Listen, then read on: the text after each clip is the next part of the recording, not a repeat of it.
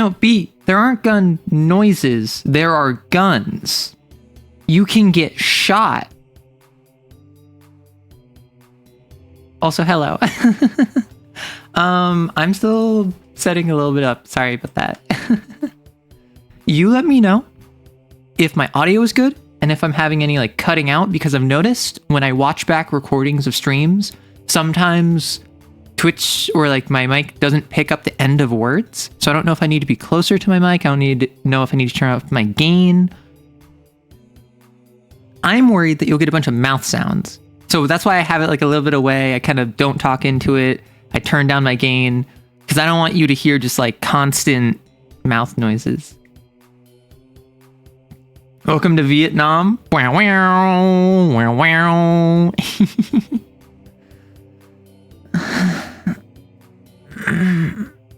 Get my stretch on before the ad break.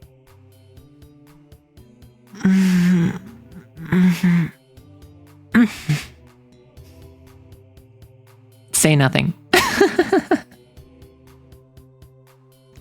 I understand how that might sound.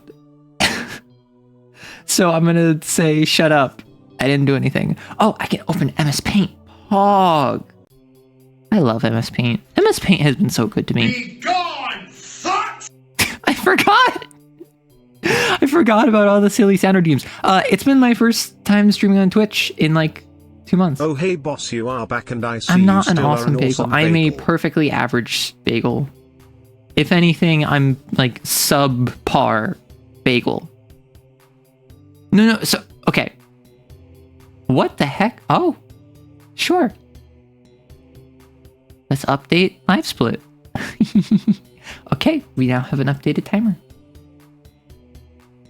Okay, the ad ends in 10, 9, 8, 7, 6, 5, 4, 3, 2, 1. All right, that's the end of the stream. I was just gonna milk you for ad revenue. Sorry. Thank you so much for coming. I know a lot of people were stuck in ads the entire stream, but I appreciate who you are, what you're doing, why you're here, and I appreciate you. Thank you so much, and have a nice day. All right, we're gonna go raid into someone else. No, we're not puckering up. Why would you say that? It's so weird. But yes, hello, B and Coid and Wolk and Hydra and Driver and Wumpus and Maddie. It is a pleasure for everyone to swing on by. And I get to look at my CCV, my concurrent viewers, and I get to go on Twitter and complain about how my viewership is massively down, and I can @ Twitch and I'll get like 1,000 likes on my post and it'll be great. Call me an everything bagel.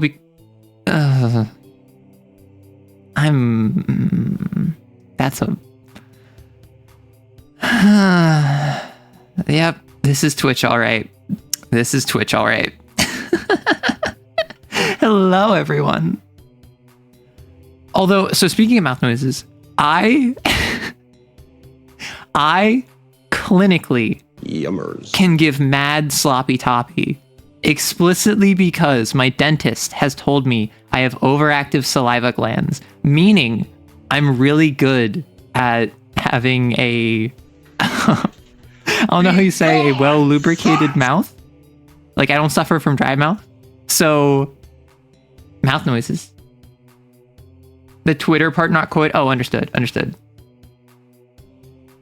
Yes, for those of you who haven't been here on Twitch before, we have a 1-point channel redeem to ban someone random. We have a 1-point channel redeem to ban yourself. We have a 500-point channel redeem to ban someone specifically. And I think we also have a revive. Also, hey, Ayuzu. No, so Maddie's a mod, right? Maddie is one of the few here that has spec'd into a melee build because you have a sword. Which, I'm not gonna lie. This is kind of embarrassing, but like, I think the community's at the size where I might need to like open mod apps. Because I tried this a couple months ago, right? I tried this before I moved because I wanted to have at least a mod before I moved. But I tried also nesting it with a different application for like an event If you coordinator, want to give people good who sloppy could toppy, remember manage. to hail hydrate. Well, yeah, that is kind of required for that, isn't it? Well, luckily, I'm not a weirdo. I'm not going around making my personality sloppy toppy.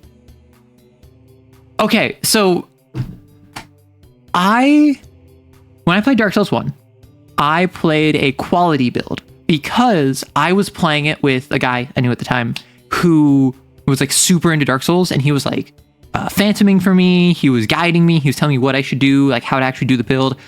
And I had okay, I've talked about this before. I've definitely talked about this before, but I don't think I've talked about this recently. When I played Dark Souls 1, I had a broken space bar. And if you know, and I play keyboard because I don't have like an Xbox controller, and I grew up playing keyboard more than anything. So I prefer keyboard in most games. So I'm playing it, and my space bar, my space key is broken. Do you know what the default assignment for a space bar is? Dodge. I got through the Taurus demon before I realized my space key wasn't working, or my dodge wasn't working. And then I remapped it to Alt, and then suddenly I was fine. I got through the tutorial, the asylum demon. I got through the undead Berg. I got through the Taurus demon. And I think it was around the time of the Bridge Wyvern, like right after the Taurus demon, that I finally remapped it and actually was able to dodge. However, I had this friend who was like being a phantom, and 100% he carried me. Like up until, it was before Ornstein and Smo, it was after the Gargoyles. I don't think it was Quailhog. It was definitely Capra Demon. The first boss I beat by myself was the Gaping Dragon. And I remember being very proud of that because it took me a lot of attempts, but this was the first time where I didn't have my friend phantoming. I didn't have my friend phantoming for me. And I don't think I realized that there were summons for Solaire and Lautrec I had killed because my friend told me, hey, you should kill him, you'll get this really good ring. And I was like, okay. So then he helped me like glitch the AI to do it, which I'm a bit disappointed by, because if you don't know, Dark Souls 1, I guess spoilers for a 15-year-old game, if you encounter Lautrec, Lautrec?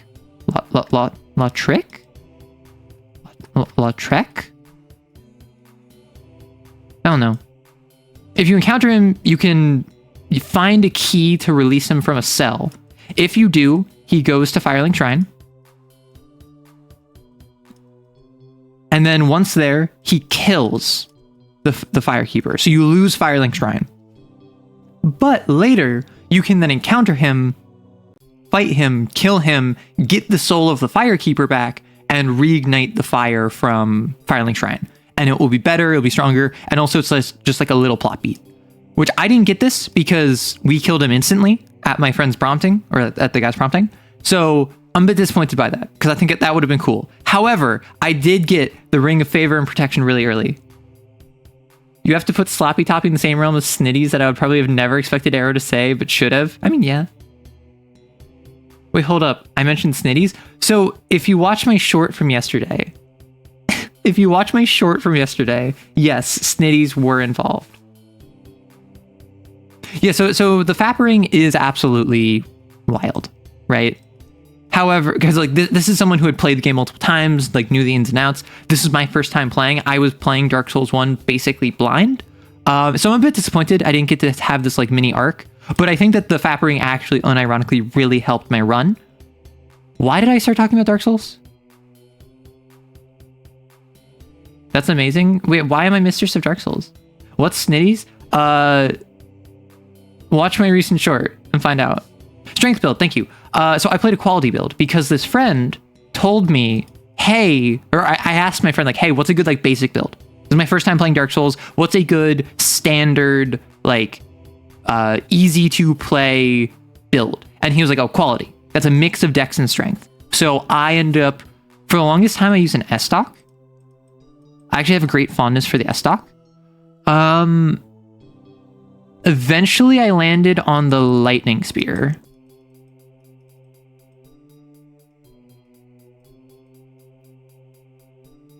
Between that point, I had a different weapon that I can't remember. But yeah, so like very early, or not very early, but like less than a third into the game, I got the S-Stock. Around the 2/3 point, I got the lightning spear after defeating Ornstein and Smo, and then eventually making their stuff.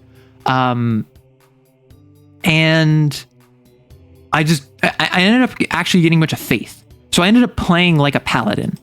I played, I would say heavy armor, not super heavy armor. And because I had the FAP ring, I had more carrying capacity. So I was like, I think I was usually medium rolling, though occasionally I could get it down to a light roll. And then I would have this like mid-range Dex Strength Fusion. In Dark Souls 2, which is a game that I never beat because I had major computer issues that completely crashed and lost all of my progress, and then I just never picked it up since, I played a Sorcerer build. Because in the first game, I played fully quality with some faith. So I had a couple miracles, but mostly I was just weapons and like healing myself, right? I was playing Paladin, right? In Dark Souls 2, I went full Sorcerer. Full just like Sorcerer's Catalyst. I actually went, I think what I did is I actually went Pyromancer. And I just knew I would be able to find a Sorcerer's Staff eventually. So then I picked up a Sorcerer. No, so I went Pyromancer because I wanted to try Pyromancy. And in the first game, I also had a little bit of Pyromancy, but that was mostly just like Power Within and like Fireball. But in Dark Souls 2, I think I went Pyromancer. I was going to focus Pyromancy, and then I picked up a Sorcerer Staff. And then I started using sorceries. So what I ended up doing is I ended up doing like a full magic build, which honestly, I don't remember being nearly as fun. Because with a magic build, it's playing keep away. You have a big boss, and like you're here. And if the boss is coming at you, your goal is to go here or here so that you can continue attacking from a different angle. Meanwhile, if you're playing a physical build, you want to go this way. You want to stay within melee distance of the boss. And that's why I think playing like a rogue or like a lightweight, light armor, full dex build might be fun. But also like, I understand the stigma against dex in the Dark Souls community, even though I think it's a joke, but I can't be sure. The arson runs strong with you. Listen, if you're a pyromancer and you're not an arsonist at least a little bit, are you really a pyromancer? Pyromancer?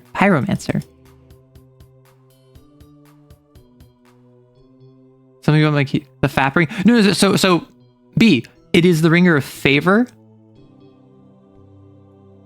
and protection. So a bunch of people call it the FAP ring. Sad Dark Souls 2 is peak. I want to play Dark Souls 2. It's just, I'm at the point currently where, fun fact, I really don't play games off stream. Which, if you know the fact that I have not played a game on stream in like 2 months, means I really haven't been playing very many games. Really, I've only been playing Rivals. And even that is very much I'll play it for like 3 rounds, maybe 4, sometimes 5. Okay, sometimes 6. No, so I'll just like pick up Marvel Rivals for like half an hour, and then I'll put it back down and be like, okay, back to work. Had melee magic. Dark Souls 3 character used every kind of magic. I used the spell Farron Flash Sword for melee, and Pyromancer is my offhand. So is the Flash Sword the one where it's like you stand like this and then you go like Hia! Right? It's like the super flashy like spin attack. The Souls community can be so elitist at times. I hate it. Honestly, that's one of the main reasons why I'm kind of a little worried to check out Ultra Kill.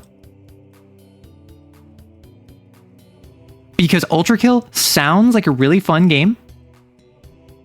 It looks really interesting. My sibling has mentioned how much they love it, but I've heard that the community is, I'll say, critical if you don't play optimally. And I am not someone that plays optimally. A lot of you have seen me play games, and I very much play for vibes and for fun and for the narrative, right? So I don't want to play a very high skill ceiling, high intensity, like action shooter that people are constantly breathing down my neck about how, well, no, you should just learn how to parry. You should learn how to like do the rocket parry thing. You should be able to do like the super jumps and the slam downs. And I'm like, bro, I am struggling to hit my shots. Calm down. Hello, Celador. What topics did you miss? You missed Dark Souls talk. We were talking about FAP. Favor and protection, that is. Ultra Kill is more gooners than elite. What? Wait. I understand that the Ultra Kill community is really into robots.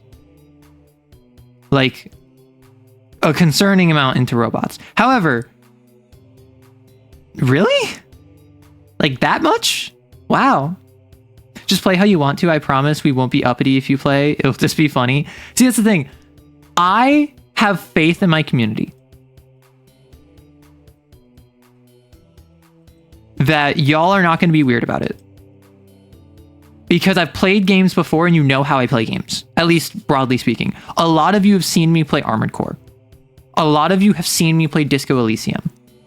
Some of you have even seen me play Floppy Nights, which was the first major game, or the first game that I played like an entire playthrough on entirely on stream. And that was like a year ago. And I loved that game. It was like Fire Emblem, but with little Pokemons. I was not good at that game. Also, I come from the YouTube lands to spread the good word. Nope. And really, and please at least tell me it's just you.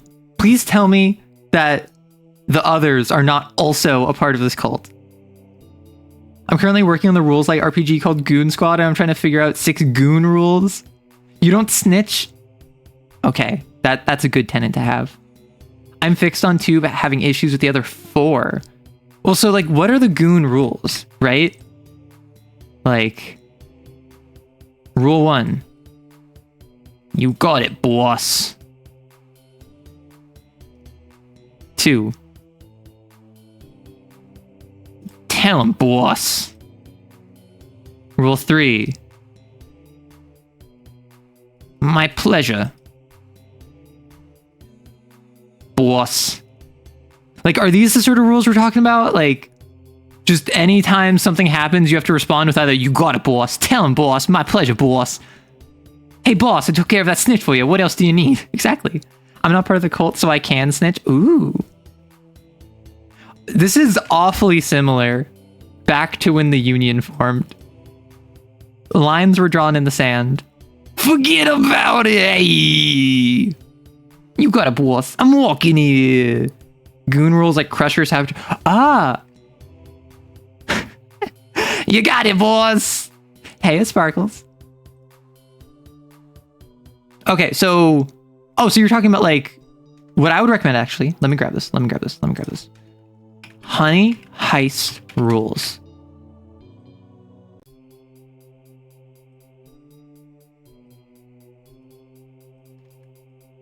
So Honey Heist is a one-page TTRPG where you are bears stealing honey. Thank you for the follow. At least I think that was a follow. Let me check. I don't have a... Yes, thank you for the follow, Sparkles. Let me grab my activity feed. I didn't pop it out. Protective shield! Protective shield! Protective shield! Where are my follows? What the heck? What the heck? I'm sorry. I'm lost for a second. Eep. Why is this not showing? Eep. I'm sorry, I'm lost. I'm easily confused. Anyway, oh gosh, you cannot read this. But, so it's like the muscle, the brains, the driver, the hacker, the thief, the face. So like, not all of those are goon rules. This is like really low res. Let's see if I can get this bigger or if that would just, yeah, that just makes it worse. Let's try this again. Let's try this again. There we go. So muscle, brains, driver, hacker, thief, face in a like 20th century goon squad. Probably don't need the brains. Probably don't need the hacker. But muscle, driver, thief, face are all fair game. I'm not gonna lie, when I heard those names being listed, I had a flashback to the Bionicle Paraka rap. There's a Bionicle Paraka rap? Hello, Glarpalop. Glarpablop, my apologies. Muscle, brains, driver, hacker, thief, face, those are the goon roles. I mean, so does a goon need brains? Because obviously, if you have like a squad, like if you have a goon squad, I say, okay, Yuzu, N, Celador, Glarp, go off and break that guy's kneecaps for me. So you need one of you to actually break the kneecaps, that's the muscle. You need one of you to get you there and get you out, that's the driver. You need another one to like explain like, hey, you know, we're just here for your protection. We're just here to ensure that everything goes smoothly, so that's the face.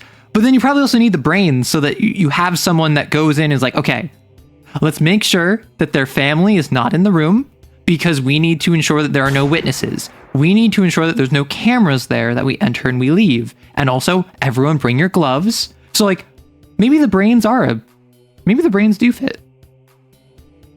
The only thing is that if it's like 20th century, that might not be good for hacker. So maybe instead of hacker, you could make a distinction between thief and burglar, where burglar is like a breaking and entering specialist, whereas thief is like a pickpocket. That could be useful. Yeah, the brains is the key to identifying the proper target. The brains is the one that the boss actually tells what the assignment is, and the brains is expected to figure it out. I'm not strong on the driver. Driver kind of becomes a minigame and the role is only useful in certain scenarios. So that's the thing. When you're a driver, so in Honey Heist, it's meant to be silly, right? So you don't need your driver to be super specialized. But what you could do is have the driver, instead of literally just be cars, you could have the driver be someone who is responsible for transportation logistics. Oh, we need to get from point A to point B unseen. I know a guy. Oh, we need to find someone that's hidden. I have contacts on the underground. Like you could have the driver be more than just physically someone that's good at driving. But that's also how deep do you want to get into the goon roles? Drivers like a ranger's environmental abilities? I don't disagree.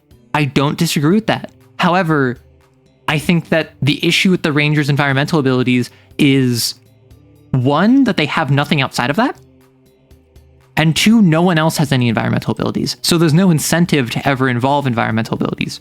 If you make it so that every other role has something to do with driving equivalent, non-goon related activities, so to speak,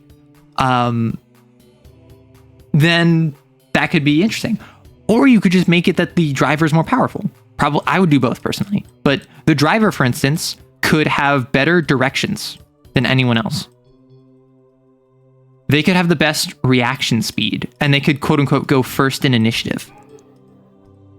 Right? They get priority in the turn order because their whole thing is they got to go, they got to move, they have to pivot back and forth. They are the most flexible out of the entire crew. Of the goons, the driver is the one that needs to make snap decisions while being yelled at under pressure. I wouldn't even say driver shoots first, talks later. That's probably the muscle. The driver is the one who shoots first. Not shoots first, talks later. If I'm going for my gun and I'm your target, and B, you're a driver, you're gonna shoot me first because that's what a driver does. A driver is about initiative. Wayfinder? I mean, you could have it be, I was gonna say like flexible, like the flex. I mean, if you want to make them like more evocative names, you could have them be like the Viper, where the Viper is quick movement, like reaction speed. They're responsible for driving and logistics, but they also are the one on lookout. You could actually tie in driver and lookout to the same role, because both of those are very classic jobs, and it would be a very easy way to kind of incorporate two different niches, neither of which are directly applicable to combat or heist or whatever, but are both necessary. And so you get one person who, instead of having one cool thing, they get two okay things, which might be interesting. Because imagine Coid, you get Fireball. And Celador, you get Lightning Bolt. And then I'm out here and I get Firebolt and Thundershock. I am not nearly as powerful as either of you. And a lot of people would say, well, that's dumb. I want to be able to cast Fireball. I want to be able to cast Lightning. Then don't play a driver. What I think is cool, I get the flexibility to do either damage type. Both of you are stuck in your damage type. If we fight a Black Pudding, it doesn't matter how good your Lightning Bolt is, because Black Puddings heal from lightning damage. But if I fight a Black Pudding, I can just not use Thundershock. I can use Firebolt. Arrow, use Thundershock. It's not very effective. What would the Viper be in D&D terms? So like, what would the Viper equivalent of a D&D character be? I mean, my thought is, like, first and foremost is Rogue, and specifically like a Scout Rogue, because Scout Rogues get the thing where they get to act twice in initiative. But there is no real initiative manipulation in 5e, right? There's the Scout Rogue, there's the Warcaster Wizard, and then like maybe the Chaos, like the Wild Magic Sorcerer, because they can alter all of their roles. But aside from that, you really can't mess with your initiative too much. So there isn't really an equivalent in 5e. Like, for a Goon Squad, yeah, you have your Muscle, who's probably like a Barbarian. But outside of that, like, every other role would be like a Rogue, would be a Rogue archetype. A Fire Electric Pikachu? I'm not a Fire Electric Pikachu. British food never recovered after the war.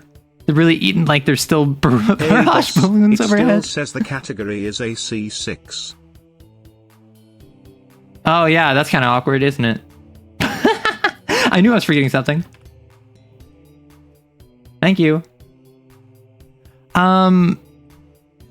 So, fun fact. British food, the reason it's so bland, by and large, is because for centuries, the British Empire went around the world, conquering, colonializing, setting up colonies, and got a bunch of heckin' spices. Got a bunch of different food. Had a complete cultural revolution. And do you want to know what happened? It became so accessible. It became so cheap that poor people were able to afford expensive things. Perish the thought. In the Queen's country, in God's favorite empire, perish the thought. So, what rich people did to differentiate themselves from all of those dirty poors is they started not using all of the spices they had. And that's how you get like beans on toast and all of the classic British cuisine. Hey, this isn't Armored What Core they 6 did gameplay. is they started using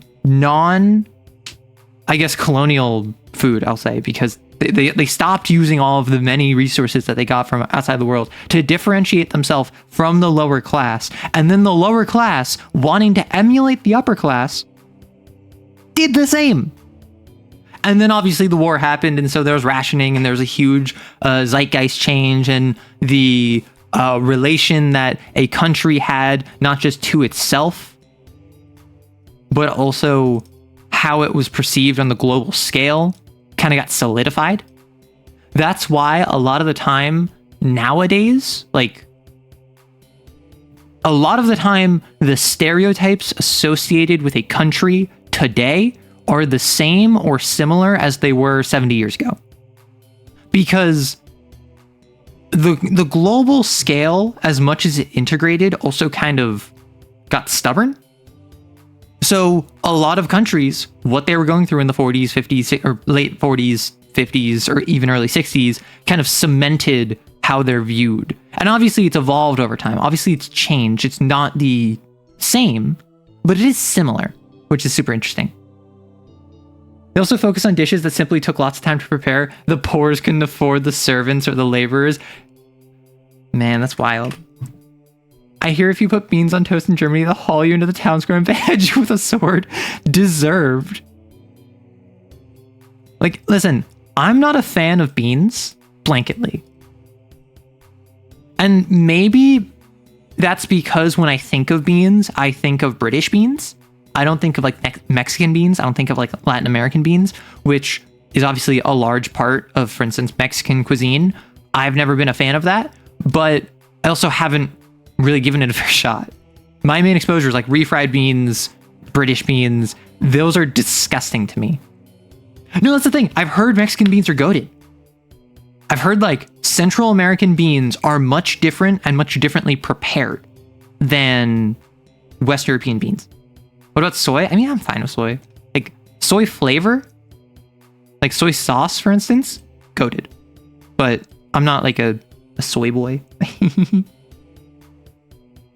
My mom comes from a British colony that got hit hard during the war, and a lot of the food she made was canned ration style food. Yeah.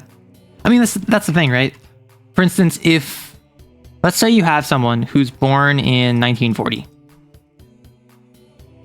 and then they have a child in like 1960, and then they have a kid in 1980, and then you were born in like 2000, right? Obviously, there's going to be variability, but this was a very troubling time. And depending on where you were in the world, this is also going to be a very troubling time. So generationally speaking, you're only like, if this is you, you're only one or maybe two generations removed from intense scarcity and food insecurity. Assuming that you yourself are not food insecure because of the circumstances you find yourself in. But I'm operating off the assumption that that's not the case and that you are coming from family and a lineage that was food insecure and at risk.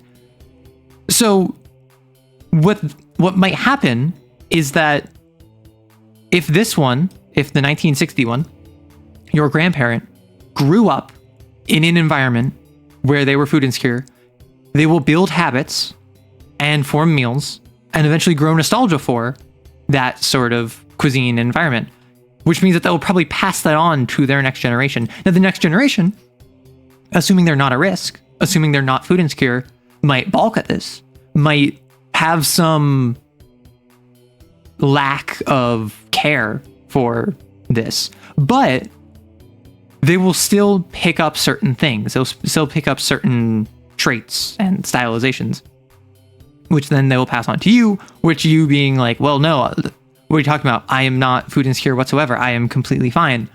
Won't carry on nearly as much because you're farther away. But assuming that you have kids, like for instance, in 2020, then that would pass on a little bit more, even if it's literally just like, oh man, I remember this really weird meal that like my grandma cooked whenever I was over, and it turns out all you need is a piece of white bread and like a can of beans.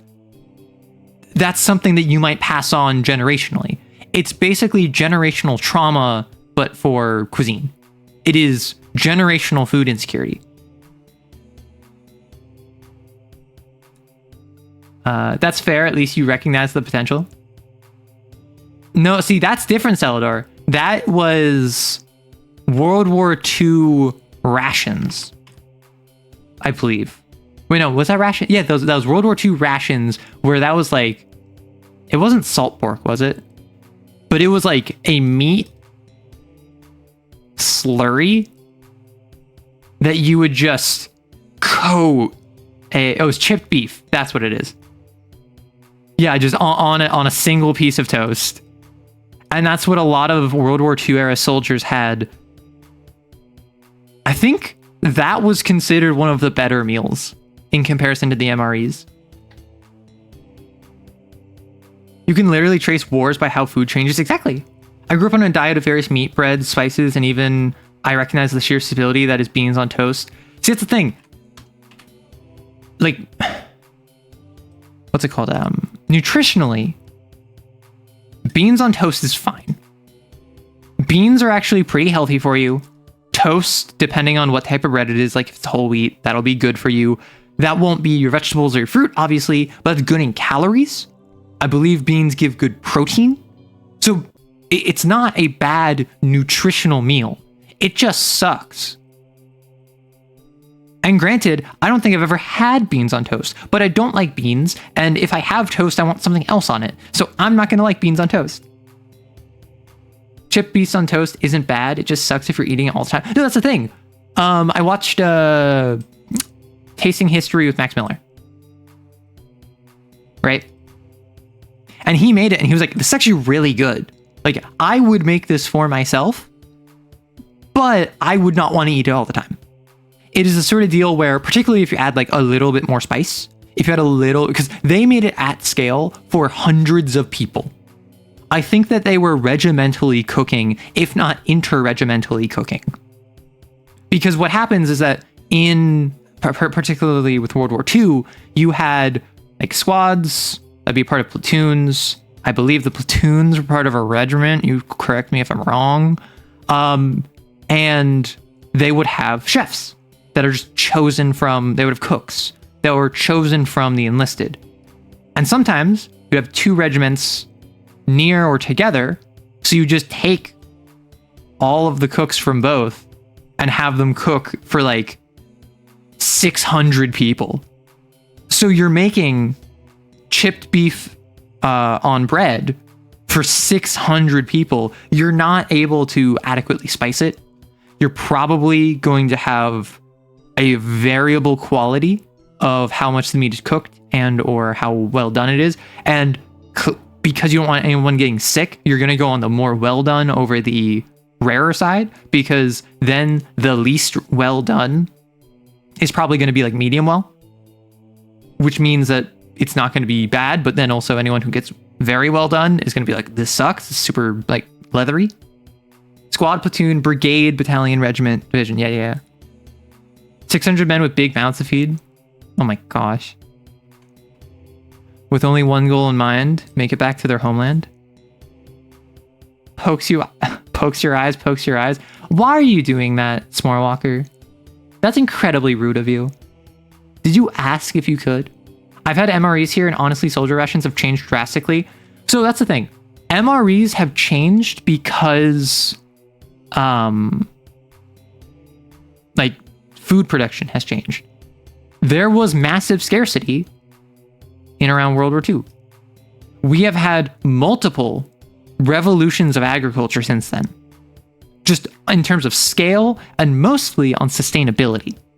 We don't have to freeze dry everything anymore. We can actually produce goods, sometimes even fresh goods, like fruit or vegetables, that will last upwards of a week or two, even longer in some fruit cases, without even refrigeration. I don't know how to spell refrigerated. Refrig.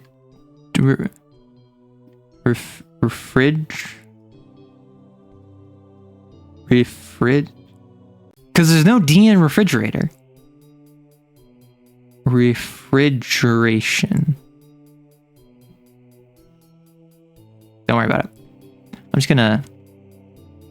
I'm just gonna say cold. You know what I mean. Refrigeration. I got it right. Yay. Your average American GI was eating enough food for like 3 German soldiers and an entire regiment of Japanese soldiers. Okay, so the Japanese were expected to live off the land. The Japanese were expected to literally just figure it out. And the German war effort was so squeezed that they were not able to give the proper rations to their soldiers. The Americans literally had Navy boats whose sole job was to deliver ice cream to soldiers. Because the logistical difference between the war machine of Central Europe versus the entire United States of America, who had not been at war up until, was it 42? Because in like, unless I'm getting my dates wrong, wasn't it like the war properly started, like, was it 39? And then the US only got involved in 42. I might be getting this wrong. I'm not a World War II buff. I'm not going to lie. Ice cream boats. Emperor Hirohito, our soldiers are starving. I missed the part where that's our problem. Just aura music. December 41. Got it. Okay, thank you. Yeah, so 39 for Europe, that's what it was. Because I'm like, I remember it being like a decade long. And I thought, like, I had 39 in my brain, but I'm like, I thought it was like 30, 35, maybe 37. And then obviously, like, December 41 is right before 42. So we properly, well, because December 41 was Pearl Harbor. I don't know how quickly we got involved, but I would not be surprised if it took until 42 for us to actually, like, deploy. Pearl Harbor was 41, but they were honestly building up beforehand. Yeah. Everyone puts it with 39 with Poland being invaded because China isn't real. See, that's the thing, right? The European front was bad. The Asian front was bad, you know? Like, oh gosh. What was it? I was gonna say, was it unit? I think it was 738. Like the crimes that went on at the Pacific Front, even before U.S. involvement, was what? 731, thank you. Yeah, the biowarfare unit, yep. Yeah. I mean, obviously, bad stuff was happening in Europe, too. There was a whole really bad thing that if I mention right now, or if you say in chat, will probably get me banned. But there was also really bad stuff happening across the world. It was just overall a terrible time for actually everyone involved.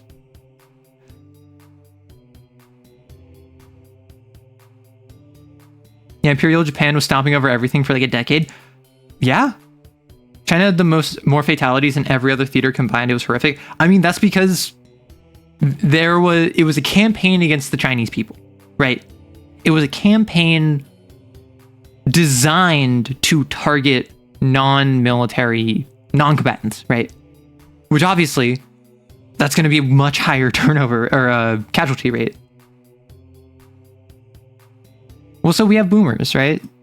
We have boomers post-war, massive baby boom.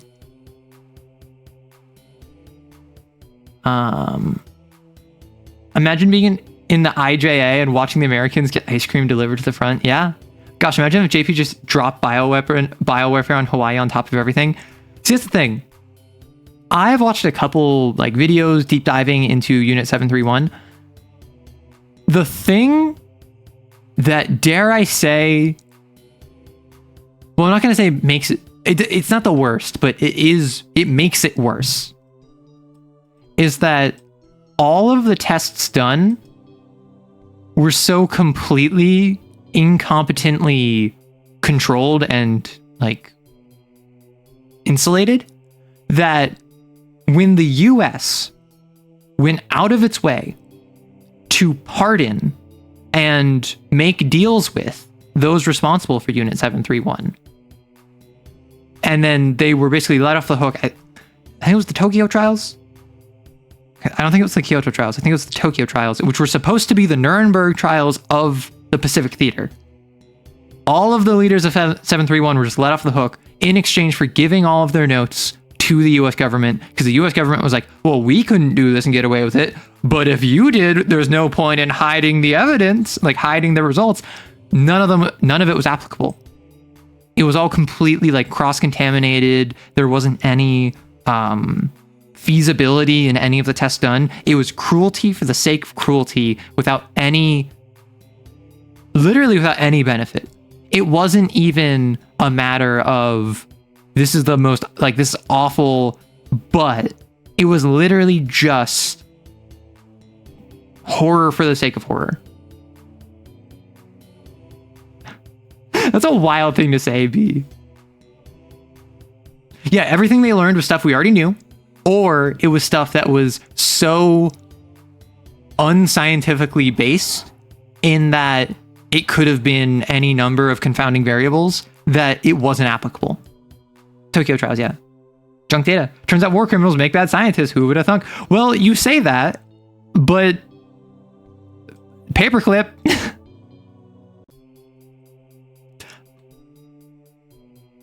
The US didn't care if you were a war criminal. They cared if you were a good scientist. Hey, what happens if we redacted?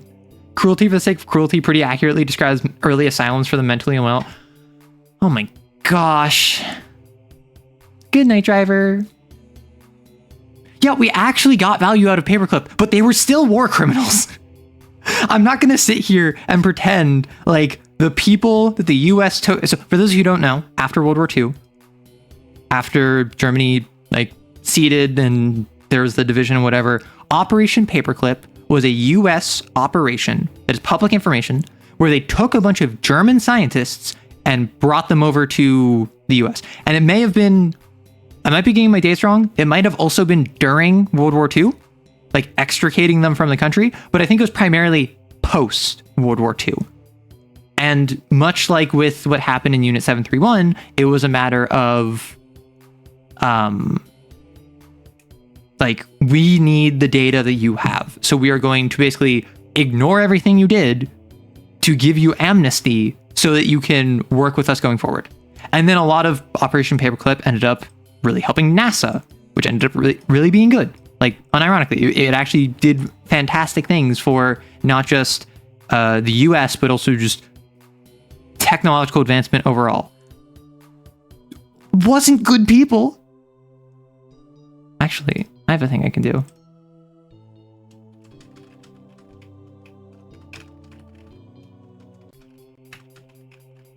Let me...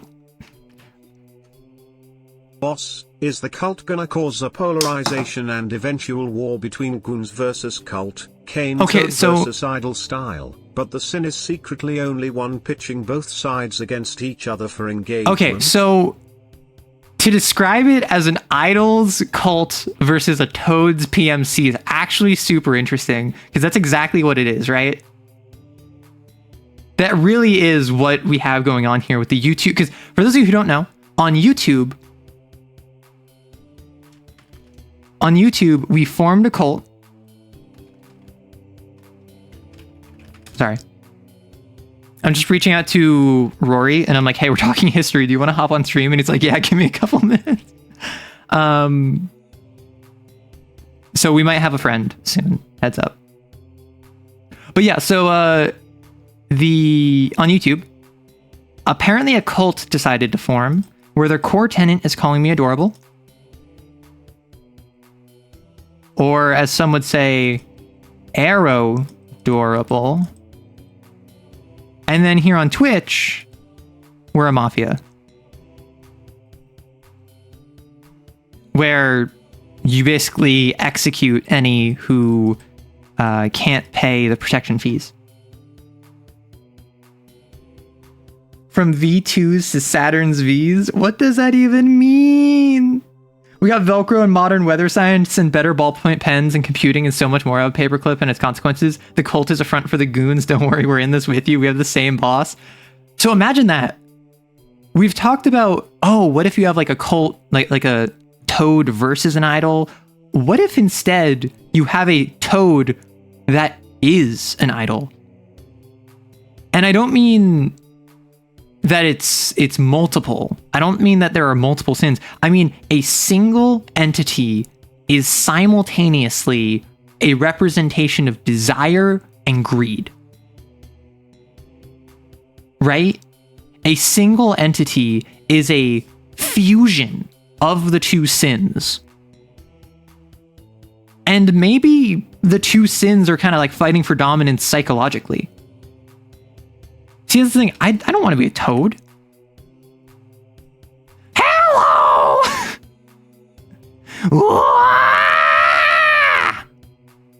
I don't want to be toad. Might be executed a little too fast if you're using alt. So I don't think it would be all 6. I think it would be 1 from each of them. And then a third. It would probably be like 1 from toad. It would be 1 from cult. From idol. And then a third that's just like, why are you split? Right? The Germans flew V2 rockets with bombs. We flew Saturn V rockets to space. I mean, so... Okay, I'm just going to wait on Rory to get here. We can keep talking Kane in the meantime, but I do want to get... Because he is a archaeologist with... like, who has actually literally studied this stuff more so than I have. I have no like formal higher education in history.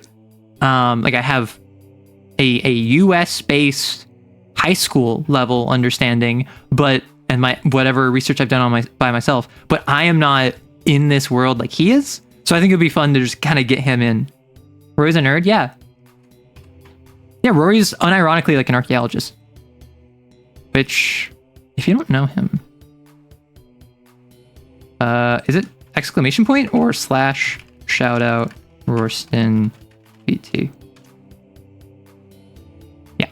So if you don't know him, he is unironically like actually a archaeologist, like in real life, and he's also an archaeologist VTuber. Well, I didn't know if you wanted to. Okay, so Rory, we're talking about World War II, the difference between the... Oh, did you call? Fog. Yo. Okay, can How's it they going? hear you? Oh yeah, they can hear me. Oh my gosh, I hate your Fugi. Oh shit, that's the wrong one, my bad. 1 second. I forgot to change that since his birthday. We need the maid dress. Okay, no. Chat 10 gift subs to Arrow and you get maid dress. Otherwise, okay, I take it back. No maid dress. Yeah. You can hear him? Awesome. Yeah, there we go. Sorry, I'm gonna shill for Arrow if you guys want the maid dress. Oh my gosh. Hello. So we were discussing the difference in... So first off, who are you? What do you do? What are your credentials, like history-wise? Like, I was telling them you're an archaeologist, and they're like, "Wait, really?"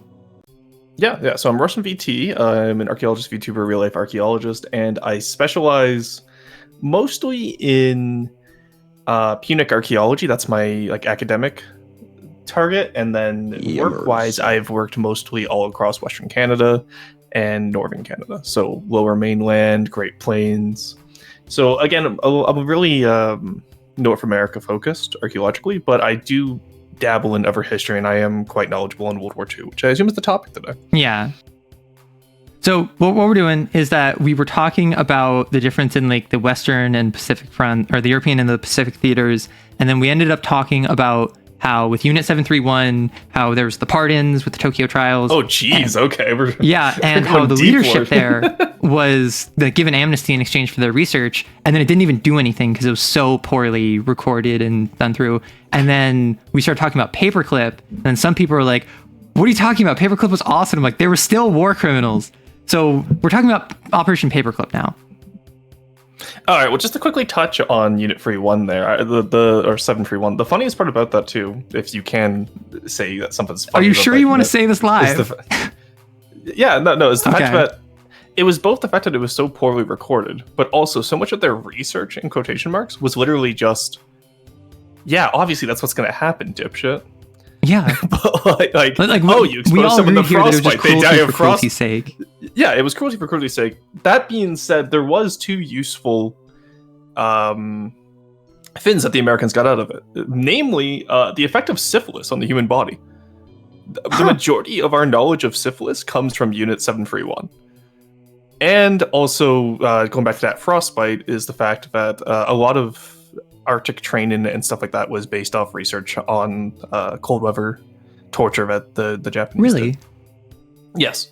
So I as much as it was horrific and poorly recorded, it's that part is interesting to me because it's like, yeah, this was a horrific fin, but also like we only got 2 useful fins out. They should not have been granted amnesty for only 2 fins that were pretty obvious in. Well, I mean, they shouldn't have been granted amnesty even if they had more, right?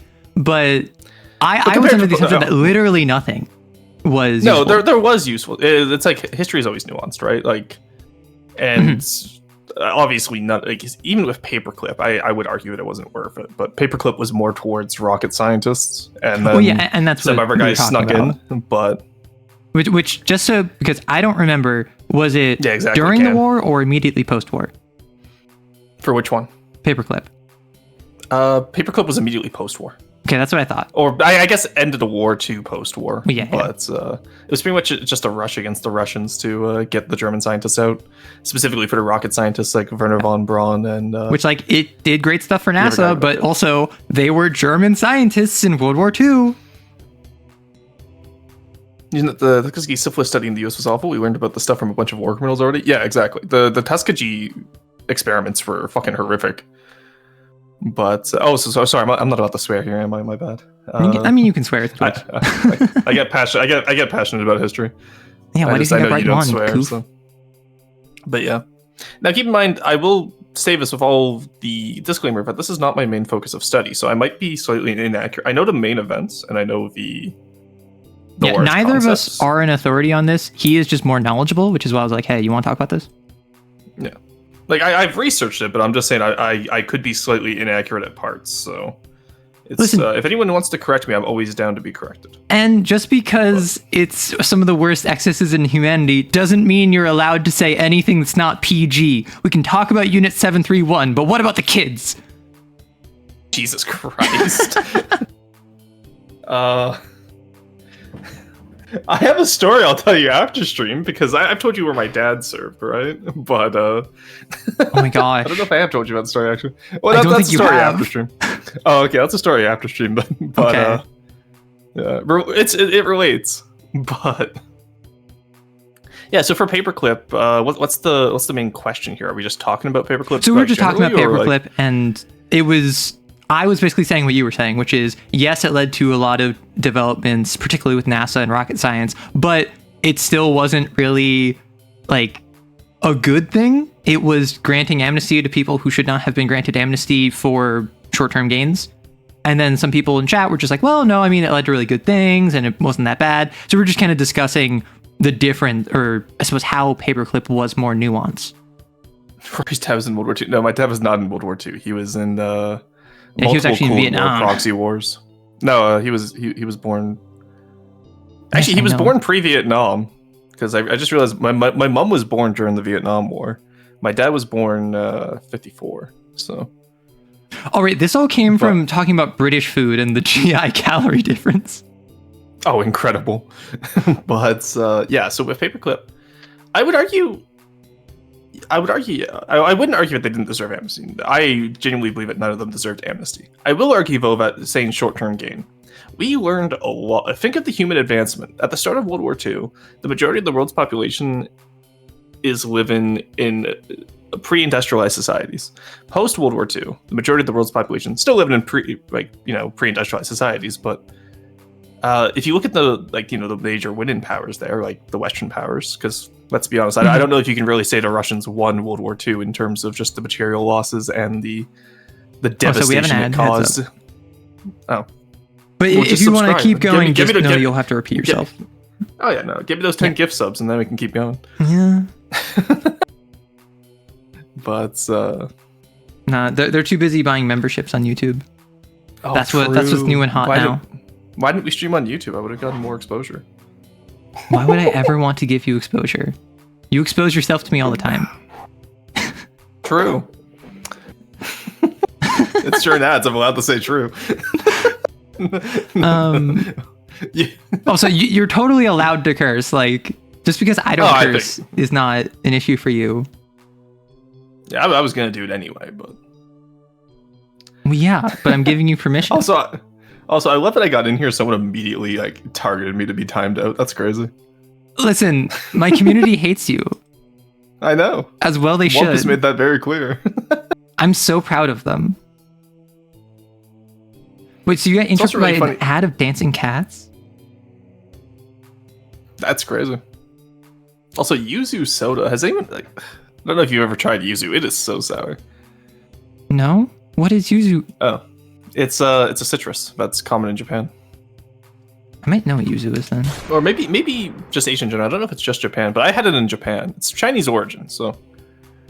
But oh, these look like lemons. You look like lemons. Yeah, my color is yellow. But, you purple troglodyte? Like, all right, Mr. Eggplant. Yeah. I believe the term was poglodyte as of our last conversation. No, that's only if I actually appreciate you when I say it. Oh, I see. Okay, I thought that you look like lemons was not appreciated. I see. Was it a compliment? I took it as an insult. Oh, yuzu is in ponzu sauce. That's what it is. That's where I know him from. That's where you know him from? I didn't realize you knew him so personally. Well, when life gives you lemons, make apparently ponzu sauce. Put them in your ponzu sauce. Who's Ponzu and why did he make this excellent sauce? Anyway, we have like 20 seconds of ads left. Oh yeah, I'm watching. I'm watching 3. I'm giving you that sweet ad revenue. You're welcome, by the way. Turned off my ad blocker for you. Yeah, I would never lurk in your stream. True. I don't do that all the time. Yuzu, what? What did I just? Goddamn it, the dancing cats are back. Let's go. Yuzu will never know what I said. What animals are in the pond zoo? Welcome back from the ads, everyone. Or wouldn't you like to know? Wait, so how is this pure ADHD? Also, if you're back from the ad and you're wondering why lemons are on screen, you're wrong. These are yuzu. Yeah. Get fucked. Completely wrong, chat. It's such a massive L to take here. I can't believe you thought they were lemons. So how is this pure ADHD? This is not the most chaotic stream that I have had, nor is it the most chaotic collab I've had with Rory. Oh yeah, no, our first collab, I still think takes the cake. Oh, actually, you know what? No, I'm thinking of the cross-platform. Oh yeah, okay. The cross-platform was chaotic. Our first collab was the most unhinged, and I think the one with Mario Party one was bad. Was the worst one because we just kind of gave up on any filters. Our first collab, you were talking about knocking me up in front of your mom. Our first collab, we were playing chess and checkmating each other as, you know, 2 innuendo wielders would do, and that's the first stream my mom decided to watch of mine. And that's why I'm her favorite, or at least I was like 6 months ago. Yeah, I think Merxy took #1 spot for. I mean, Merxy deserves it. Because true, and also Merxy plays Switch Axe, which my mom mains as well. So that sounds like a time shame. I missed it. Well, it was on the VOD channel. You remember the Hot Tub NTR stream? Yeah, it's on my VOD's channel. Oh yeah, it was your channel.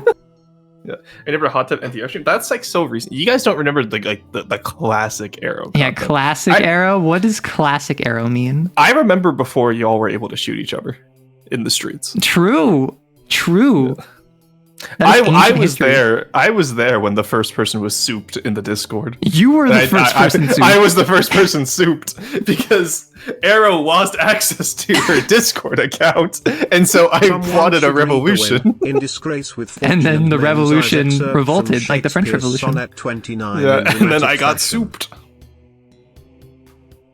But where were we with Operation Paperclip?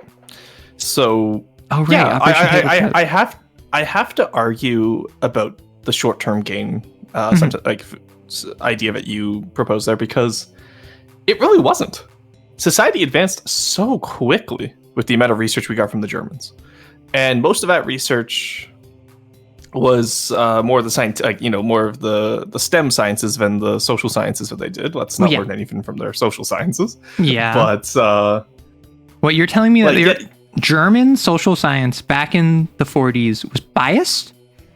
True. But no. What? So like yes, you have Mengele and all that, right? With like the horrific experiments they did.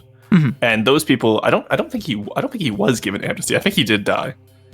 And quite a lot of the leadership was sentenced as well at Nuremberg. I can't go over the entire list right now because I don't have it memorized. But because also I imagine Paperclip focused more on the engineering and the aerospace side of things as opposed to like the biological. Yeah, exactly. Because that's what they were using them for. Yeah. Don't get me wrong. There was some biological stuff that was amnestied, unfortunately, but same with like. Like what happened with the Japanese with their Operation Paperclip or whatever. I forget what the Japanese equivalent was, but yeah. So like it's just we learned so much from specifically the engineering and aerospace stuff that got us, to the moon and whatnot. And by us, I mean the Western side of the, the First World versus the Second World in the Cold War there. Mm-hmm. But so every researcher is going to be biased in some degree. However, when you have an entire culture that restricts scientific advancement within the bounds of like eugenics, you can't have actual feasible and founded scientific research effectively. That's different than just a person being biased. That was systemic to the culture at the time. Oh, actually, Maddie makes a good point with the... How do I say this in a way that doesn't get censored by Twitch, but doesn't also reduce it to a silly joke? The hypocrisy. Sure, we'll call it the big age. Yeah. With that, a lot of people say like, oh, it was inspired by segregation in the States, but it was more than just that as well. It was also inspired by residential schools in Canada, or like. The eugenics that happened in the majority of the early 1900s was directly inspired by Canadian policies at the time. So a lot of people like to think that like the Allies were a good monolithic part, but the reason why we're considered the good guys is because we won. That's how it goes for all history, especially with World War I as well. So like keep in mind. Yeah. I was just gonna say, like, think about internment. Like, that wasn't even something pre-World War II. That was during World War II, and that's often glossed over in most U.S. schools. I don't know if that's taught in Canada effectively, but...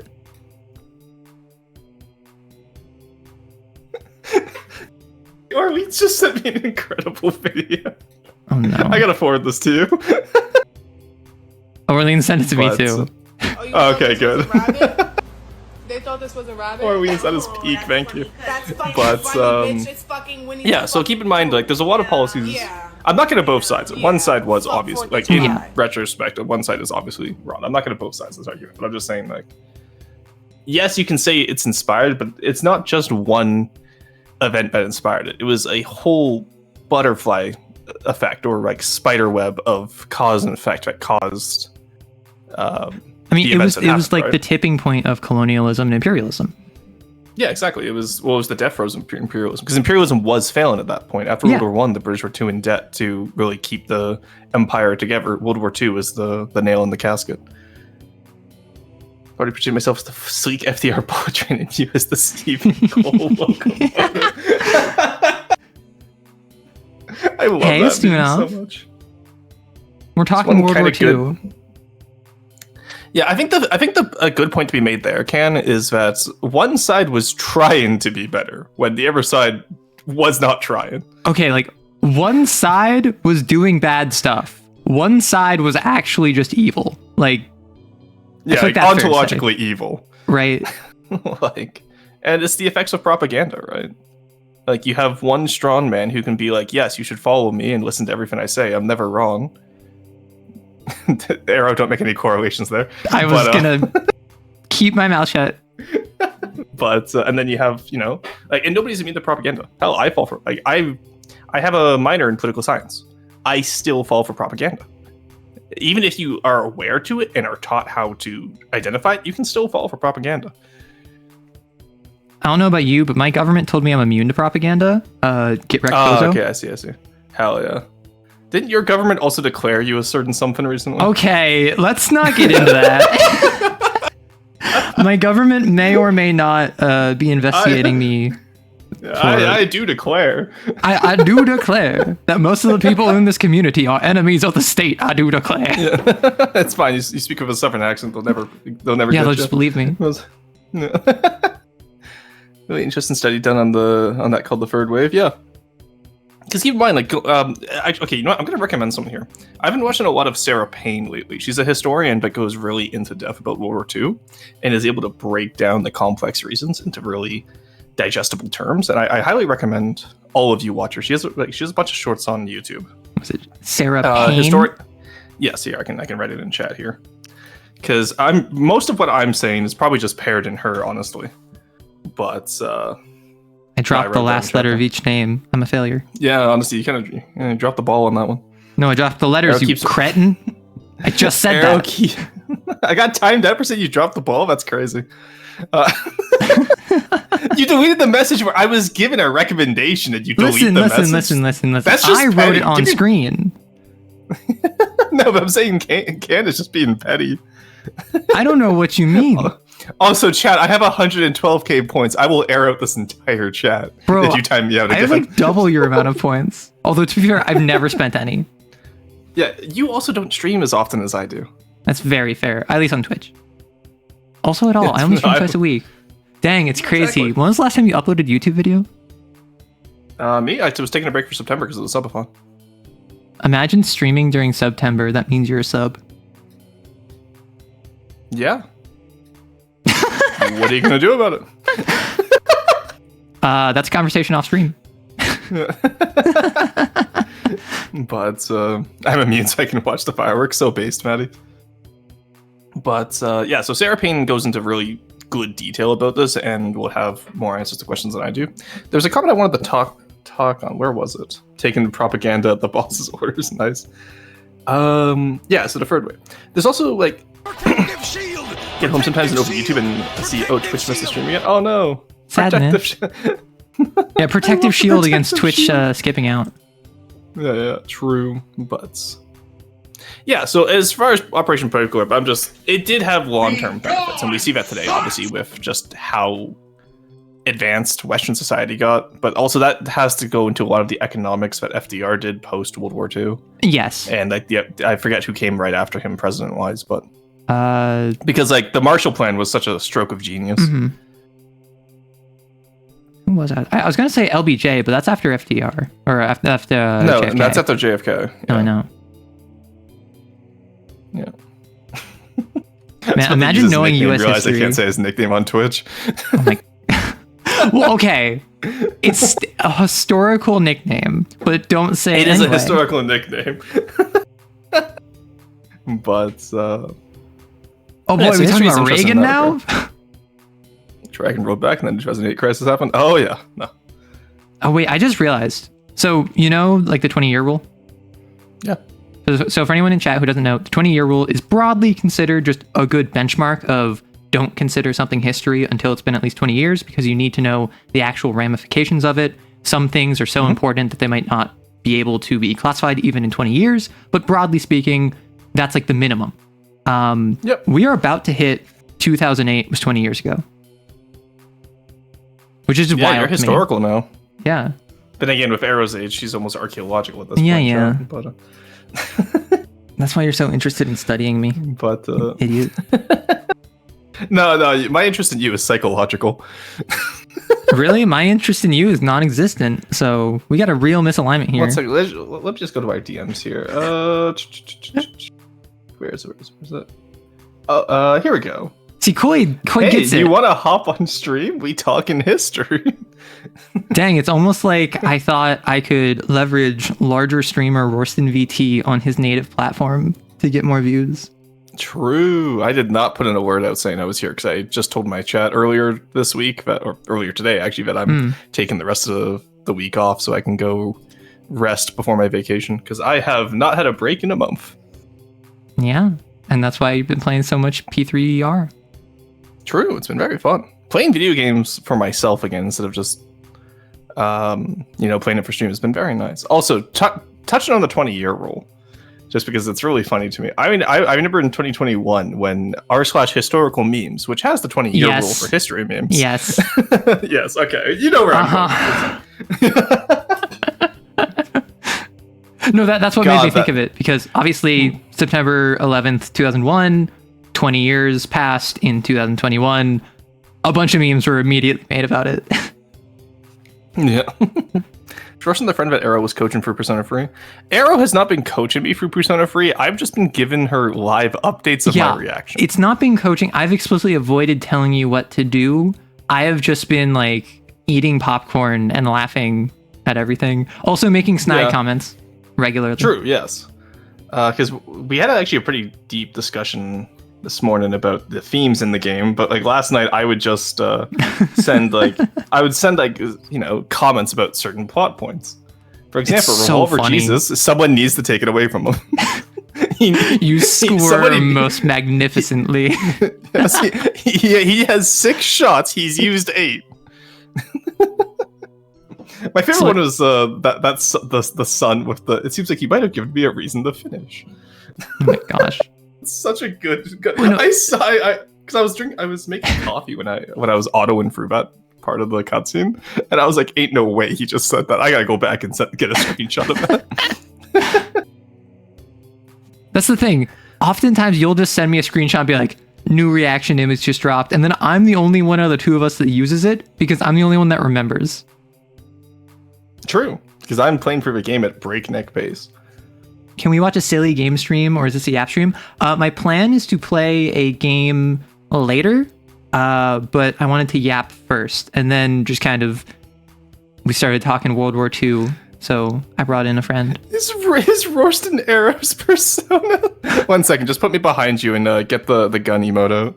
Oh my. Persona. So like make me really small, do the Persona bit, and then make me like pop up massively behind you. Okay, I think you are behind me already. Nope, you're in front of me. Hello. I'm always in front. I'm gonna keep my mouth shut. Where's my food? There. That was one of the first ones I told Arrow though. It was like, because I've played a little bit of Persona 5, never finished it, and then I got P3R on a whim. Persona. And, 1 second. There we go. That's so good. You have to. What's your most cursed? I don't want to ask what your most cursed one is. The maid dress is obviously your alternate costume. Yeah, that would be it. Put the gun emote up to my head. I feel like I'll get in trouble if I do that. Yeah, that would get you in trouble, I feel.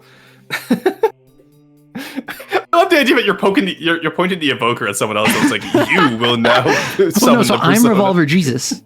I'm pointing a gun. Okay, You're just my you're Hypnos behind me. Yeah. Also, Rory is not always on top. I never paid attention. How dare you? Put the gun emote up to your head. If chat said it, it has to be true. No, they spelled your name wrong. Doesn't count. You know what? That's true. They did spell my name right. Arrow did spell it on the screen like 5 minutes ago. I don't know how you're messing this up, Cam.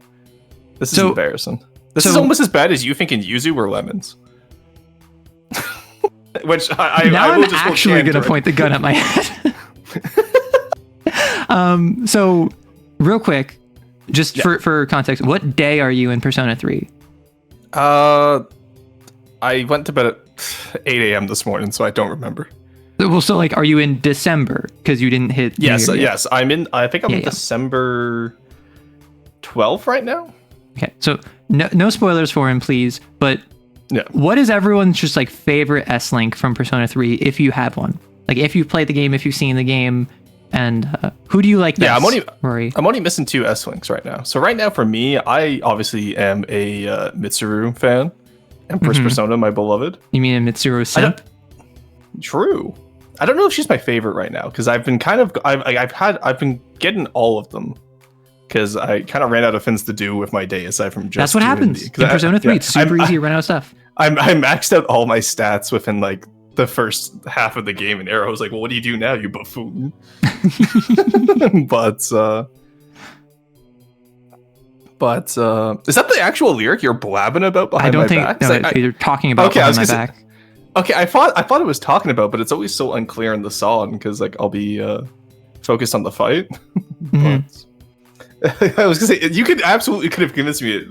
They say blabbing about in the song. It's so funny. Also, I maintain that out of all of at least Persona 3, Persona 4, Persona 5, the C's crew, which is an official school organization run by the chairman of the school, which works with the police, is the absolute worst group to have their song be disturbing the peace. They are maintaining the peace. They're working for the establishment. Yeah, honestly, I think you swap out Disturbing the Peace and Last Surprise between the two games, and that's more fitting. 100%. Because like Phantom Thieves absolutely deserve Disturbing the Peace. 100% Disturbing the Peace. And I would even say Endangerment School Club. I would even say that Persona 4, they're disturbing the peace because they're investigating something that they should not be investigating and revealing secrets that otherwise should remain hidden. But like Persona 3, you're just running around the school stabbing darkness. Yeah, it is really interesting. Persona 3 is like you are the government, whereas like in Persona 5, you are absolutely dogging on Shinzo Abe. I'm not a big fan of the government. But 30 on 30 on 30. Also, that is my official plot synopsis of Persona 5. You're just dogging on Shinzo Abe. But, my favorite social link is Akihiko because you stand that protein-fueled hunk. Listen, the fact that they actually added his protein addiction to Persona 3 Reload instead of it just being a joke, like a one-off comment in Persona 3 Original, peak. What I love too is I still have yet to have food of Sonata. Every time we go to get food, we get interrupted by thugs. By random punks. Yeah. Oh, also, yeah, that's another thing that I didn't expect for Persona 3. Shinji just fucking dies. Yeah. Bro got double tapped. Like, you spend the entire game waiting for him to draw, because very early on it's made very clear he's edgy, he's gonna need some convincing. Sonata, Mitsuru, they know him. He's gonna join and then he's gonna be this edgy, like, late game character, right? No, he joins halfway through, he dies a month later. It's wild. Yeah, because I was running him, Sonata, and Kirijo. And it's just all the little story bits of like, oh, how we used to fight here and all that. I was like, oh, that's so sweet. And then I'm like, oh, I didn't actually. Okay, so full disclosure, I have done everyone's storyline except Amada's. I saw a child soldier. I was like, I just cannot be made to care about some random kid right now. I'm sorry. I have too many. I'm invested in too many characters. I do not give a shit about this kid. So I went in. So like every time Fuka would be like, oh, hey, Amada's having a rough day. Maybe you should go talk to him in his room. And I was like, hard pass. I could not give less of a shit. And then suddenly, why is Amada missing? Where'd Shinji go? We're all, I was like, we're all child soldiers here. That one's just a little bit more child than soldier. But yeah, way to steal my joke. True. I was gonna give you credit for it, and then I thought a better way to integrate it into the story. I assumed. But and so I just completely ignored social link. What does that mean? No, I know what they're talking about. Don't worry. But so that's not the magician, is it? Yeah, that is in fact the magician. Oh my god! But I get to October 4th, and I'm like, okay, Shinji's gone. That makes sense because he's normally like he leaves. He's right? edgy. Yeah. Yeah. He has stuff with Strega. I was like, where the fuck did the kid go? Like, where the hell did the damn kid go? And then they're like, because I expect the game wanted you to spend time with Amada so that you would understand, like, foreshadowing, right? I had none of that. I went into October 4th completely blind. So I wouldn't even say that you missed much, because with Amada, it's mostly him being like sad, trying to connect with the rest of C's, and then once Shinji joins, being like, oh, my time for vengeance, it's here. Yeah. But so Amada's like holding him at a spear point, and then double action Jesus comes out of nowhere. Two tap Shinji. Honestly, I was kind of hoping he would shoot Amada. I'm not gonna lie. Well, he did, and then Shinji sacrificed himself. Well, that's what I'm saying. I wish it went the other way around. Let Amada sacrifice himself for Shinji. But imagine how crazy that would have been. Like, Shinji's like, fine, you can do it, take me out, and then Amada just jumps in the way. Yeah, get down, Mr. President. He only has 6 shots. I have to do this 5 more times. Hey, Aneko. Hey, Squeebles. And it's incredible. We're talking about Persona 3 spoilers, by the way. But yeah, so that was a fun little time, and because like again, I'm used to P5, right, where I was like Nobody dies in P5 unless you ignore the last palace. But nobody dies. Yeah, so and they no just spoilers fucking for P5, gunned 'cause I haven't played that. Yeah, they gunned him down like a pog in the streets. Did you mean the Persona Transit gun? Might. No, I meant Persona Evoker. Excuse Yeah, you, true. it's not a gun. It's Yeah, can you just not see I'm shaped the like a Persona gun. here? Hey, I'm Persona in here. I'm gonna burn my bread. Anyone who's played that game knows what I mean. That's fucked up. Well, no, it's a meme. I know, that's fucked up. You will learn in time. But But yes, in it's not Persona 3 FES, it's Persona 3 Portable, is where you can play as a female MC, and all of the male members of C's have their own social links and are dateable. So you can actually date Shinji, but you still only have a month to do it. But if you manage to max out his social link and you're dating him, he actually gets shot in the chest, and a gift you gave him stops the bullet, and he goes into a coma the rest of the game. oh my god. Yeah, Shinji so Persona because 2. you dated him and gave him a gift that he finds so impactful, he keeps it in his breast pocket at all times, it stops the bullet and saves his life. That's like Sully with the fucking notebook in Uncharted. Oh my gosh. Which also I want to play Uncharted again. But I've never played Uncharted. I played a little bit of the it's first so one. much fun. I've heard The great first things. one is honestly my favorite. Like I think it has the best dialogue. But no, going back to Persona. Yeah, so Shinji gets gunned down, and I was like, okay, whatever. Wait, Right? yeah, so I Junpei does I turn was you shocked. down. Yeah. Yes. And then you fast forward to November 4th, Mm-hmm. and you have the big reveal of the final like shadow, and you're like, what the hell? This doesn't make any sense. Where the fuck did all of this plot come from? There was no foreshadowing for this. It Like- comes out of nowhere. Yeah, And I ignored it Amada's goes foreshadowing. nowhere. That's on me. But like, the chairman's like, actually, I think everyone should die. Watch this. Puts you on a cross. You know what? Screw you, crucifies you and your entire friend group. sorry, not friend group, coworkers. Yeah, true, coworkers. We're not friends at this point. I have not maxed out my Squeebles, link with you anyone know yet. her quite well. You can evoke her all you want so long as she consents. Did I gift him a fucking Kevlar plate? Hey, Yeah, how you Shinji, know? I think you would look great in this. It's just full body armor. Those will, It's, tie it in the background, 4 those rated. level 4 plates. Yeah. Yeah, those level 4 plates. But Wait, all gym leaders got crucified in the manga? oh yeah, that's true. I Wait, actually was that so a I Pokemon actually like Black and White? was that no? I think that was Gen 4. Is Black Is and that- no, Black and White's Gen 5. Yeah, Diamond Pearl yeah, is Gen 4? yeah, because I think it was Gen 5. Okay, I'm thinking the gym leaders in Well, 'cause- Haruta, because my first manga was Pokemon Diamond and Pearl in Haruta. I actually, chat. Can anyone guess where I bought my first manga ever from? I think Arrow already knows the answer to this, but I'll let the rest of you take a guess while we talk more about Persona 3. Oh, did I tell you at the time I found Yaoi at the library? Oh yes, you did. Okay. Yeah, you messaged me immediately afterwards, and you were super hyped about it. I was super hyped. It was so funny. Barnes and Noble.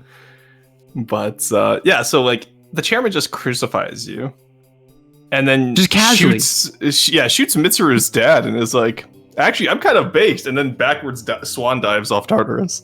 No, he got shot. Yes, he also shot Mitsuru's dad. Yeah, no, see, so they shot each other is what it was. Yeah, it was a good, bad, and the ugly. Yeah. Honestly, I think Igus could have just, gunned down the ropes a little bit faster, but what do I know? I got Okay, Igus was busy going through the fact that you called her slurs. Look, if she's a robot, I'm gonna say. Look, She was mentally they call- processing if you were worth it. They call her AI Chan, okay? I feel like that's not on me. I feel like that's a given. I didn't even realize that. Books a Million, Value Village, EV Games. Okay, no, I bought it from the manga museum in Tokyo, Japan. Did you that was tell my me first this? manga I don't ever. know. Maybe, I don't know. I told you I've been to Japan when I was 10, but I've also been to Japan when I was a teenager. Oh, I actually Honestly- remind me to tell you a story about Japan after stream. for sure. But yeah, the funniest thing about this though is that I was not in the anime. I was not into manga when I went. I was into Pokemon. I loved Pokemon, so I got Pokemon plushes and Pokemon manga. The funniest thing though is my mom brought my brother and I there mostly because we were into Japanese history. just as part of general history. So we went to a lot of Buddhist temples. And it's really funny going to Kyoto in Persona 3, and you go to one of the temples that I've been to IRL. Mm-hmm. And you do the same thing in Persona 5 as well with the Kyoto trip. Both times that I played a Persona game, I was like, wait, I've been there. And like same time, like going around Tokyo, I was like, oh, I've been here, cool. Which it's funny because I've been to Japan as well, but with Persona, in Persona 4, you go to Gekkoukan High, which is where you play Persona 3 as like a student exchange thing. And then in one of the, I think it was Persona 3 FES, they changed the Kyoto trip to go to Persona 4's, I can't remember the Inaba. You go to Inaba, and the same stuff happens, but it's a different backdrop, and you see some of the characters from Persona 4, like a couple years younger. So it's funny that they made that change, but then they reverted it, which makes sense. I was gonna say there's a lot of stuff that I was reading about FEF or FES and like Persona Portable, where I was like, why would you not put this into the reloaded version? You know? Well, so with FES, you could change what weapons you had. You could use all weapons. In Persona 3 Portable, there was an option for a female protagonist, which was same general story, but had like a completely unique soundtrack. Your social links were all completely different. I hate the way you short formed that. That's what everyone calls her. Also, I've seen FMC, but I was just FemMC makes sense. I read that last one as an L and not a C, so I thought you were short forming female to FEML, and I was like, I hate just spell the word Arrow. Actually, they're femoids. Oh Neko, my god! Have you played a Persona game, or do you want to just join call? I do not associate with Arrow or any of Arrow's subsidiaries. Oh my gosh! After Iron Woman. I am true. Iron Woman. Isn't that Iron Heart? You lack Iron Woman. But fee for fares, exactly. But so they had different stuff that they just did not keep in the main game, and something that I'm actually kind of annoyed about is with Persona 3 Reload, there was like an extended edition or like a silver edition or like whatever the extra edition was that you were supposed to get. I think it was the season pass or whatever. You would get the DLC, The Answer, which was a part of FES. But after people bought it, they removed The Answer from the season pass and sold it separately.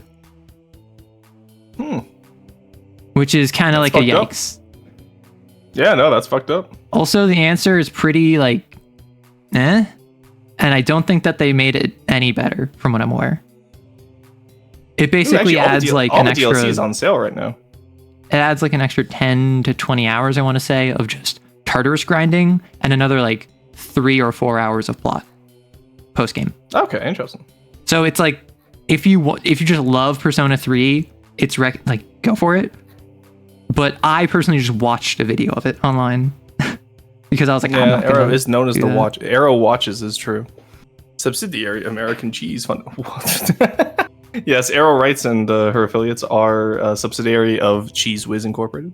I am going to. That's an old reference. I don't think anyone here remembers. I'm going to sell your bathtub cheese, mister. Ew. Why did we go back? Oh, God, we're not starting. You brought up the Cheese Whiz. That was an entire Terraria VOD. If you want to know what that is, Milk Bag Central Pog. Go watch the Terraria VODs. Yeah, our group chat with Neko is still called Milk Bag Central because of a conversation we had a year ago. A year ago. Yeah, actually, this time last year we would have been doing Terraria. That's why aren't we playing Terraria on Tuesday? That's because somebody isn't available, and we have a different game to play on Tuesday. Really? What is that game? Is it Rain World? True. Have you even done anything to set that up? Yes, I have. It's already set up. I was waiting for you to commit to a time to it. I literally told you I was good, and then you're like, I'm going on a vacation. I'm taking a break. True, that is true. I'm going on a vacation now. So we'll start when I get back? Okay, not milk bags. A bag of milk. We're not talking snitties here. Ew. God, yeah, we need to we need to stop whoever edits your shorts at this point. I've seen too many dice and snitties. My editor is a menace. True. Yeah. Also, editor, when you're editing down this VOD, you're gonna have to add in a bunch of explosion effects here for no extra pay. That's one of my favorite. Just add this in for no extra pay. Oh my gosh. I spend too much time editing. True. Spend more time streaming. So easy. If I made more money, I would. I physically cannot afford it, which is sadness. But that's why we grind on the YouTube front, where I don't know if anyone knows this. Some of you probably do. Can Rory say anonymity? Why do you ask? I hate you. What is with anonymity? Do not know. No, I'm actually out of the loop on this one. I feel like it's just it's a hard word for me to say because of the way the letters are formed. But yeah, it's a really hard word to say, and anyone who can say it is like actually super goated. Okay, well, I'm glad I can say it, but yeah, you're it's goated. weird that you're complimenting me. Is it because I'm wearing the maid dress? Maybe. Oh, hey, so you know how personas evolve as their personalities. Oh no, are you about to change? evolve? There we go. I evolved. You're a giant beholder now. I look. I'm the Legion. I am the Full Arcana Legion. Oh my gosh, Arrow can't spell anemone? the blob face. Yes. Yeah, the Legion. I got him the other day because I've been trying to complete the Persona decks. Mitney? Oh, actually, you know what? Okay, here I'll be a nice type. This would have been way funnier to just have behind you the entire time. Whack! You've been whacked with a wet trout. Throwback to that time my brother killed a trout by whacking it over my head. I don't know, I've explained that story a few times. I won't go into it in detail here, but it's a very fun story. Fish! Yeah, see, we got Neko's attention. Throwback to that time where an eagle was about to get hit by a plane and dropped the fish it was carrying to dodge out of the way, and the fish scattered across the windshield. Rory's beholder and arrows in his eye. Does that make Arrow a beauty? Was Arrow in my eye? No. I've never actually seen Arrow. You've seen more of me than most people have. Yeah, but that's like saying That's like seeing I've. I sent you one picture of me holding a cat. True, and I'm the only person who can confirm that Arrow is in fact petite. But Rory's brother's cruel to fit. Just because I'm tall and I'm thin does not make me petite. You're not that tall. You're very short. We've been over this. I am above average in height. Sorry, person who starts with 5 says what? Sorry, person with an ego twice the size of his IQ. Say what? Tall, your height start with a 6. Look, you Okay, actually, that's a compliment because you either underestimate how large my ego is, or I underestimate how large your ego is constantly. Yeah, my ego twice. Yeah, my ego twice the height of my IQ. I'm That's still a pretty large IQ. Centimeters. I'm 5,000 centimeters. How dare you? No, I am. I think 182 centimeters. I am 298. You're 298 centimeters? No, not. No, sorry. No, I'm one. Sorry. No, 1 second. Wrong way. I did that wrong. I was about to say. No, I converted that wrong. 1 second. Wow. Which one of us knows metric better? I am 198. There we go. Could you imagine I was 298? Jesus Christ. I know. I would be concerned. No, it's 198. Sorry, I put an extra 1 there. Okay, so High Five Latinx was built like 4'11" petite. A bunch of my community claims to be over 6 foot. Yeah, except you. The ego adds a meter. True. Wait, a 5'11" girl who's built like a petite 4'11" girl but stretched out? Yeah, okay, Arrow is a 5'8" girly who's built like a 5'8" girly. Where's over 2? I'm 2 centimeters off of 2 meters. I would not put in the Willy Wonka stretch machine. I am built like a tree.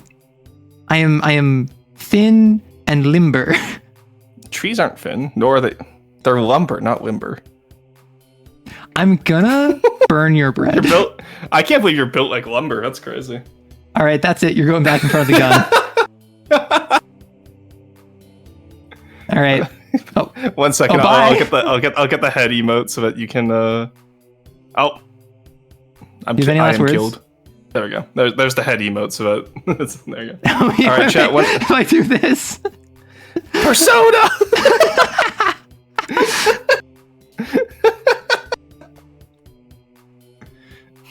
All right, chat. What persona are we summoning right now? So, Ravioli, what persona is being summoned when I shoot Rory in the back of the head? Yeah, that's an evoker, not a gun. It's fine. Yeah. Twitch, don't ban me, please. Evoker? I hardly know her. Squeeble's already made that exact same joke. Didn't see it. Doesn't count. Yeah, because you don't pay attention to chat. True. You're built like an aspen. I'm skinny as heck. Built like an ash tree. What, you're going to be used for a long Okay, boat? so let's get one thing clear. Let's get one thing clear. Infection. Your chat has fungal infections. Arrow's actually just harvesting chat for chicken of the woods. Hey, chicken of the wood. It's good. So, okay, so this is me, right? Like, I'm slightly above average height. Some people are taller than me. A lot of people are shorter than me. Rory is built like this. Why is my head so flat? True, I am mostly as black. a child. The new war just dropped? I was unaware of this. Yeah, don't worry. Your mom told me last night. I gotta get... Excuse me, I have what? I gotta get out of here. You can't just be... Oh, okay, if chat becomes soup when they have fungal infections, does that make them cream of mushroom? No, it just makes them a poisonous slurry. They're trying to become a Dark Souls poison swamp. Slurry? I think you'll find that I said it quite clearly. Dark Souls poisons. Slurry? We call those insults where I come from. Oh my god, someone using Neko's first name. That's uncanny. We call him by his title of Neko, and then Blue is his first name. We call him just Cat. Hey, get over here, Cat. I just call him highly offensive words I won't repeat on your stream. Yeah, I know you do. Canada has flatheads? Yeah, the majority of my screws here are flatheads. I have a few Phillips and a few Robinsons, but... Neko, do you want to join the call as well so I can have someone other than him? Please? You're just gonna get tag teamed by Canadians like the Terraria collab all over again. I'm sorry. The Terraria collab was you being productive, me trying my best, and Neko eating all of our food. That was true, yes. Neko did eat so much food in that collab. You built like the sub in any Yuri or Yao. Oh, I thought you meant sub like submarine until I read further. Yeah, I thought you were talking about like Arpeggio of Blue Steel. Highly good anime. Really recommend that anime, by the way. Arrow, we gotta watch it sometime. It's like 86, but nautical and so nothing like 86. Yeah, it's like 86, but nautical and less good. Sure. Cream of we can set that up. Mushroom is the Gooners on YouTube. Cream of mushroom is what the community makes when I drop a Snitties video.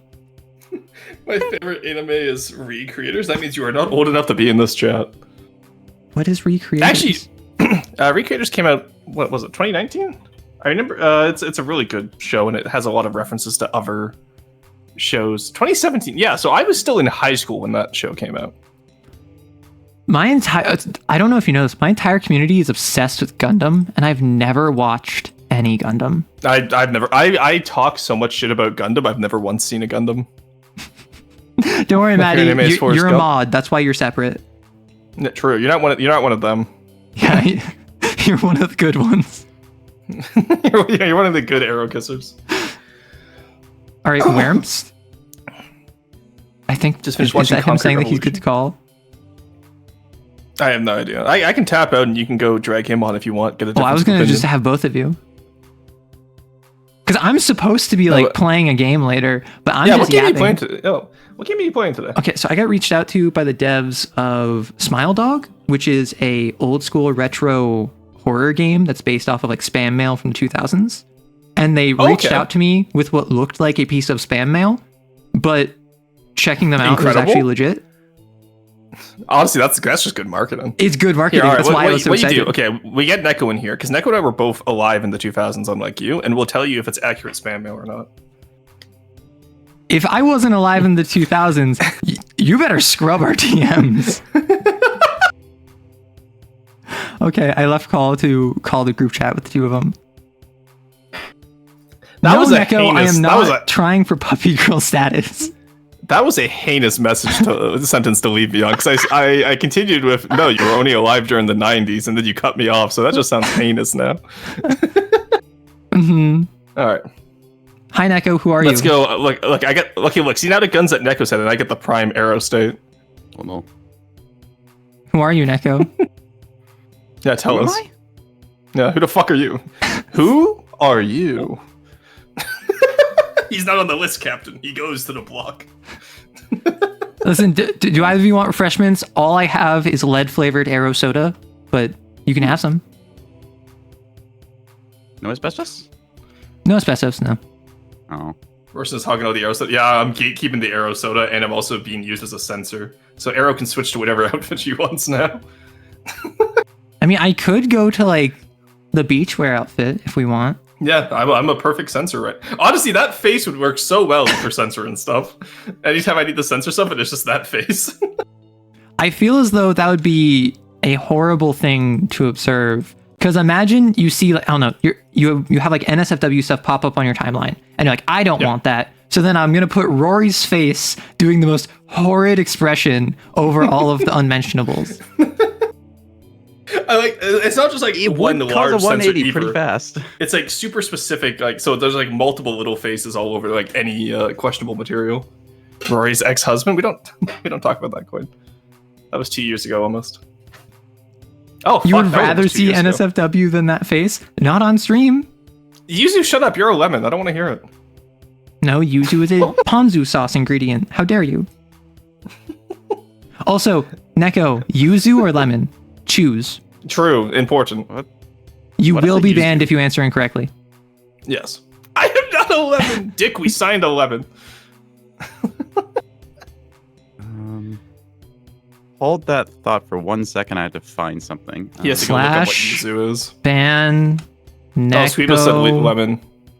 No, I'm not into Vor. Why are we talking about Vor?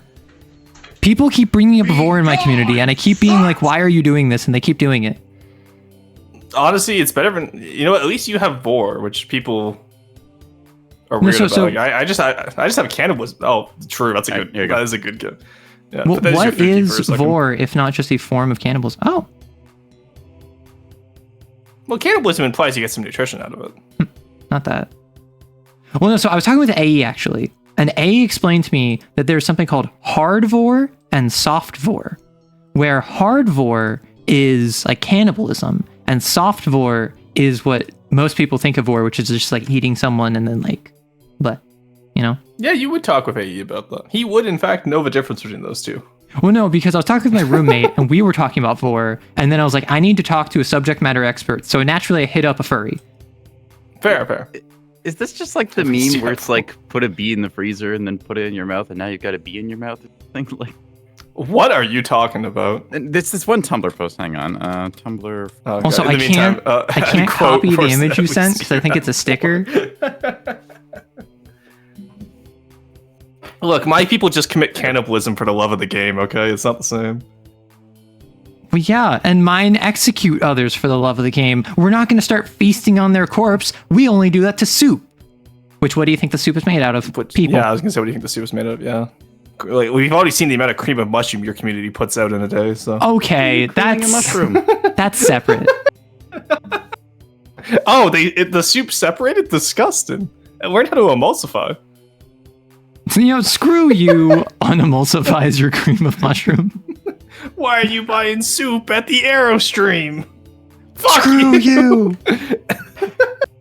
Wait, Code Men Cat has a is point. such a Like, fall from here's grace. why viewership does not increase much in these streams.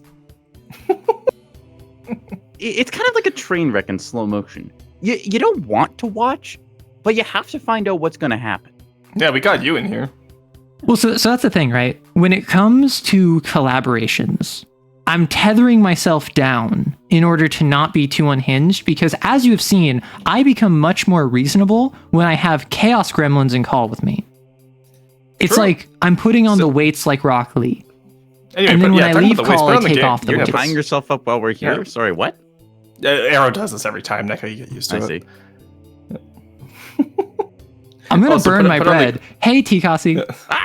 Yeah, put on the game. I wanna. We're gonna review with you. Put on the game. You just want to stay on call with me as I play this game? Yeah. Put on the game. Well, you have until I get my pancakes. Once the pancakes are made, I'm heading out. I thought you were gonna say until I put my pants on. I'm not wearing pants right now, either. That's besides the point. Okay, I'm not wearing pants You get, either. I'm like, wearing one of pajama those, shorts. Like, Yeah, I'm wearing hardcore pajamas. background videos so we can stay focused. That worked really well the one time. Well, we had the keys there, but Arrow's still somehow getting distracted. I'm easily distracted, all right? You know this. Stop making fun of me. No, play the game. People are here to see the game. Put the game. Are they play here to the see the game game? already? Start the game. I also already. did plan on playing the game like within an hour of starting stream. Oh, wanna know what I could It's do? 2 hours. I could do guilty pleasures right now. No, you can play the game right now. I haven't done guilty pleasures in 2 months. Chat, put Okay, so we Wait. went from Royston saying he's not wearing pants to you thinking about guilty pleasure.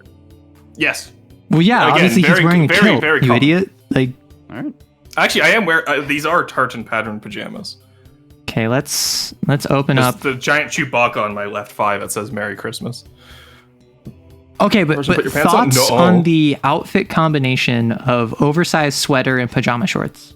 It is so comfy. No. Yes. Sounds No, too I just warm. don't have any oversized sweaters. All my sweaters fit. It's too warm. Shut the fuck up. Okay. I don't know if I'm gonna get doxxed if I stream this as is, but okay, let's do it. Oh, you definitely are. You definitely are going to get doxxed. Yeah, Are we already you have your off? full. We already have your full first legal name. Yeah, do you? But we don't have your second legal name yet, though. 0.1. I'm about to say legal first name, but you know what? No, you Okay. have 2 legal names. What is now. my password? Oh. All No, right. it didn't dox you. It didn't die. No, I was also worried that it arrows. would. Also, Arrow's actually in the game. What the hell? Yeah. Wow. Let When does me- that So you can't time me out from voice call. Nice try, Maddie. Okay, I'm gonna swap over to Smile Dog. Wow, I just did not do that book review I was planning on doing, did I? No, you skipped half our Persona talk too, and we were still talking about Operation Paperclip, but All right, I brought you here to talk about history. yeah, I haven't been let go yet. Rourke I mean, is not if the you opposite want to go, me. you can. I'm not gonna keep you from your pancakes. No, it's fine. Also, I do in fact wear comfy pants with a tank top. Hold Hey, on. in the chat, Corus Johnson's here. Nice. Right. Oh god, I gotta get out of here. I told Corey that I was taking the rest of the month off. All right, I so lied. let's open up. Let's open up our Let's email and open see if up, anything yeah. is happening in the good year of like 2002. I assume this is like Arrow- 2000, 2003. Arrow was old enough to have email in 2002. Here you have it, folks. You literally know how old I am. I know, and that's why it's so fun. It's so much fun just to lie. Uh huh. I mean, maybe There we go, I Corey. don't remember if I had email in 2002. That was a long time ago. True. Is Arrow that was, old? That, Don't- that was history. That is history. I am historical. Yeah. Okay, there's a missing persons case, apparently. Many such There's cases. unusual behavior in the days before disappearance. I think this has nothing to do with the game, and this is just spam mail. Well, also you're not a cop. Why would you care? True. Yeah, Are I you born look, I see. 2002? That's crazy. Oh god, don't say that. Yunlin. Someone call Anakin. But What's the thing? I keep saying this. I'll see people be like, I was born in Kilimanjaro. 2005. And I'm like, okay, minors should not reveal their age on the internet. And then I realized they're like 20. yeah, no, it's wild, isn't it? Because I had the same experience the other day where I was like, oh, someone said I want to say like 2007, 2006, and I was like, oh my god, you shouldn't tell people. Oh. But Oh, also, no. there's people who like, I've had accounts like follow me on Twitter and they'll have like 16 or like proud 14-year-old in their bio. And I'm like, protect that's yourself, crazy. child. Yeah. I've recently had a revelation of some stuff. Dog. Neko, don't look. Neko giving I've had this really important epiphany. Arrow in the background. Dog. Neko, You know don't what I look. was You'll be talking about? scared. Dog. No, fuck it. I'm not finishing the sentence. No, go ahead. Go ahead. Whatever. No. Look at the dog. No. Look. Stare at the dog. Wow, this dog is Have you seen this smiling. dog? How You have thematically now? resonant. Anyway, we know your mom didn't have a dog when you were growing up, so that's not a real family photo. That's Oh spam wait, mail. this is like my actual friends list. I just realized. Oh yeah, shit. Yeah, Look at that. Neko got Neko and Orleans got docs. Let's go.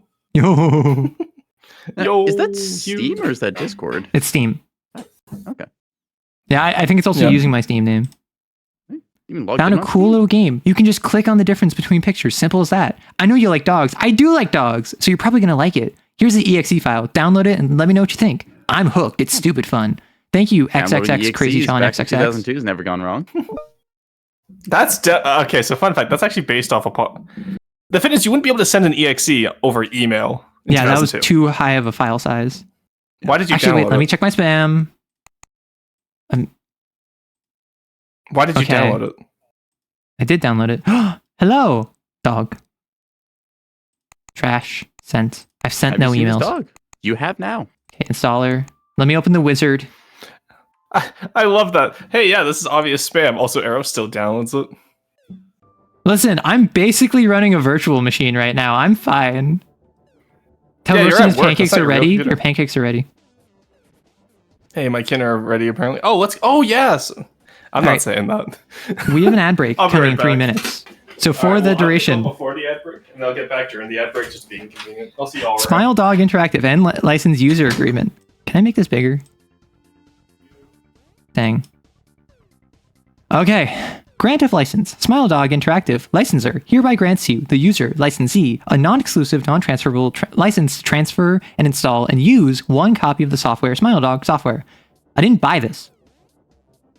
Okay. Why does it have a license agreement if I didn't buy it? They copy pasted it from another one, clearly. Happens a lot. Oh. Well, so there's a sub clause under termination, then a sub clause, consciousness clause. What? A termination of this agreement is not guaranteed by the physical death of the licensee. Oh. So apparently, even if I die, I am not free. I'm still legally bound to this. Mnemonic rights? By accepting this agreement, I grant the software the right to access, index, and modify memories related to the software experience. This is to ensure optimal psychological integration. So this is just your standard, like, EA, Ubisoft agreement, right? Yeah, pretty well. I can't disagree. Dang, that's crazy. What if you just exit the program? Because I'm playing the game, all right? Well, yeah, I'm exploring. All right, I'm back. Key product, Counter-Strike at this point. Pog. No? Hope that was allowed. Anyway, what did I miss? You missed that apparently the license agreement extends past the physical death of the licensee. So if I die, that's illegal. Suck. Oh, I have to input the license key. But wait, that's illegal. Wait, thank you for downloading. How'd they know I downloaded? I got sent it by XXX Crazy John. I subscribed so I can hear the sweet license agreement. Thank you, Maddie. These are actually really good pancakes. You should try some. Thank you for downloading Smile Dog. Any dash key. You know what? Make me some pancakes. I'd appreciate it. Pog Dog. My compliments to Maddie's kin. These are delicious. Oh wait, what was that red thing? I was not paying attention. I was trying to read chat. User resistance detected. I am a willing participant. I love dogs. Binding to host. Misfires. Don't make me get my spray ball. You belong to us now? Oh, hot. I told you it was a scam. Okay. So we have an ad coming in like 3 seconds. So I'm not going to start it yet. I'm going to read through my spam mail. What's our ad yap today? Last hour we talked about Yuzu. Oh, yeah. Is that a relative of Kazu?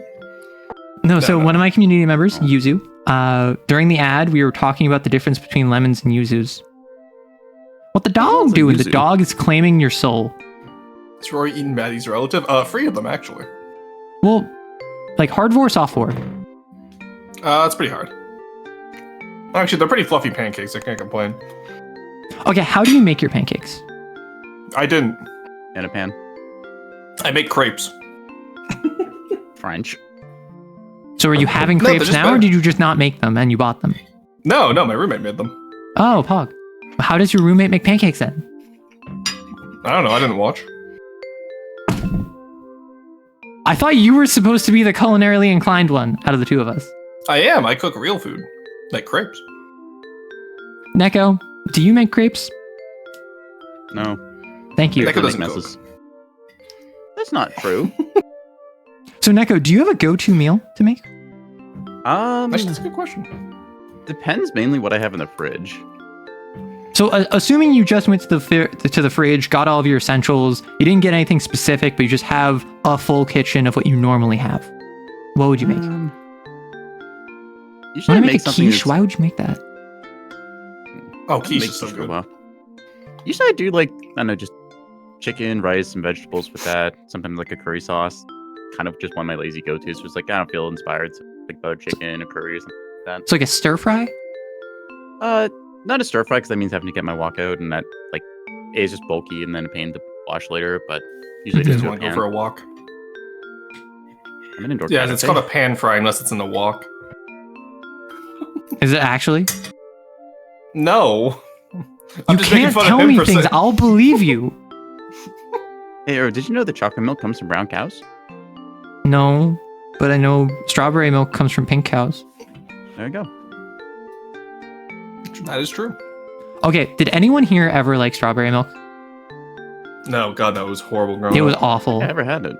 Strawberries like are my chocolate milk favorite either. fruit, but strawberry milk, be gone. Also, I just want to address Celador going, I craped my pants. Don't think I didn't Crepes. see that. That was really good. But so quiche. Mhm. I've What had about it? quiche like once. It's good. What's the Okay, how'd it defining go? characteristic of it? Egg, cheese. Egg pie.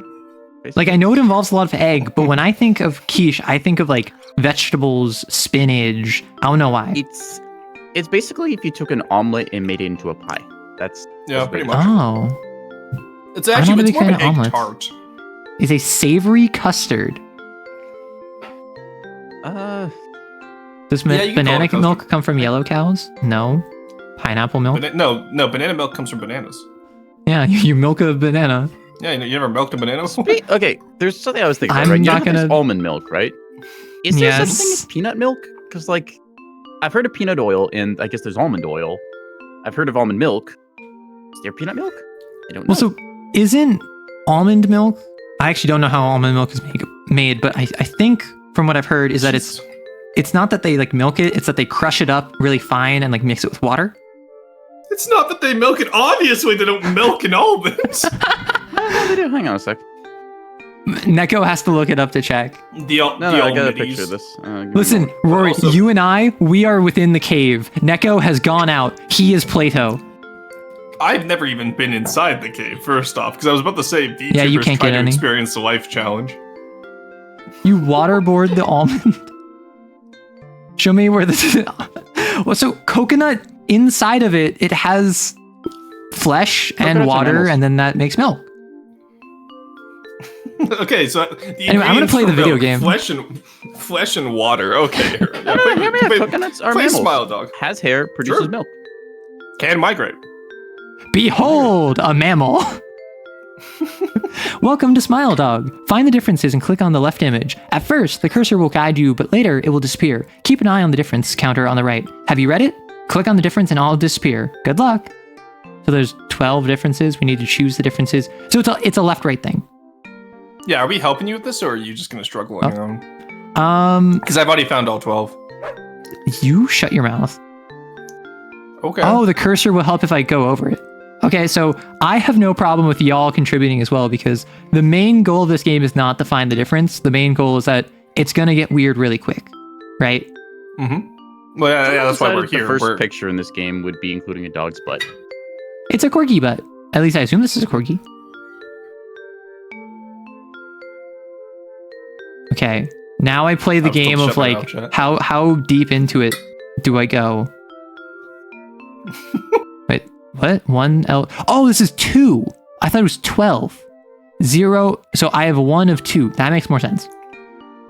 Please tell me you can find the other one. How? Thank you. Oh. Okay. Oh my god. Well, I was clicking And you too far to the Wait, you left. can just hang on a second. You If you just completed mouse over blueprints? stuff until like it gives you a So quick it thing. said explicitly that it's going to start where that helps, and then that's going to go away. So that's not going to last forever. Oh, the Reminds me of eyes. Find the invisible cow. Cow, cow, cow, cow, cow, cow, cow. I literally referenced that in one of my recent shorts. Or not recent, but like What? 2 months You ago. referenced cows? That's crazy. Do you not know Find the Invisible Cow? No, why would I? Uncouchered. What? Why? Oh. I don't use much social media anymore. I use less social media now, but I'm a VTuber. Than Well, I did I also before, which is don't use impressive. social media really at all outside of VTubing. Trail There behind you one go. of the stars. Thank you, Maddie. I remember you from the old BBS days. I found your email and some old BBS footage from the 1990s. I think we crossed paths in the Chicago bulletin board scene. My name is Mary E. Terrence. I was a SciSop for Digital Dreams BBS. It's like the BBC. No, I know. Era, I'm sorry, but bulletin board scene? Arrow Listen, would be I'm sorry, a I was- prominent figure in the bulletin Back board in the game. 90s, I was exploring. Okay? Oh, is that what we call it these days? Yeah. Back in college. I've been researching that old Reagan would disagree. smile.jpg file. It caused so much trouble. There's a new game, and at first it seemed innocent, but I recognized the patterns. The images, the way it spreads, the compulsion to share. It's the same thing from 30 years ago. I thought it died with the BBS network, but it evolved, found new ways to spread. Are you getting strange emails too? Photos that look different than you remember? I'm documenting everything this time. I won't let it take me like before. Sometimes I wonder if the system is still out there. Old habits die hard. I still use the same login I had in 92. You should update your password, girl. True. It's Hunter too. Well, because also, wait. This was in the 90s, and they just said it was 30 years ago. That means this is a modern computer running like Windows Vista. First off, that is Windows XP background. Yeah, you can Okay. tell. One is Thank the God. UI, two is the background. That's Bliss. Thank you. I'm sorry, I got the wrong name for what was got the wrong effectively name. the same thing. That is not true. Windows Vista was Nope. dog shit compared to XP. I don't want to hear Yep. it. I'm saying relatively to my day-to-day, the difference between Vista and XP and 95 and anything prior to like Windows 7 is all the same to me. Yeah, and that's because crazy. you were just hanging out on bulletin board forums. Exactly, true. you get it. Oh, look, that Era, I little don't want to wink. say your social life has not been on the uptick since then, but holy shit. Era, how did No. you survive back? Go ahead. How did you survive back then without knowing the difference between Vista and XP? Who said I survived? True. We did have to Knows. dig up Arrow and resurrect them. When? These are really good pancakes. I don't remember. Do I look like I take notes? Also, this strikes me as a game where like it's going to be really subtle stuff that changes, like the icon's going to change and probably the background is going to change at some point. So just be on the lookout for stuff like that. I'm not... How am I undermining my hag status? Just because I don't care about computer stuff does not mean I am or am not a hag. It just means that I'm No. stupid. Dog Yeah, champ. that's a fair point. Like, I don't think people recognize how open I am about my own idiocy. Reels and meatsy hours? Yeah, can you close it up a bit? Your idiocy is starting to smell. Sorry. Hey, Windbreaker. I'm a goth mobster. Not all goths are vampires, only so there's been a running joke in my community that I've been a vampire, and once I put on the vampire outfit, people are like, "Ah, your true colors." That is crazy. Anyway, I'm back from eating my pancakes. I can yap again. How were they? They're really good. So something that my roommate does when they make pancakes is they put a little bit of cinnamon and a splash of orange juice into them to add some brightness and Don't you some mean light. yuzu juice? To add some brightness Anyways. and some lightness, they use orange juice. Vamp outfit is cute, thank you. You guys can't even see it. My big ass head's in the way. Yeah, it's censoring. I actually just have like He was one of really those nice like 'cause, boob He windows. gives me pancakes, but for some reason he keeps putting Yeah. cyanide in them. Yeah, that's why I'm between it. Oh god. Okay. Again, it's not a matter of youth. It's a matter of being stupid. I'm not saying that they're the same. I'm saying they're the same to me. Yeah, I feel like, Arrow could have easily said as much back in 2005 and would have been equally crucified for it. Probably more so. Okay, no. Rory is not my outfit. That would imply that Rory's on me, and he Arrow is was not. wearing Rory Hall. No. Like flayeds. Like I'm imagining like the flayed ones from the Necrons. Like Listen, if I had the I'm a skin compulsion suit. to put skin on myself as like an extra layer, I would not skin you and wear you. Rufus has threatened to draw something like that, so A roar suit, you. yeah. Listen, okay, Rory, at least let's go out to dinner first, and then we can discuss skinning one another. We've How about had that? dinner before. We haven't met up and had dinner. Yeah, we have. Mm-hmm. Mm-hmm. Just wanted to see if I could gaslight the audience. Just a little gaslighter. It's okay. Would you prefer to be Suitston? Oh, Wait, no. he has God, drawn no. something like that? Yeah, I have Squeebles, been used as a you're a skin little suit far before. away, but I would absolutely come over and have pancakes with you. Well, there's not any left. I ate them all. No, Squeebles would make more. I think Squeebles No. likes me more than you. Because I clearly, would eat all Squeebles the and I are tight flour. like that. No bar. I will eat all the flour just Also- in front of you. I think I'm stupid. I don't know where this last one is. Oh my god, really? Yeah. Did you get the flour on the right-hand side? Oh, no. Okay, I need you to know, I was booting up Persona Free. I did not see stream when I said that. Actually? Actually, I just guessed flour on the right-hand side. That was exactly Dog's correct. eyes. That's fucked up. What do you... No. You shut your Don't eat raw. mouth. No. Hear me out, Coin. Okay, I eat a bunch of raw flour. I light a match. I am now a mobile arrow explosion anti-arrow device. I just result in a bakery explosion the moment arrow shows up at the Bro, house. there's one more difference. Ain't that hard? 18 pigs Yuzu, killed. we were just talking about how I can't spot the difference between Windows XP and Windows Vista. Wisto. Shut up. Are we on Wisto XP or Wisto 7? Windows Vista. You make me want to keep myself safe. They make you want to commit Persona Free. I get it.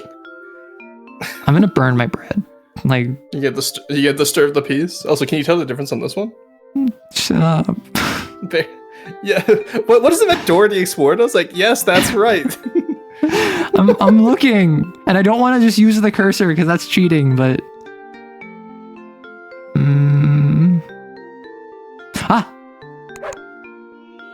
Arrow jump scare? no, I found it. Yeah, it's the lettuce. Okay, these dogs. There's so many of them. They're in so many different positions. What's the dog doing? What the That- dog? those are the The same- that's dog the is same infecting position. my computer with a virus. True. It's me. I I'm think the that's just virus. called drool. Or hair. Ew. I see it. Not telling you though. Okay.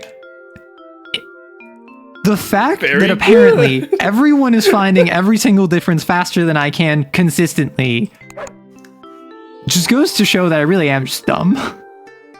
Oh, also, Dude, they're so update on cute Persona. though. Look at these things. It's got little feet. Update. I'm on December 10th. My bad.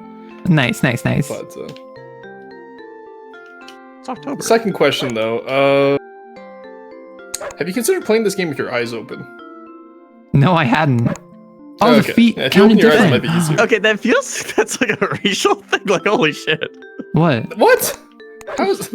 Like, playing with your eyes up, it's like, huh, that could be interpreted poorly. Why are you making it racist? Why are you making that a race? That was not a It's race. just- anytime I've heard somebody say that, it's just been them, like, hating someone for that. I feel like you're. No, honest I'm to calling gosh, Arrow projecting. blind. Oh, you're on I feel December like 10th. you're Tell my projecting sister this, happy birthday Chris. tomorrow. Butter Uh, dog with the butter. Butter dog. I love butter butter dog. dog. There's no butter on that dog. I am wiener dog. going to take your life. Yeah, we've established this. This has been like well documented. I love dogs. They're cute. Also, you put a timer on for this.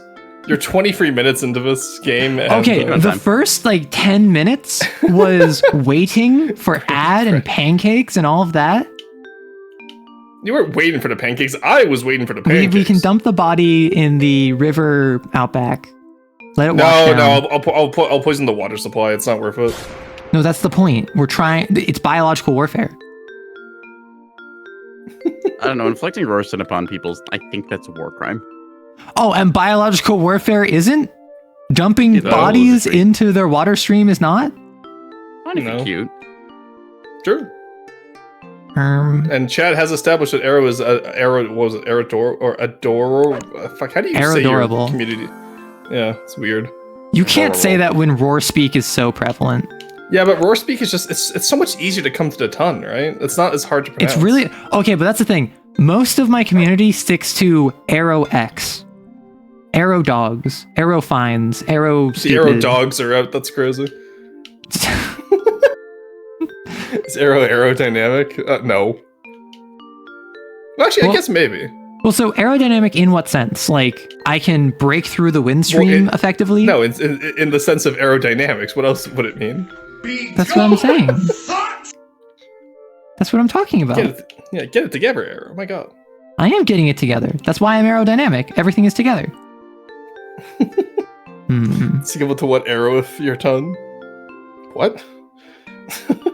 Also, Can got shot, my god. It's difficult to what arrow with your tongue? The heck did I do? Like, Listen, yeah, common issue that we have. Common issue. Everyone gets put in the soup one way or another, whether voluntarily or otherwise. Oh, do you know what? Me being the first soup means I was your master stock. Huh? No. If it's like the eternal stew pot from like the medieval times. Yeah, this is one of those soup. I mean, it's been consistent soup for like a year at this point. It's been the same soup. Yeah, I was the originator of the eternal soup. I'm gonna have to dump it and start over then. My soupy appendages. There was a syntax error. Also, hello, hey, a cynic. Communal soup bowl. It really is a communal soup bowl for the community. It just also involves people. Yeah, everyone takes their turn becoming stock. It's okay. There it is. Aha. I want you to know, while I'm talking, I am also actively looking for it without fail. Are you sure you're active? I would not call this actively looking. I am actively looking and trying my actual hardest. I don't know if I believe you. You know my incompetence. I know, that's why I don't believe you. Chat, do we believe? I mean, you should not believe in me, however. These are so much easier. Also, I did notice that they went from fake dogs to real dogs. Thank you for the subscription, Koi. Oh yeah, they have. Does it make him our soup daddy? No. No. No, it really doesn't. Mm-mm. Please do not call Royston soup daddy. Listen, if even he's saying no, it's two enemies coming together, shaking hands and saying, this is terrible. Yeah, you're cooked, chat. So do not the soup. Whatever you say. Ay. Look, I can be the father of rocks. That's about the best y'all get. Also, I like how it barks every time I click. That's silly. I bet you would like that. What does that mean? I like dogs. I'm very open about the fact that dogs are my favorite animal. Honestly, I'm very anti-dog. So. I'm not gonna lie. You would be. I knew I didn't like you. Yeah, I was attacked by one when I was younger. I never got over it. It happened. Yeah? Did you die? I didn't think so. Yes. I had to be resuscitated 5 times. Yeah? Yeah, I know you won't fact check that, so I can't. I mean, I can't just ask your mom. You could actually. You do have a direct line of contact. I can be anti-dog there. See, that's the thing. Much like Justice, the core reason why I'm anti-Rory is he's anti-dog. That is true. My community knows what that means.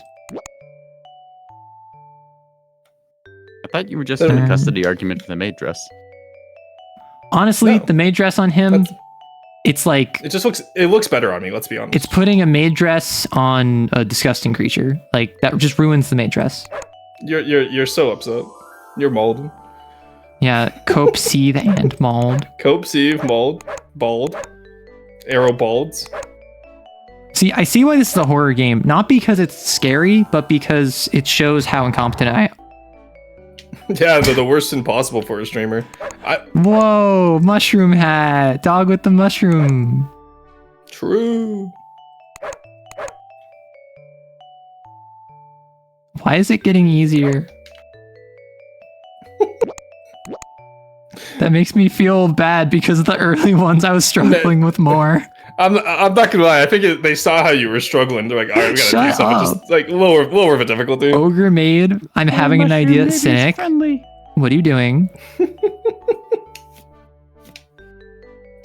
Okay, I take it all back. This is not Giant easier. mushroom, maybe it's friendly. It's not friendly. Can we please have a bald Yeah, arrow? cactus juice. Listen, you can draw Actually, that. You have the you have a hair power toggle? to draw or to commission artwork or to make like edits. You have the power. Nah, Chad, it's all me. I'm the one with the power. You don't get to choose anything. Between you and balls, that's me, what I'm saying. you would have no power. No, I feel like I could do it. I'm playing P3R in the background as you're looking at mushrooms for 50 minutes. I'm only looking at them for 30 minutes. How dare you? My timer says so. Yeah, I'm just saying. Imagine needing a timer for a game like this. It's a speed run. Yeah, and you're I'm getting last struggling. place. Shut up.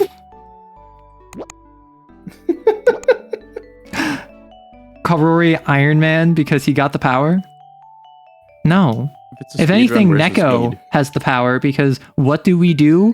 We feed and take care of him in return for nothing. I don't. I've ignored him for like 5 weeks straight now. Well, yeah, because you're his I'm gonna ex. throw up on your carpet. True, he did. Oh, my roommate's cat, unironically, was just going around like screaming, like, and absolutely being a menace, trying to get attention. And then I walk Don't up you to do that? her, and turns out she just threw up all over my roommate's bed. Or hairball, sorry, but I was like, oh, that's no fun. Oh, Wait, this ear is different. golly. This ear is golly different. gee. Yeah, Yeah, the ear is different. but it's not clicking. Just click on it. I don't know, Look at I should that. have it. Draw arrow Power with is a pixie forced cut. I think I could rock a pixie cut. Power is force times distance over time. So far, I've not seen Roy move at all. I've actually moved from where Neko is currently to where I am currently. He has moved. When That is Neko true. jumped. So I have, in fact, moved. Nice try. Stay mad. Also, Pretty sure thank you for that. power is For the 10 bit or 100 bits. EYE, so current time. Don't worry. voltage. Arrow's chat is not known for arrow educates. Actually, that's a complete lie. I spend most of my YouTube streams just talking like TTRPG advice, advising, educating. Mm-hmm. Although I No, have actually, you considered spend most getting of your like time reading off comic dubs, obviously. I've seen no, that's my shorts. YouTube True. videos. Yeah. Cretin. I've considered a pixie cut, but I have not cut my hair since pre-pandemic, and I kind of like the idea of just having it super long. But I also could rock short hair. I think it'd be fun. True. We could also rock figuring out the last part of this puzzle. I'm trying, okay? Do you actually not see it? No. Okay. Or cannot see why kids love Cinnamon Toast Crunch. True. No, I can't see it if it's not moving, and all these pictures are stationary. arrow Tail? T-Rexes. I clicked the tail. The tail no work. The ear and the tail. And the eyes. Those are the things I thought it was. Like the mouth is already covered by the tongue. I was thinking it could look cool in the model. Yeah. I've considered, I mean... So for Halloween, someone suggested that I have a witch outfit. So I need to look into that. And I could have a pixie cut with the witch outfit. I see. Well, your witch or What's pixie? the Pick a pixie line. cut? That was me. Yeah. I take suggestions from my community. True. Look, chat. mean, Arrow Just spam considers click all of everywhere you if to you can't be find it because Arrow I'm someone not in telling chat. you. It sounds like you don't know where it is, Maddie. Do I I'm have to assuming- like? Do I have to look like be staring at Persona 3 and just guess where it is again? If you do that, I will actually not care. I'll be fine with that. Arrow riding that broomstick though, that sounds like something Is that I what can't we- do on Twitch. Yeah. Arrow Yeah, I was gonna say, is that what we call it nowadays?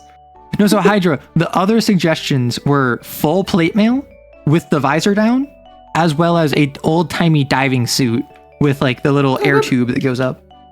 That'd be pretty good, actually. Like plate helmet down so we can't see your face. Exactly. You don't need it's to like worry the- about me. It's like having a paper bag. The helmet stays on. Still hasn't looked at the PowerPoint? No, because I'm going to be doing that when I get back from vacation. You gave Rufus custody over it, so Rufus gave me a deadline. I was the plate mail. Yes, Hydra.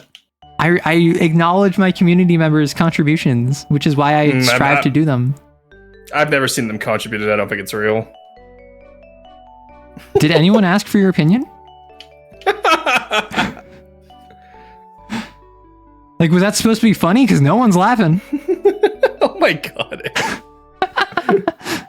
Also, My we name are is at Arrow 5 minutes Hartwell now on the White. mushroom. Shut So up. that's what I'm saying. Mushroom. Yes, I'm We're spending rich. 5 minutes on the mushroom. Because, like, I found it. Did you? Yeah. Shut up. Oh, you actually did. Nice. Yeah. Now I go back to the struggle. Listen, I think you're learning a lot about me in this stream. Yeah, yeah. What with my complete lack of competence? Ooh, smile. I think you might actually need glasses. No, Okay. I have 20/20 vision. I'm just stupid. Hey, I have contributed, Rory. Happy birthday. It's not Arrow's birthday yet. Yes, it is not my birthday. Arrow was born? I was never born. I simply was came into being. True. Like a pet, like like one of the four horsemen of the apocalypse. Just a pestilence upon the land. Which one would that be? Probably Pestilence. pestilence. It's in the name.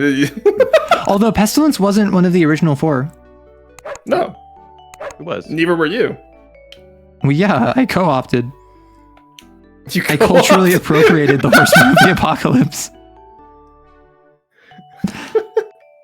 My apocalypse isn't your monetization era. My god. Jesus. So, like a vampire, maybe. Arrow's vision is stuck No, in the year 2020. Oh, is that why everything looks terrible? I've seen Arrow have garlic. They're not a vampire. Okay, you should know that the garlic myth is only in existence because people had such bland diets that they tasted horrible. Oh, So yeah. vampires were like, oh, we're allergic to garlic to get people to eat more garlic so that they would taste better. True. Telling me a Gar licked this thing? Yes. Garfield Yes. licked it? Jesus Christ. Oh, come on. Don't you? Oh, come on, me. I'm allowed to Jesus Christ what I want. No, you're not. This is a good Oh, okay, Christian fair enough. Minecraft channel. When did you last play Minecraft? I last played Minecraft probably in 2013, 2014. Oh my gosh, the time is 666. Wow. Also, is there anything behind? No. The time is 36:50, actually. No, the time is 666. It's on my screen. Arrow's Actually, it's, licking sorry, Garfield it's now? blocked by the Catboy. Yeah, it's like the. Oh, And true. by the me, yeah. actually. Sorry. Yeah, inconvenient. You know what's not blocking it? Me. Oh, I'm gone. Oh. Let's just. Also, you have until I'm out of Tartarus today, and then I gotta go. Okay. However, I did add you to the game, Where is so this? I hope that's not. There we go. All right, spot the I difference hope that's between not right and an left. issue. What's different between us? I don't know. Wait, hang on. I can do this better. Mm-hmm. Mm-hmm. Look how perfectly I fit into frame. Wow, it's almost like I sized it properly. Whoa. No, he's out of his frame. Put him back in there. He's What are you encroaching talking on my about? territory. Look on the left-hand side. He's out of his encroaching frame. on your side. No, he's in. No, he's not. I can literally see his hair follicle go past it. Nuh-uh. Nuh-uh. I'm not on your side of the The car. okay, you know, I'm not trusting Arrow. I know Arrow can't spot the difference anyway. You shut your mouth. No, so N. Neko is not Rory, smart, this is- first of all. Rory is not And I'm funny, not funny. second of all. Yeah. Also, wouldn't that be 7:06? Yeah, but it's like scary and spooky. I should be playing this at like 1 a.m. Like, oh my gosh, 3 a.m. scary game. Oh boy. Neko is smart. I don't know. I've never seen Neko complete Cosmeteer. You know what I mean? Oh my How god. do you even complete the game? There's no end. The background track I think was not that meant just to proves my respond. argument. Yeah, that just proves my argument. Okay, that's Yeah, well, fair. I've never seen you complete FTD, so huh? Yes, I have. You I have have more 100% hours in it. achievements. Neko does not do his research before insulting. Why would I bother reading? Oh, the No blanket. problem. Okay, let's It's return just a y'all. Torpso and ball. So true. Oh, this is a funky boy. Jello, torch it over. Neko does not have the brain power to play Neb. He has the muscle memory to play Neb. Oh, I have a timer. Yeah, Okay, Oh, you're no, not I'm wrong, just- but I'm so fuck you, screwed. man. Come on. watch I'm that so go. screwed. There's a timer now. Each eye, ain't no way you're struggling with each eye being different there. This game has evolved. If you don't hear from me again, you will know it won. What? I've been fighting it for 3 decades. The one on the left eats copper cable. So true. Oh Yes, yeah, it is just sometimes. the face every time. I moved on, got married, built a new life, but it was just waiting, learning, growing stronger. It adapted from the same entity in 1992.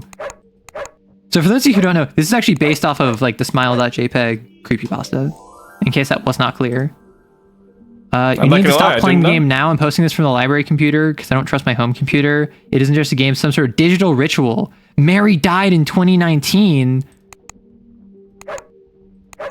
Why is this dog like leaping in the sky above him? Never seen a dog catch a frisbee before?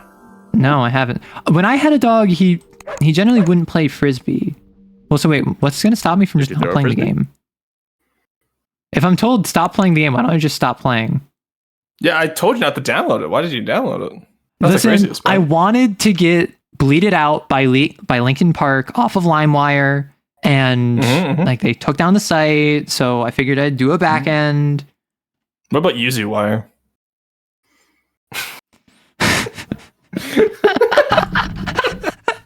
Just anytime you mention citrus now, it's like, don't you mean Yuzu? Citrus. So what if I just Citrus? More like sit you. factory reset? Okay, Uh, who Again. the fuck has that as a like? Yeah, just I'm gonna have factory reset as my desktop. Well, no. icon. So The we two have of the them. essentials, right? We have the mail, the factory reset, an installer for a game, the game, and recycle bin. Sure. I see. Smile.jpg is already in the Discord. Oh no, it infected. I'm surprised you could cut it. You wouldn't download a lime. You wouldn't download a lime. I think that factory reset is a save file deleter. That's what I assume. Yeah. Well, can I install multiple copies of the game? Oh, that would have been silly. Oh yeah, just like stunlock them, get like all Yeah, of them yeah. fighting each other. True. Okay, so like the compulsion to share it with others. I understand this is based off the smile.jpg creepypasta, but if I see weird pictures of dogs, I'm not some of the people in my life who just compulsively share that. Like I have someone in my life who every time he sees a picture of like a cat with like milk on its face or like a kitten that's like super scrunkly and like sad looking, just has to share it compulsively. I don't Are have they in the that. room with us right now? He's actually not. No, this is someone separate. No. I actually don't share many photos. Nice try. Really? I thought you were just vague posting about me. Okay. No. Oh, no. No, I actually know Say, like, someone who... Aaron, you would call me out by name in that case. Come on. I would, yeah. I'm very direct about that. Okay, sorry. Can y'all voice this for me if you can read it? Oh, I can't. Okay, one second. Okay. I can make me alt tab SMH. Mm-hmm. User Lost Dog 92 back in 1999. I call being Bone Collector. You want to be It's not a okay? You're joke. Bone Collector. Okay. All right. Has anyone else? Say Bill Clinton? Has anyone else seen it? The picture with the dog smiling. My friend said it messes you up. I think he's messing with me. Lol. It's not a joke. My cousin had the file on a floppy. He won't talk about it anymore. The teeth god, the teeth delete if you have ever found what? Oh, I need my reading glasses. 1 second. I can't make this larger. I'm so sorry. There we go. I can read now. Neko, you're kind of like a Discord mod, so can you be the moderator? Oh, true. No.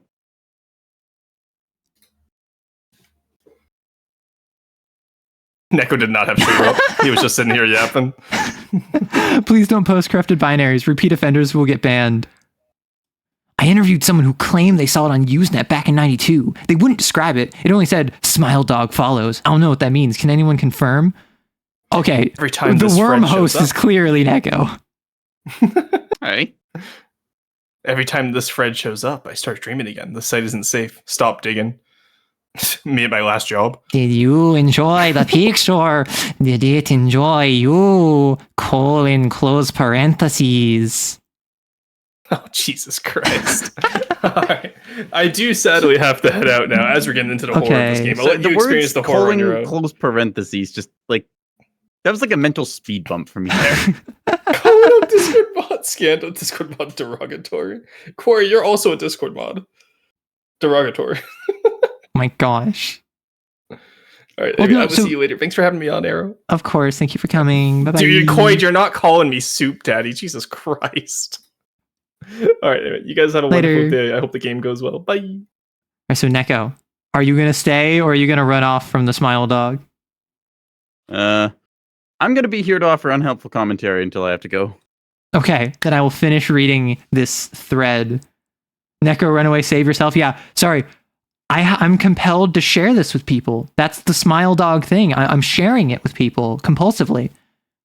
First time you shared anything.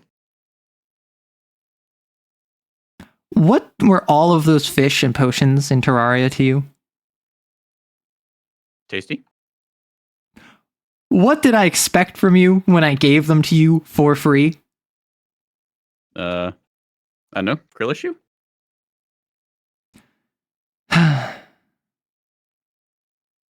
I'm gonna burn my bread. Although I can't say that because I don't think you've played Persona. No, I have never played a Persona game. All I know is you're burning bread. Well, so in Persona 3, there are these things called evokers, which look like guns, but don't actually fire bullets. But the point is that you point it to your head and you pull the trigger, and the kind of psychosomatic trauma of effectively like shooting yourself triggers the reaction that will bring out your persona. It's like a protection reaction. So what happens is that when you pull a Persona 3, it's the idea of like shooting yourself in the head. But the end game song that plays during the final boss is called Burn My Dread. But the way it's pronounced, dread sounds like bread.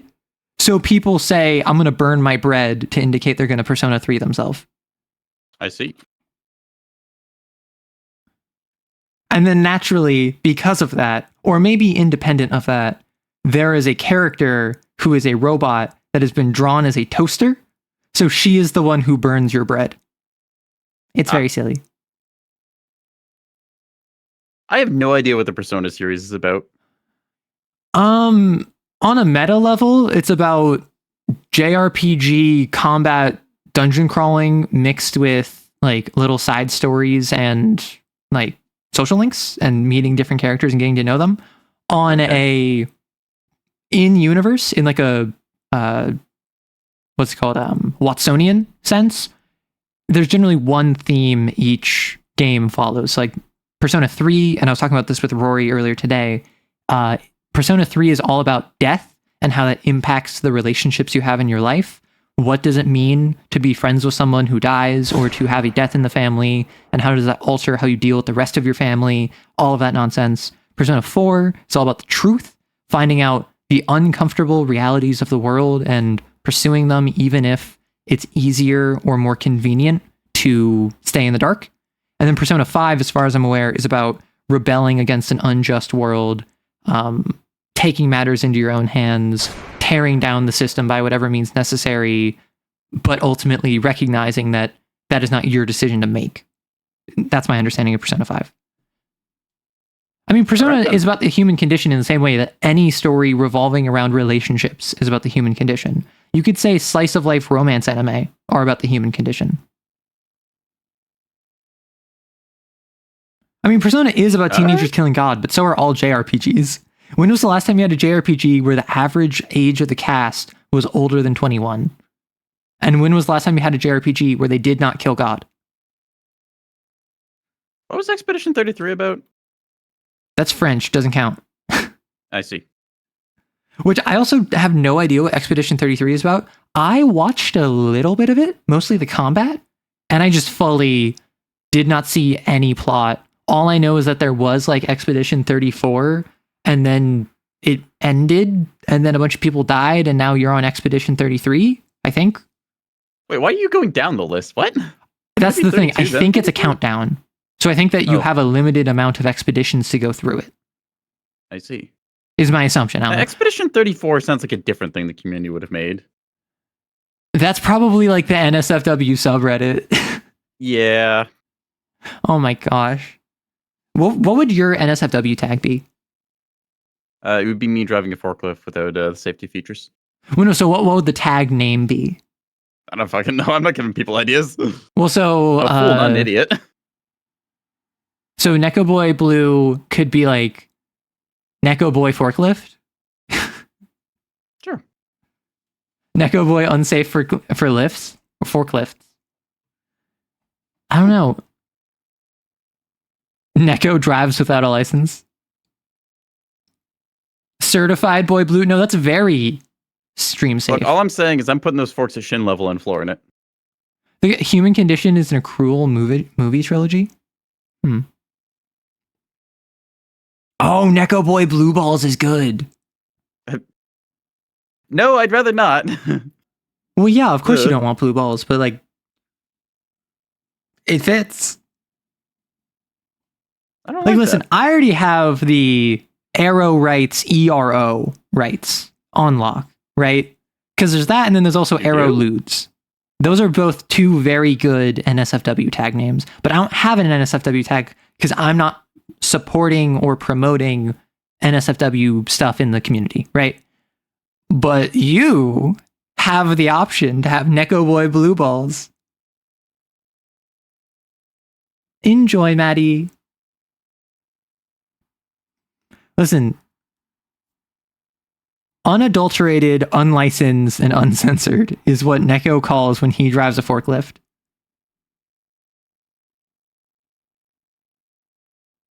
Chat, Arrow, Neko, do whatever you want.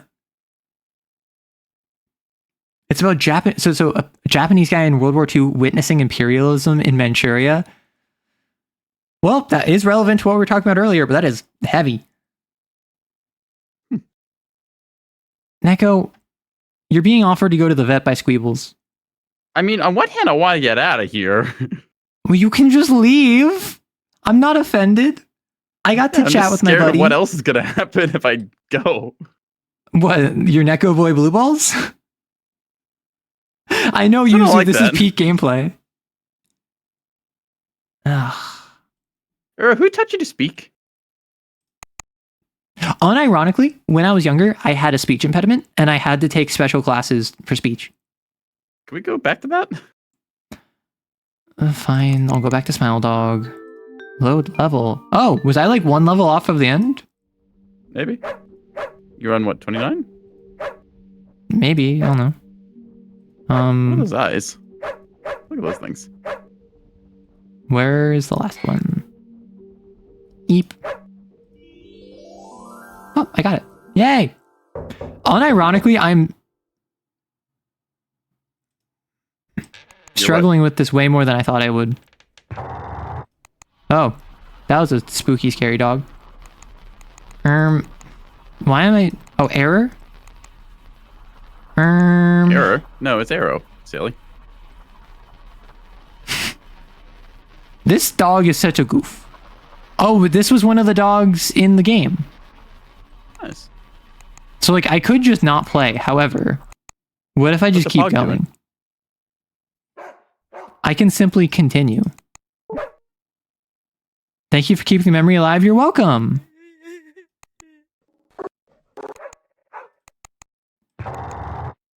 It's been so long since we talked on this BBS. Do you remember those nights? Staying up late, sharing files, building our little digital community. Man, this really is just like lead speak, isn't it? This is so hard to read, but also at the same time, a little bit nostalgic. Like, do you see this? Yeah, it's like when everyone had XX underscore in their names. Exactly. Like, I mean, we already had XXX or XXX Crazy John XXX. I want you to know that I'm not angry anymore. I understand now what it was trying to tell us. This is from Mary. The smell isn't The smile. I thought that's the smell. The smile isn't a Smell dogs. curse. It's an invitation. I've been part of the smile for 30 years now. Terrence joined me 5 months later, but the first time I swore I had lost him. We've been together ever since. The game you've been playing, that's our gift to you. Every level you complete, you're getting closer to understanding. Soon you'll join us, and then you'll help others find their way to the smile. The BBS networks are gone, but the community lives on. We're all together here still, in this digital spaces between spaces, smiling together for eternity. Welcome to the family. We've been waiting for you. Forever yours, Mary Terrence. Digital Dreams BC, Sysop 1992 through infinity. P.S. The word has been spread. The word has been spread. The circle is complete. Now it is your turn to keep the memory alive. Are you ready? Mark a spam. No. Open parentheses, colon. Open parentheses, colon. Open parentheses, colon. Open parentheses, colon. I can't do it. I'm not going to do that. Good. I have a complicated relationship with myself, but I don't hate myself that much. Straight Edge was strangely popular. Every time one of these scary things pops up, I keep looking at chat. Oh, hey, something weird is going on. Let me just cover it up with my email. Literally, that's what I keep doing. Also, do you see how the 95 has been getting darker? Oh, the game is getting 95? darker. Oh, it's still level 29? That's XP. What? Oh, weird.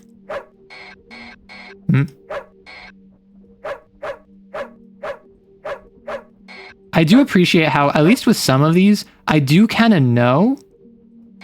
Where's... Oh, that. I do kind of know how they did these edits. Like, the big eyes. Oh my gosh, my voice. The big eyes, for instance, I would do, like, with a dent on DaVinci Resolve. Spooky. You do that in DaVinci? Yeah, I could do that in DaVinci. Because, like, obviously, I video edit in DaVinci, but I can also image edit. And most of my thumbnails I do via DaVinci Resolve. Because I don't have, like, GIMP or anything video edit or picture editing. Photoshop. Well, GIMP is free. GIMP is free. I just don't have it, and I've never used it, so I haven't learned it. Thank you for your cooperation. Oh. Your participation in our special project has been most valuable. The Smile Dog game is not just a game. It is a test, a ritual, a way of spreading. You have passed the test. You have seen the smile. You have become part of this pattern. Now it is time for you to help others find their way to the smile. Don't worry. They will thank you later. Everyone looks better when they smile. Okay, that is creepy and weird. Not because of the reasons you might expect of it being like a cult, but because when you tell someone like, "Hey, Neko, you should smile more." I'm colon 3ing as hard as I can. Dear Aerokiss, our advanced photo restoration AI has discovered additional photos in our database that feature you. Okay. Nice. Taken from angles you weren't aware of? Oh boy, that's no fun. 156 photos from dreams you've had. And a photo from next Tuesday. That's wild. And I think you deserve to know what you're dealing with. It appeared on a Russian forum in 2008. Poster claimed he found it on an old floppy disk. Within hours of posting, 3 members reported having nightmares. It was deleted the next day. The game you're playing isn't just based on it. It is the legend continuing to spread. I've interviewed 47 forum players. Only 12 are willing to talk. The others, well, they just smile when I ask about the experience. That same unnatural smile. Can I talk to this person? I would love to talk to a digital anthropologist. My brother in Christ, people naturally smile when they're happy. Why do you think I'm not smiling? True.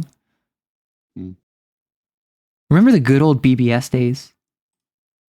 What BBS would you be most invested in joining, Neko?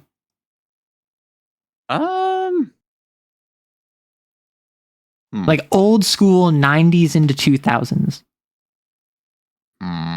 The dog yelling at the girl looks like a soy jack. Pog! Yeah, that took a dark turn, which is why I'm avoiding clicking on it for dog? now. No, I don't mean dog. I mean pog. I just said pog for a reason.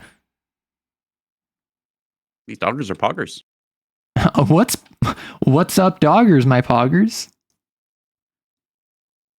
Smiling normalizes our serotonin level, so I schedule it. I mean, I definitely force myself to smile sometimes, right? Like I encourage myself to smile. I make myself smile in such a way that, oh,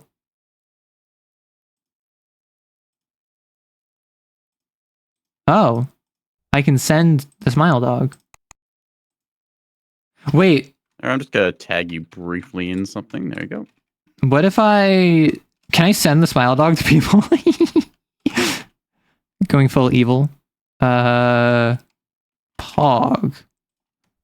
Hey, what if you send the smile dog to the smile dog lady? What's her name? Mary or something? From your bulletin board days. Yeah. Well, so what if I hit up Mary? Exactly. .e. Get a recursion loop. That smile dog. Hello. Pog dog. So if your woes leaves much to be desired, but you're working on it. Oh my gosh, how dare you? You're okay. I'm looking at the group chat now. Yep. You understand? Okay, so what was the spam that I got? It was remember the good old BBS? Found more photos, view info at local history. Okay, I understand I'm playing Smile Dogs. Dogs outside, can you please stop barking? You're very loud. It's meant to be authentic. So digital folklore. So digital folklore archive. Digital.folklore.archive at protonmail.com. Pog.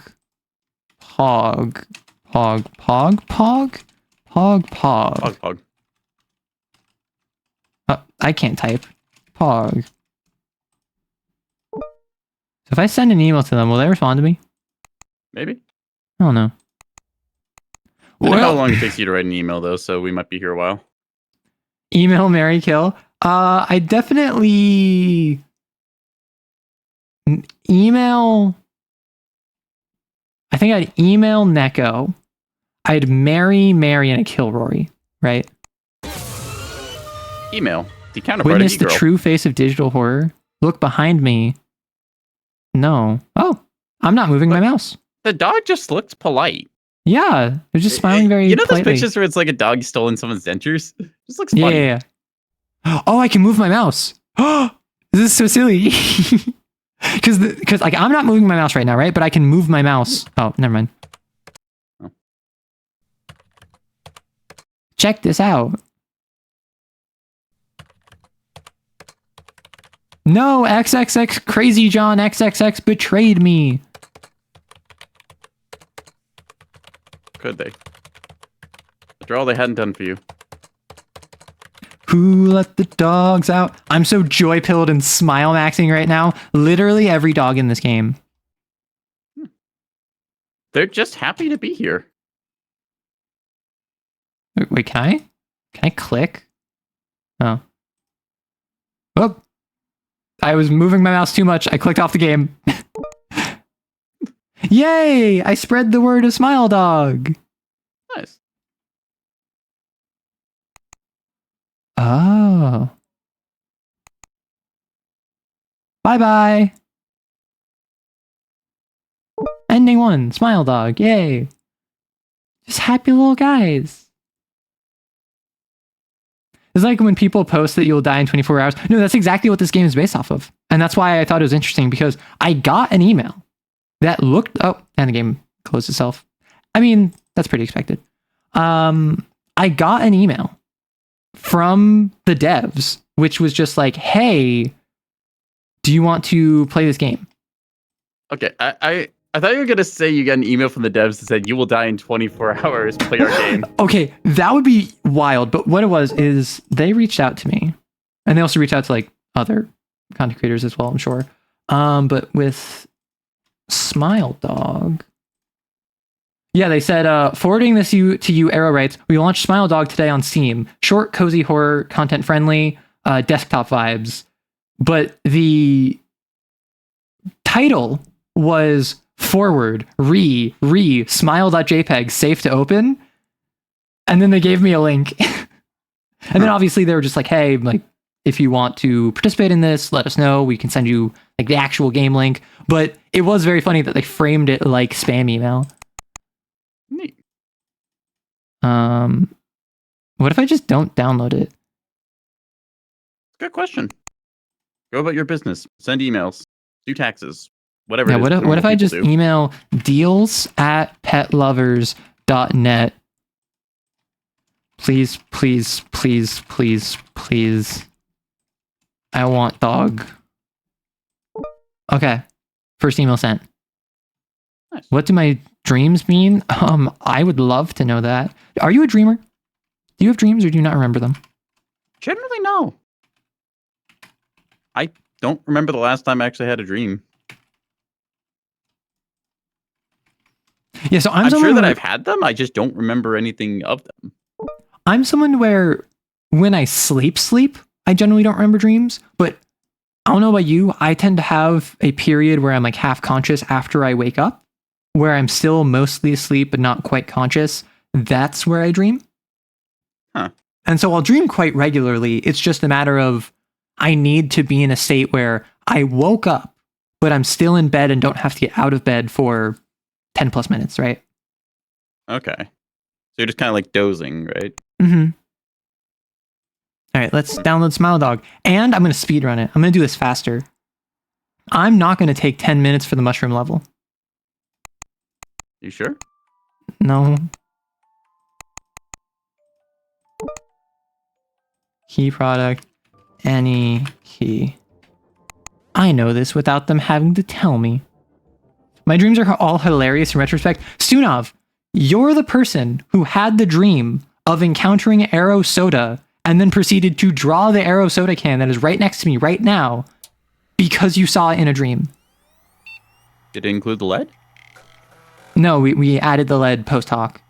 I mean, we had to flavor bottle it, in of Flint, course. Michigan. Got it. Yeah. Smile Dog. Okay. Oh, I can't load levels. Okay, let's see if I can speedrun this, right?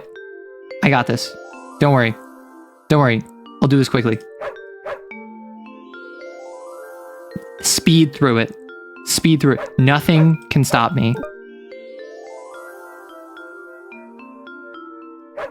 Right, this is the Forsaken one that gave me trouble. And it will never do so again. I have defeated it. I am already zooming through this game. You wanna know why? Because I am a god. Also, why is that dog giving like audacious side eye? Right?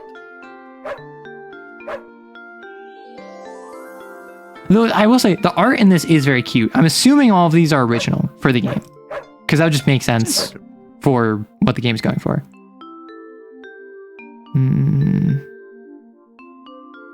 More? Where are? What? There's one there, right? Where's the other one? There. Pog. Here's the thing. Some of these have background elements and some of them don't. Which ends up being pretty confusing. Right there, yeah. Reminds me, I have to write a background. Yeah, I'm speedrunning this game that they say can be completed in like half an hour, and it took me over an hour. Well, this is like a little Popat. Streamer debuff. Wait, shut up. Okay? What? The streamer debuff is real, but also I just happen to be stupid. Have you ever considered that stupid people are more entertaining, so they're more likely to make it as streamers? That's what I'm doing wrong. Using my head. Yeah, you're too smart. I don't know. Apparently, you're regarded as quite intelligent, given that you're a Neb player. Yeah, I mean, the game is pretty debatable. fun. With Like, it had I've a seen meta my ending. gameplay. I was don't wanna talk expecting a about meta it. ending. No, see, you're smart when it comes to Neb gameplay. That doesn't mean that academically you're smart. It doesn't mean that you're a genius. That is true. I'm not very good academically. Were you not? I'm decent for like applied stuff where it's Mhm. something I can get my hands on or explain or things like Mhm. that. But a lot of classroom theory craft. I also just really hate homework as like a concept. That's fair. It's like, in my experience for stuff, like homework, I don't really see something like professionally being done for homework. Because I'm not like in professions where you take home Right. your work kind of deal. Like maybe if somebody had like, I don't know, like a lawyer, they have to take a case home and like work all night on it or something. But that's just not my field. So Right. And then obviously homework tends to be different than actual work it's that also you're kind going of through. tedious for a lot of it. Yeah. In my understanding. I think it's like teachers don't like issuing homework. They don't like grading it. Oh, did we just Students get rated don't by like doing it. Borderwise? Hey, Borderwise. Barber. Of course, Borderwise raids during the ad, as he always does. You gotta make sure you get your timing right. Yeah, hey, Border. So currently we're just playing Smile Dog, which is a horror early 2000s era game where I downloaded a bad link and I'm playing a virus on my computer. And Neko has been judging me this entire time. I usually do that. I just happen to be on voice now. Well, yeah, like normally you judge me. However, now you can actually express your judgment to me with regularity and purpose. Am I gonna not know what this thing is? I'm not gonna get stuck on this one. I won't get stuck on this one. I'm not getting stuck on this one again. I spent like 10 minutes on this one last time.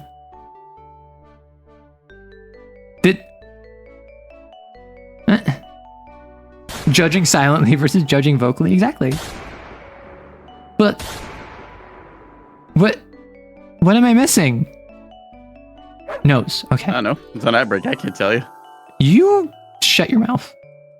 You Neko quiets his mouth or he gets the spray bottle. Smile. Tricks on you by microdosing spray bottles. I built up an immunity. I don't believe you.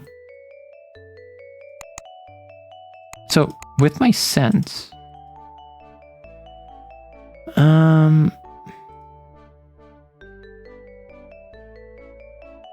like I don't know what I can do with sent emails. I'm assuming I can like reach out to the people who are like, hey, we want to investigate this, and I can give them information. Okay, here's a thought. What if you, because you got an email from the developers, right? Yeah. What if you emailed them back in game? Wait, that would be kind of funny. I don't think it will work, and I also don't. I mean, I'm sure that their email is publicly accessible, but I want to like dox them just in case. It would be kind of funny if that's included as a feature. It would be very funny if I could email the actual real life devs in game. Okay. Give me a moment. Let me pull up their email. Smile Dog. It is. I hope this is. I hope this is publicly accessible, because otherwise I'm gonna reveal what their. I hope this email finds you.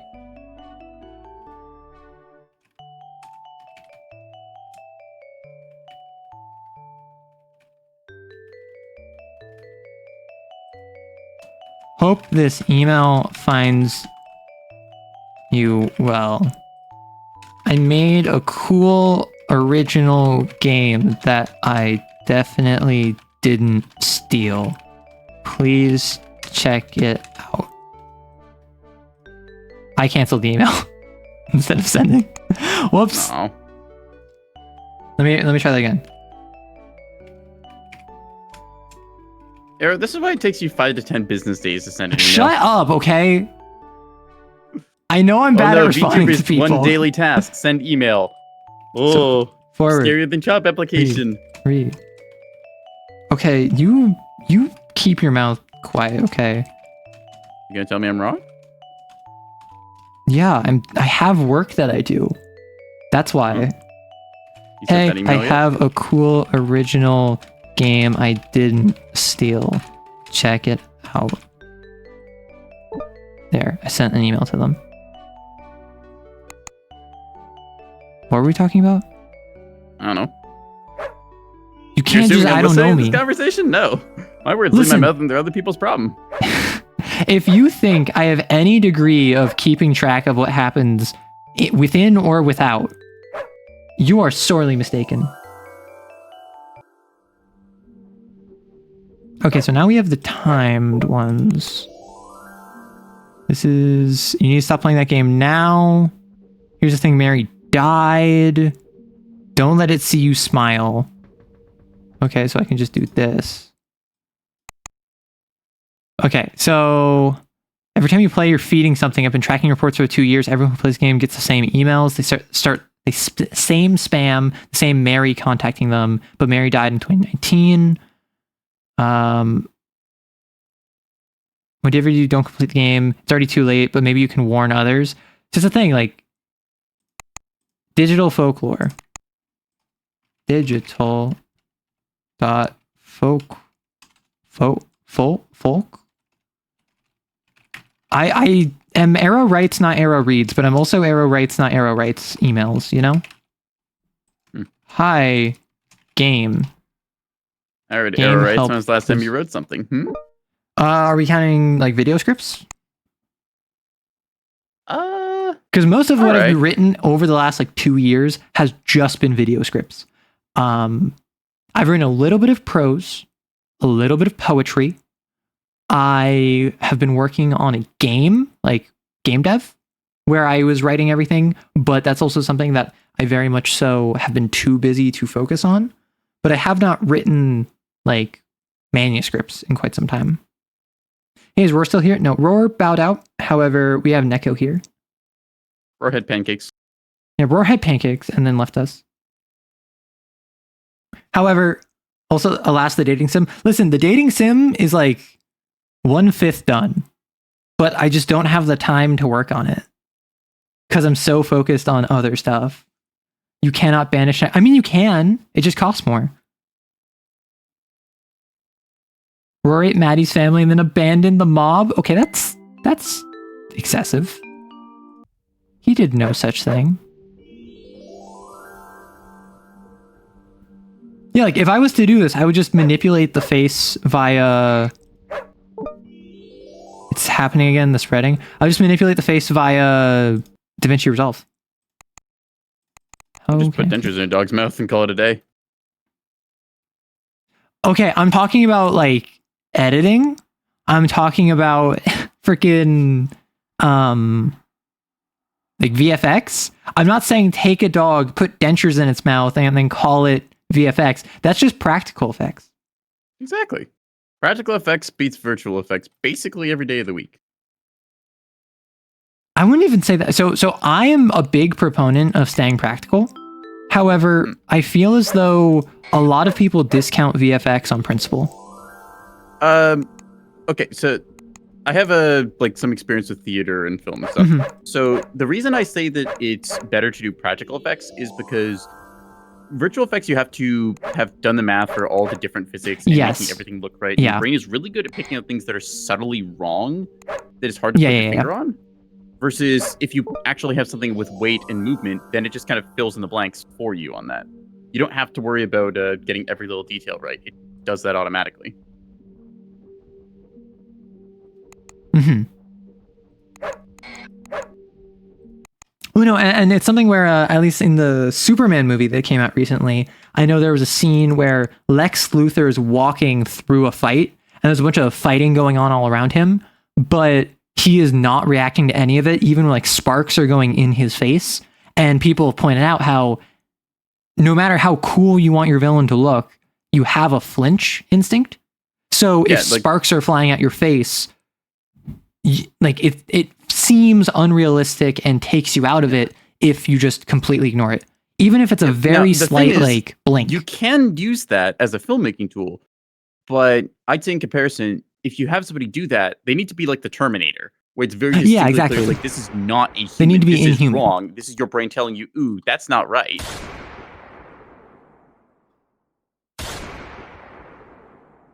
Yeah, I'm not gonna lie. I've tried sending emails and I don't know what they do. from Aerokiss at local.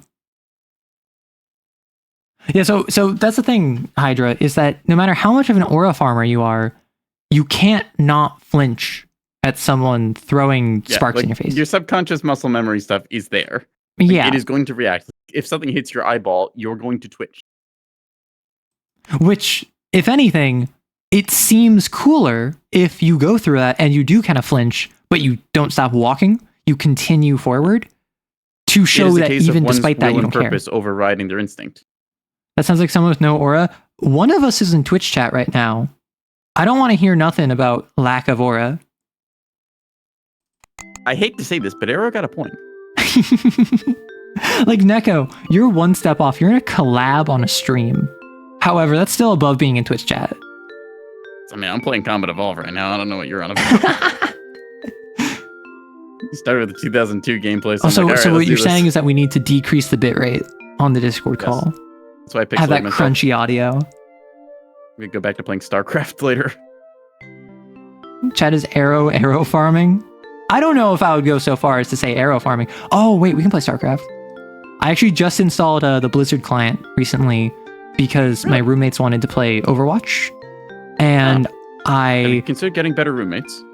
Yes. But I downloaded the Battlefield client for the first time in a couple of years.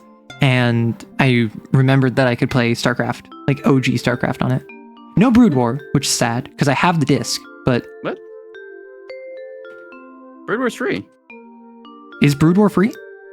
Yeah, you can get it right now in the Blizzard launcher. I thought you could only get the classic, OG one. Classic graphics for it, and you get Brood War. Well, I have the like OG original one. I thought it didn't come with Brood War. I think I have my disc somewhere as well, but I don't know where. Like, it doesn't have a CD. I remember playing like OG StarCraft on my beat up old laptop that was a hand-me-down from my sibling, that if I unplugged it from the charger, it would die instantly. And just like playing that back when I was early teens or younger. I remember a big-ass CRT monitor with like the distinct beige speakers next to it and a wooden case. No, so... Not like for a computer case, but it's like, you know, the computer cabinet. Yeah. I know exactly what you mean. With Brood War, I mostly played it on a laptop. But on the family desktop, we did have other games we could play. And that's why, what is it? Star Wars Empire at War, which I know is a game that Rory was playing somewhat recently, is a game that I played on my grandmother's computer. And then I found it on Steam years later. And I was like, whoa, I know this game. The beige tower computing. Okay, I am of the opinion computers were better when they were large beige boxes. What, you don't like the LEDs? The hydrothermal cooling? I do like having things like liquid cooling and all that, but just in terms of era, I don't know. Beige boxes were good. You don't need to have beige box RGB lighting everything. Give me a large beige box. So we talking what, like this? Yeah, something along those lines, yeah. Because I don't think I ever had the big beige box. Ours, I believe, was black because it was Dell. If I go old or 2000 Dell computer. See, back then, like this is closer to what it was. Like you're like, oh, it's just thinking, it's good. Yeah. So like this is a bit closer to what it was. Oh, yep. Speakers kind of like that. Yeah, like these exact speakers. I think wait, this might have been it because like we had the similar speakers. We had a similar mouse. Liquid cooling is for tech bros and supercomputers. Find me a practical application.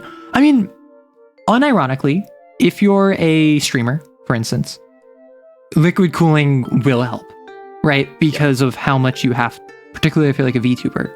You have to run your streaming software, you have to run your tracking software, you have to run your model, you have to run the game, you have to run all of the additional stuff. And then if you want to run something intensive, like you want to play, I don't know, the newest Call of Duty at the highest graphic settings, that's gonna be really intense on your computer. And you need upscaled, later tech, cooling systems, thermoregulation, processing power. But for most people, that is just not required in any capacity. But even then, like, no, it wasn't overclocking. These computers had it was like a red "Go Faster" button on them. oh my gosh, It was like turbo mode or something. I don't remember that. But maybe that's just because Some I of didn't them know had to use it. a little button that did that. I don't know what the fuck it did, but apparently they had it. So overclocking is something that I remember watching videos about, like, over 10 years ago, and being like, that sounds so cool. Because overclocking is like purposely making your PC run hot but at higher performance. And I remember the benchmark they used was that they... You're gonna laugh at this. They used Skyrim on ultra settings as one of the benchmarks for how overclocking improved a PC's performance. It was Skyrim and what was the other? Crisis. That was one of the old benchmarks. Oh my gosh. Because Crisis was like a really like high intensity visual game, right? For its era, it for was its era. kind of surprising how well they did. Yeah, they literally just cranked up the power of the CPU, and it's one of those things where it's not good for your PC's health. No. Like, however, it's called overclocking for a reason. If you just want short-term performance. Can we restart the timer? Sure. Although I will say, I don't think that we're getting a different ending because I tried emailing and it didn't do anything. And I'm at the final point of the game where I think that I just die again. So I think... Can I just... This action is prohibited.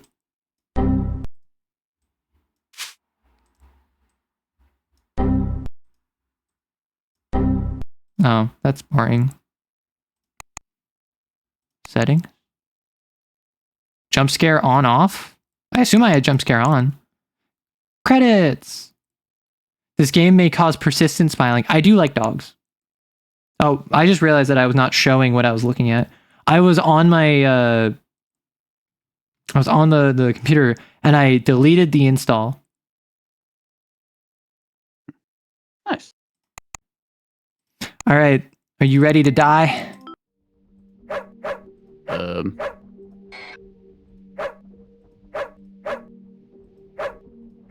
That doesn't sound like you're very enthusiastic. What if Do I get a respawn? I've done this so many times. There we go. The eyes. Oh, I mean, you can respawn if you want. Oh, okay.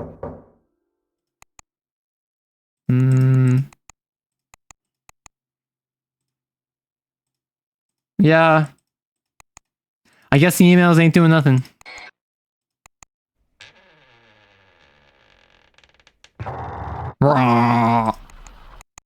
I appreciate how even though this game like is built around why is the furry at gunpoint? Okay, so Neko, do you consider yourself a furry? No, this has been voted on. I only count 30%. Okay, so you're 30% a furry. He's at gunpoint because I was threatening Rory earlier because he was my persona, and then I didn't want Neko to feel left out, but that's a good point. You overclocked a 690 to play Neb one time. It blew up in a couple days. I do appreciate how the different jump scares are just kind of like images with some spooky music that goes away like 2 seconds later. Let me just run through this again. Because it's not an actual proper jump scare, right? It doesn't actually like scream at you or take up the entire screen. What was that noise? Like, was that this era had way better jump scares than that. Oh no, that's like even this. This is the closest to a jump scare in the game, but nothing in the game felt like a FNAF jump scare, right? Where it's make a loud noise, jump up in front of the screen, right? I was talking to someone about FNAF the other day. I think it was Rufus, and it was just like it was a fun, quirky game, and then it became like a massive series with a huge fan following. And I think they just kind of lost the plot. Like they had a game and it was cool, and then I don't know what happened. I mean, that's the thing, right? I kept up with FNAF. Like, I never played FNAF. I never got super into FNAF, but I kind of kept with the plot, so to speak, up until I think around FNAF 3 I bowed out. I knew a little bit about FNAF 4, but then I learned that there was like 8 FNAF games after that. There was the first one, which I remember people talking about. There was the security breach one where that's the one that was like Titanfall, really recent, right? That's all I know. The security breach one I know a lot of people took issue with because it was so glitchy, right? Was it? I honestly don't know. Well, that was like the highest profile one because that came out like 2-3 years ago, right? It got weird when the 8-year-olds got into it. Yeah, like I honestly don't know if it's just like because some creepypasta appeal for the era or something was what a whole bunch of kids kicked off with it, but I don't know. Okay, so this is gonna close again. I saw I got an email right at the end, so before I factory reset, I should probably read the email. Because I didn't do that last time because I didn't notice I had one. Yeah. Boop. Boop. I think second FNAF was the golden era. I mean, the first FNAF was definitely a choice, right? It was its own thing. Weird question about the game you're playing. We had the weirdest dream about you last night. You were playing some kind of computer game, and there was a dog in it, and it kept smiling at me. I woke up and checked my email, and I had this message from you. Did you send something? Also, I found a photo on my phone. It's a it's a picture of our family dog, but the dog is smiling in a way that doesn't look natural. You've been acting a little strange lately, always smiling, but it doesn't reach your eyes. I'm gonna try that game. It looks interesting. Thanks, Mom. New family member. Oh no, it's like a small business that is trying to brainwash me.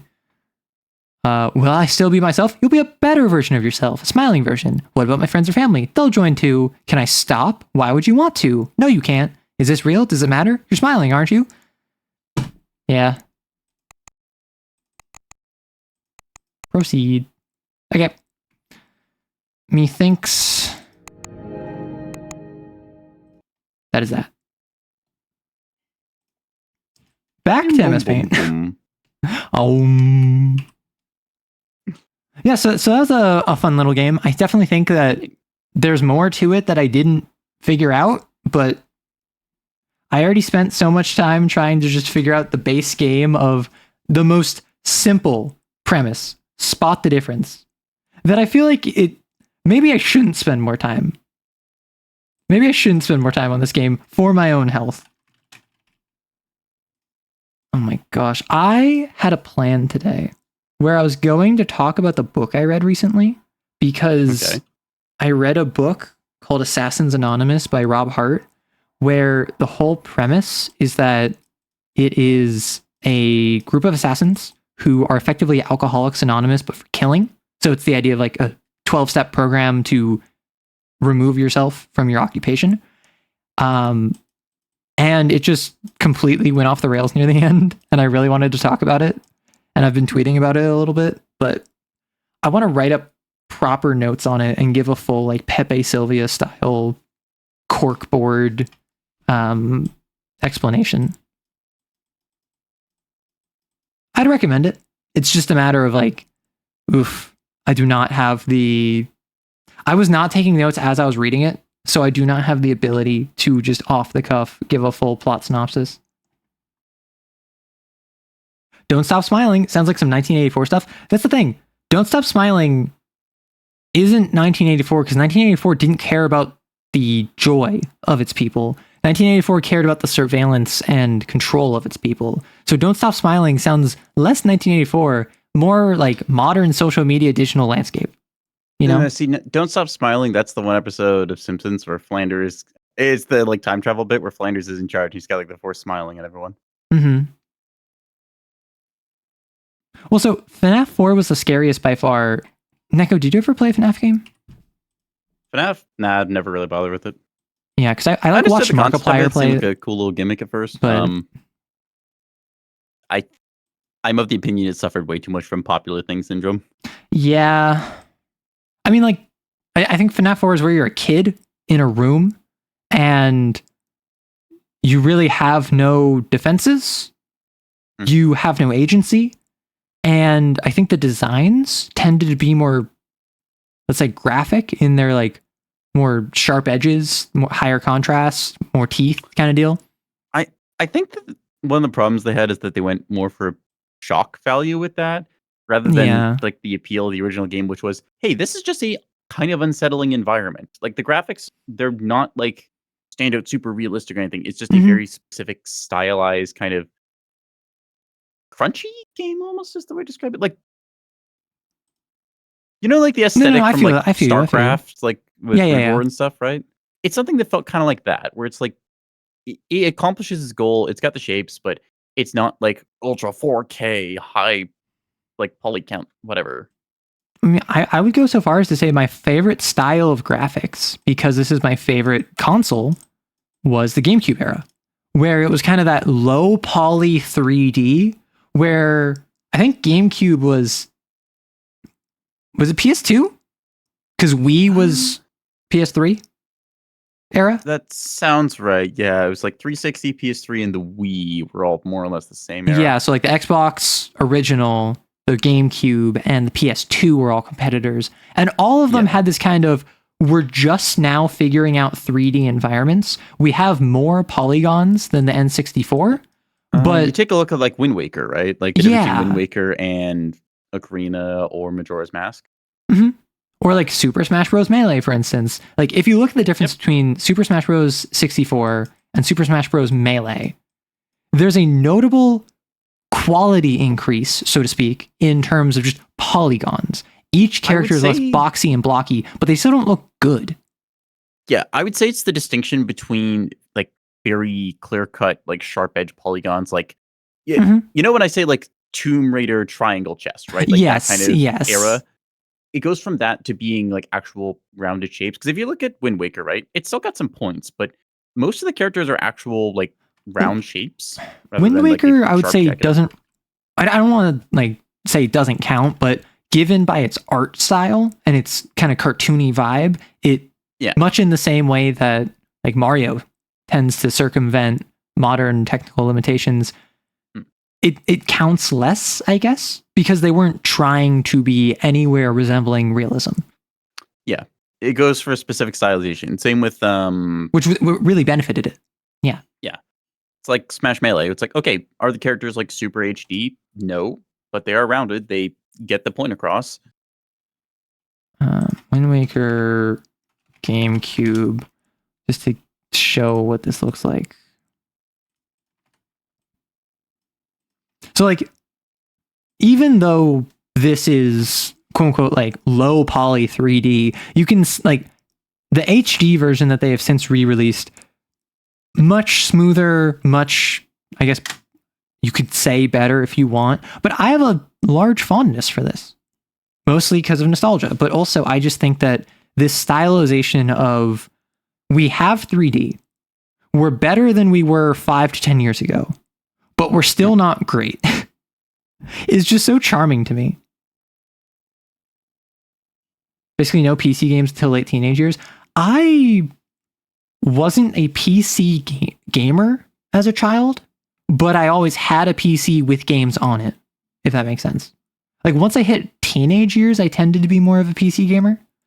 But like I remember one year, for my birthday, I got Civ 5 Gods and Kings, and I stayed up all night playing Civ 5 on my laptop, and that was like one of the experiences I remember where I was like a teenager, just who had gotten Civ 5, and I'm just like, yo, Pog. Although I have not played Civ 5 in years, because anytime I play Civ, I've played Civ 6, and probably sometime within the next year, I will pick up Civ 7. Civ 7 came out early this year. I'm waiting on it to go significantly on sale, as I do with most of my games. Neko, you're not a Civ gamer, are you? I played some Civ-like games, but the last Civilization game I played proper, I think, was either Civ 2 or you mentioned Civ DS 4 version. Oh, you played Civ Revolution? Yeah, That's the DS one. Yeah, it was kind of fun. Because it's funny. I grew up actually playing Civilization Revolution on my DS, and then after that, I got like Civ 5 and whatever. But I, like, within the past 8 months, went to go visit some family, and my brother-in-law, when we were like getting ready to leave and like getting ready to go to the airport, was playing Civilization Revolution on his Xbox because it's on Game Pass. And I was like, whoa, I love that game. I played it all the time. I did not know it was on that. Mm-hmm. Lego Indiana Jones. I never had Lego Indiana Jones. I had the original Lego Star Wars, the trilogy. Yep, I remember that one. Yeah. Funny thing about that. I remember because I had a PC, right? My first console, I think, would have been a PlayStation 1 I played on. But for the consoles and stuff, right? We didn't have Lego Star Wars for any of the consoles. We had it for the PC. So I remember my brother and I having to share a keyboard, and it was awkward as all hell. But fun time. Okay, I mean, you and I have talked about this plenty of like the old school of couch co-op and what like 20 years ago co-op stuff was looking like. And do you remember old school PC co-op games? Like, obviously, you were just talking about using the same keyboard, but the idea of like either a browser game or an actual PC game where you have to corner off, like, okay, I get Q through Y on the keyboard, and you get U through P in the arrow keys. And that's how we like control scheme this. I remember like controls and that having to share a keyboard, but I think there's a thing to talk about, which is just the way games went through like a noticeable change in era around like 2010, where because online multiplayer was a thing for a while. It was a very social lobby thing. Like people will meme about like the Call of Duty or Xbox lobby experience of Mike Spam and all that. And like I'd say 08 to 2012 is that kind of like inflection point, just extended for a couple of years. Yeah, the transitory one period. Of the big things that took off was mobile games became successful, which pushed a lot of attention into the game industry. So right. Yeah, and another thing that really picked up was because for a long time it was couch co-op, where you had the PlayStations, like even from like PS1 to PS3. That was just like, okay, you've got a PlayStation, you've got an Xbox, you've got a GameCube or a Wii. It's this co-op focused experience. And then something changed where it started shifting more into kind of online experience. I think one of the big things that did it was Minecraft. Because Minecraft was what got a lot of people into PC gaming because it became the thing that people were playing. Yeah. I think alpha was like 2010. Alpha and beta 2010, 2011 sounds right. Because I think full release was like 2012. Yeah, because I remember everyone in my class in like that era it was like, okay, when are we loading up the Minecraft server? Are we playing Minecraft? Who put TNT in whose house? And just that whole debate. And I would also say around 2012, around this inflection point, is where games stopped being, okay, this is a single player game, or oftentimes it was a single or co-op game with multiplayer functionality, to this is a multiplayer game with single player / co-op functionality. And then eventually the co-op gets dropped. And then more recently, like in the 2020s, single player's just fully been left at the wayside. I just have to check some release dates of stuff here. Terraria is a better game. I said it. Minecraft ain't bad though. I have not played Minecraft in over a decade, I want to say, or maybe around a decade. And I played Terraria weekly with this idiot, as well as Rory, who was on call earlier, on stream. We played it for, I want to say 6 months. Something feeling like that. We played a good while there. We played once weekly. Let's say we missed one session a month, right? So like 3 times a month for 6 months. We did a good chunk of Terraria in there. We did so much Terraria. And I'm not going to lie, I had played Terraria a bit before then. I'd never beaten the wall of flesh. I never got hard mode. And maybe it's because we had been playing it for so long, so consistently, because it was a content schedule. I got so tired of Terraria. Like, I enjoyed it. I enjoyed hanging out with you two, but the game itself got so grindy for me that I was just like, I don't want to spend 3 hours grinding for vitamins or multivitamins so Rory can get his super awesome end game gear. Rory's got the wiki open on one screen, and I'm just there. I'm throwing magic missiles at people, hoping things work out. I don't fucking know what's going on. And that's the thing. I was doing that too, but then I recognized hey, I want to contribute. So I started opening the wiki, and that's why I started doing potions. And I was our brewer. I was also fishing a lot, right? I was our fisher and our potion person. Yeah. Yeah, loudly munching your fish in the corner and stealing Rory's swords and hiding them in your piggy bank. Totally worth it. It was fun. It was silly. And one of my favorite clips that I actually have from stream that I still think about sometimes is, do you remember with the worms? Worms. There's a clip where I am in the underground sand caverns. And I think we're in hard mode at this point. And the big giant worms are digging through the sand. And they leap out at me and I scream. And then Rory's I remember this now. Are you okay? And I'm like, yeah. And then I start explaining what happened. And then another one pops out at me. And then I scream again. And you just laugh at me.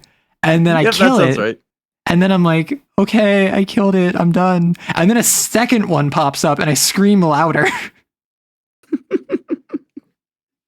And then he's just like, do you need help? And I'm like, no. There's worms. It was so funny.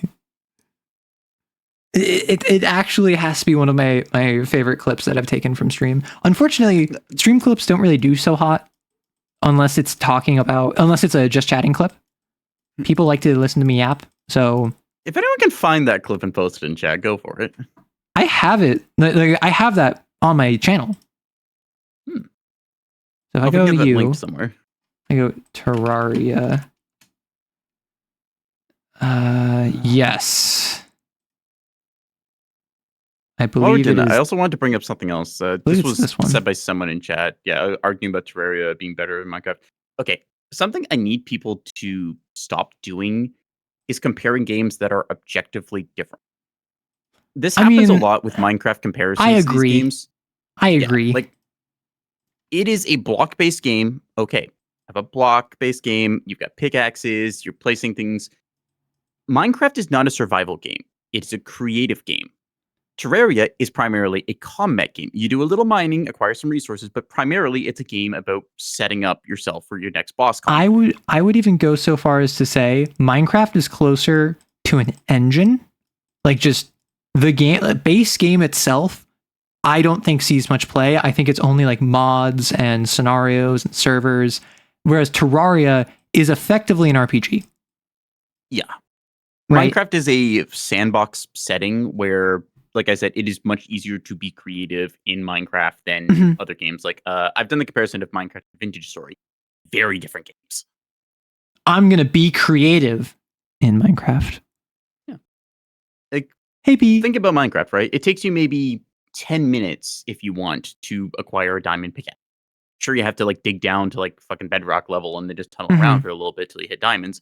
But you can get that very quickly, and then you can mine up pretty much any block you want and start building a house of your choice. It's not that hard to acquire resources or food or anything else like that. It is a game about building things, placing blocks, and just making your creation.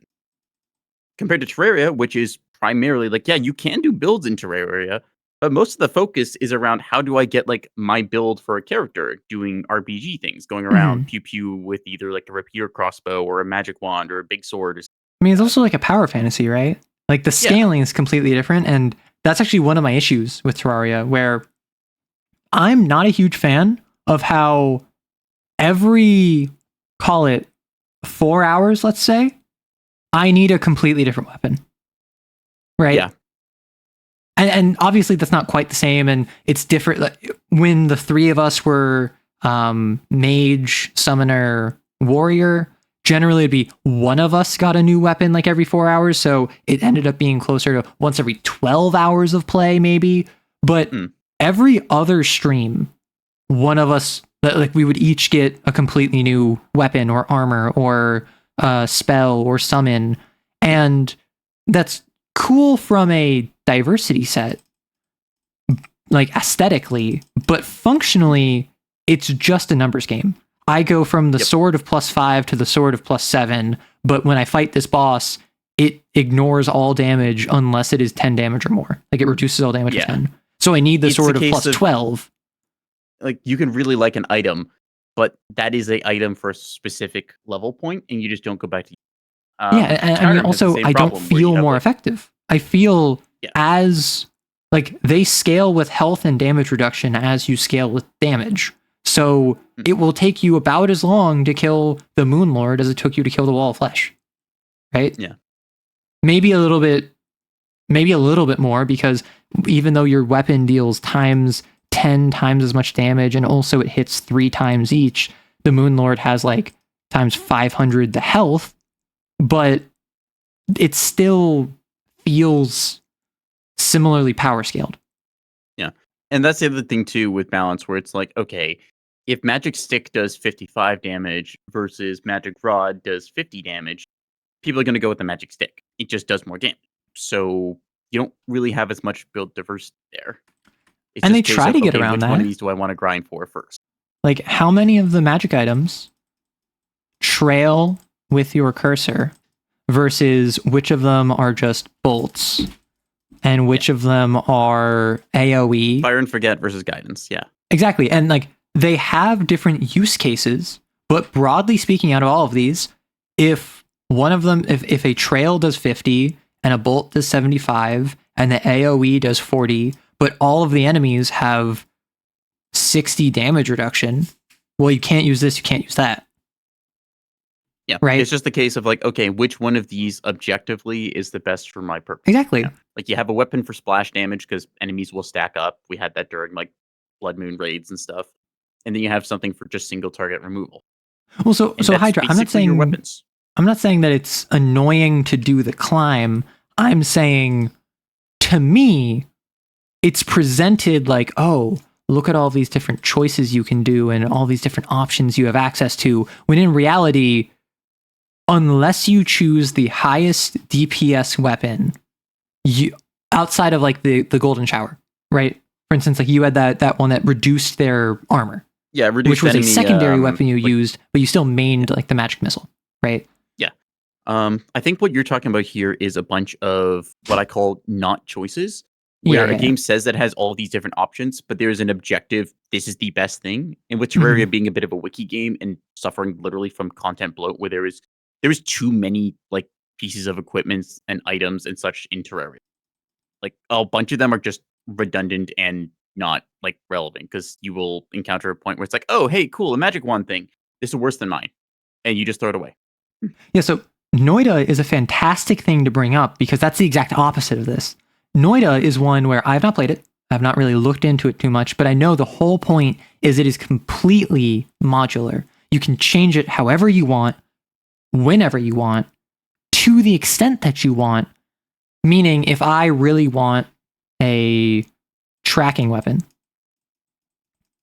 then I can get a tracking weapon where I maximize DPS and burst, but it will have a bunch of drawbacks that will make it weaker in one respect. So what I can do is that if I make a bazooka, I can also make like an SMG equivalent of magic wand that like spews really low damage, really high fire rate in a short range as a backup weapon. So suddenly, even though I have one that is quote unquote better, it has a use case because of how Noita handles construction of magic items. Meanwhile, in Terraria, this one is 10% faster than the other one, but deals 20 more damage, or deals 20 less damage. So even though it's a bit slower, it still deals more damage, and over time, it doesn't add up enough because you can just you can reforge it to get a better modifier that will overcome the speed difference. I think a bit of it too is to do with like some of the scaling systems, right? Because certain items and stuff just like they can have a appeal at first, but then you just stop encountering the kind of enemy that they're against. So it's like take the magic missile for example, right? Like sometimes that's really nice if I want to deal with a area that does not have a lot of direct lines of sight. So I want to like wing that thing around a corner. If I just encounter a bunch of enemies on like an open flat plane during like a boss fight, right, where you just got all the platforms at jump height, that thing doesn't really become relevant anymore. So I just go for direct like minigun damage or whatever. Mm-hmm. Also, what the timer in the bottom of the stream was, I just like having the streamer, the timer open in case, and I had it when we were playing the game, but I just left it open. So new timer, yay! If anyone comes in and asks about the timer going forward, now that it's active, just say, "All right, No. you ruined it. You ruined it." Whenever they ask, we reset the timer. No, that's what I'm gonna do. I'm gonna reset the timer. But going forward, anytime someone brings up the timer, just yell at them. Make them feel unwelcome. Shoot them if you have to. We're welcoming streamers. I have a community where we execute everyone. Like, this is a lurker unsafe community. If you are lurking right now, you are in the line of fire. You are not safe. You will not be spared when the reckoning comes. The rapture happened. Hell is earth. Arrow, you should play Noida. I've considered Noida. I don't know how smart at it I'd be, and if I can't spot the difference between two very distinct dogs, I don't know if I can play Noida. Yummers. Noida, I think part of the experience is just failing upwards with it, where sometimes just funny shit will happen. Well, yeah, like in Noida, from my understanding, it's the sort of game where, oh no, I accidentally made a black hole that insta-kills everything on screen, and I gave it a short range, so I got insta-killed.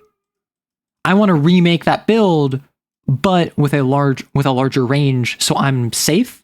And then it turns out, oh well, I had this really weird game-breaking combination of abilities, physically just bust the game. And that's the Noida experience.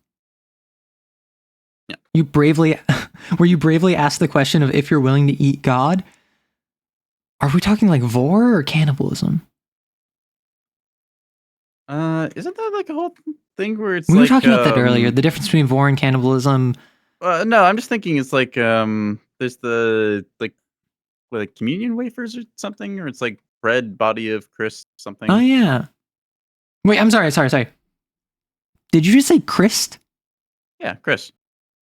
Okay, the body of Chris. Yeah, J. Chris. Rory made a mistake. Oh no. It's Christmas Eve and game and my phone is blowing. Oh yeah, so for those of you, I don't suppose why any of you would know this, Rory opted to do an old school Persona 3 playthrough. That is to say, he dated every single girl he came across. Roar accurate. Anyways. Well, because in Persona 3 Reload, the new one, you have the option of turning down the girls when they ask you out. Because in Persona, you have social links rated from 1 to 10. Generally, if it is, because generally you're a male protagonist, all the female ranks, somewhere between rank 5 to 8, they will express their interest in you and you can reciprocate. But in original Persona 3, not in the remake, not in Reload, you did not have the option to not date them. You had to date the girls if you wanted to increase their social link. And their social link... It's a game or horror game. Got it. And the social link gives you mechanical bonuses. So it's hard to justify not doing that. Meaning, in old school Persona, you were not able to not form a harem. And Rory decided to form a harem despite the fact he had the option not to. I did recommend it for the OG experience, but that was after you already started. You already started your harem, and I'm like, well, you're playing your Persona 3 like it was intended to be played.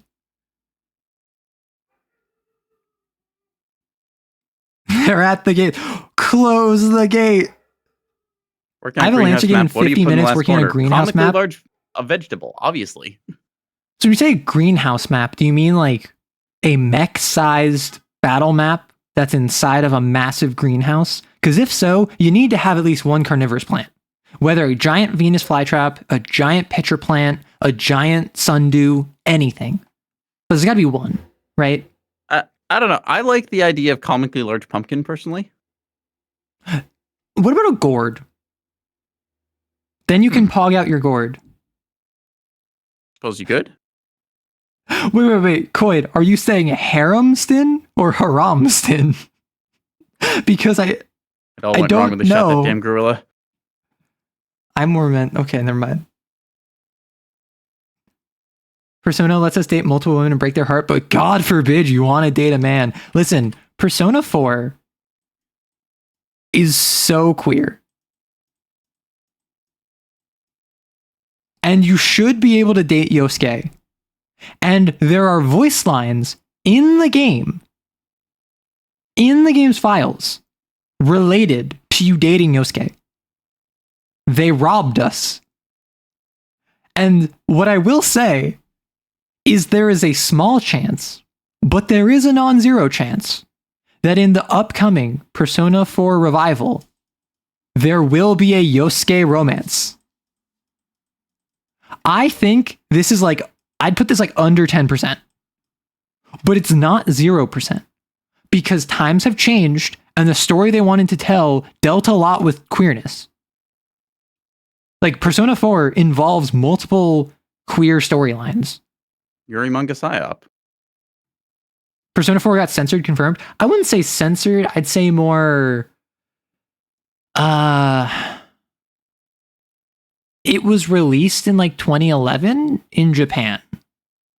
And for context, at that point, it was not legal for same-sex couples to be married in the US, which broadly speaking is seen as a more progressive nation in relation to LGBT rights than a place like Japan. So I'm not going to say it got censored. I'm going to say that the cultural climate of the time probably would not have responded well to it.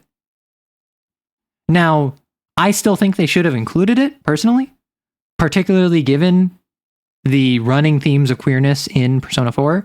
But at the same time, I'm not going to sit here and be like, oh no, they were censored by the big corporations. No, they probably just decided not to include it. It's kind of funny. Okay, you bring this up, so I want to briefly talk about another game just for a second. So, Adachi, are you familiar with BattleTech? Oh? All right, so BattleTech, Harebrained Schemes made a game in 2018, which was just called BattleTech. So it's it's their virtual version. It's pretty close to the original tabletop, but it's got its own little quirks. There was a shit fit of controversy. This is that mech skirmish war game, right? Yeah, it's the mech game I've played. Okay, yeah. So there was a huge controversy over this because in the character creator, you had the option of choosing they as a pronoun. That was it. It changed literally nothing about the story. That happened in Starfield too, I think. Yeah. And it's just like, okay, you talk about like 2011, 2012 for the Persona 3 or 4 release. Persona 4 is what we're talking about. Yeah. But Persona 3 is very straight. It's just like years later, people are losing their mind because like it changes literally no dialogue. It just turns like a he or she into a they. That's it. It's such a weird thing that people get obsessed about. I honestly don't understand. Stunov, aren't you very open about the fact that you want a mommy dom? You can't say that you only like skinny twinks like yourself if you're constantly out here trying to get mommy dom. Crisis averted. I'm glad that you got gifts for all 5 girls and treated them all equally and bounced between them in such a way that none of them picked up on the fact that you were quintuple timing them. No, they got a group chat going. They know. That'd be so funny. Wait, no, this is 2009? I think it's Persona 3's time period. So there's no group chat there. None of them even have smartphones. No, see, when I say a group chat, I mean they just all get on Ventrilo at night. They go on AOL. Fuka can literally detect when I'm with other Persona users. You can have group chat. I know you can have group chats on flip phones. I'm saying the culture was not the same as it is now. Like now, if you talk to anyone about anything, there's probably some other third party that the people you're talking to has already informed because of the interconnectedness of this generation, right? I mean, girls are just telepathic too, so there's that. Have you ever spoken to a girl? Wouldn't you like to know, Weather Boy? I would. That's why I asked. Name Allegedly, yes. 3 women. My mom, your mom, Squeebles. Both of you That's too 3, soon. right? 2 out of 3. Oh. Wait, what? What doesn't count? Hang on. Hold up. You did not just call Rory. You take that back. Hey, I can be a boy toy twink and also like other twinks. No, I'm not saying twinks can't like twinks. I'm saying you've been very open about the fact that you want a mommy dom. Meaning, I'm confused if a twink can be a mommy dom. Neko, thoughts? It's a bit of a weird overlap, but I mean, I guess you could do it. Sorry, my roommate came in the room. It's just like dying laughing silently off in the corner with the no context. Just can twinks be mommy doms? Neko? I mean, it's an unusual pairing. Kind of like a half-orc wizard, but you could do it. You did not just call twink mommy doms half-orc wizards. Comparison of unusual combos. Neko, analysis. Yep, that's gay, all right. 92% of the community needs to be shot with a spray bottle. Oh, you heard it. Everyone, guns out. Guns out, guns out. Oh, you said spray bottle. I just kind of autopiloted once I heard shot. I'm so sorry. Okay, I see. This is one of those cases of why do you start every sentence with "Are you even listening to me?" Huh? What were you saying? Huh? Huh? Yummers. You never take me a lot. Nope, deleted. And then Gone. you become soup. Mm. Oh my gosh. So I know what I want to play. I want to play Brood War. Because I didn't realize that it was on Blizzard client. Because I grew up playing StarCraft 1. I don't think I've ever played StarCraft 2, but I grew up playing StarCraft 1 and I had Brood War. And one of my favorite things in StarCraft was to play as the Protoss, where I would rush for the Dark Avatar. And then I would take my Dark Avatar, mind control my opponent's build Archon. units. You mean Dark Archon? Dark Archon, thank you.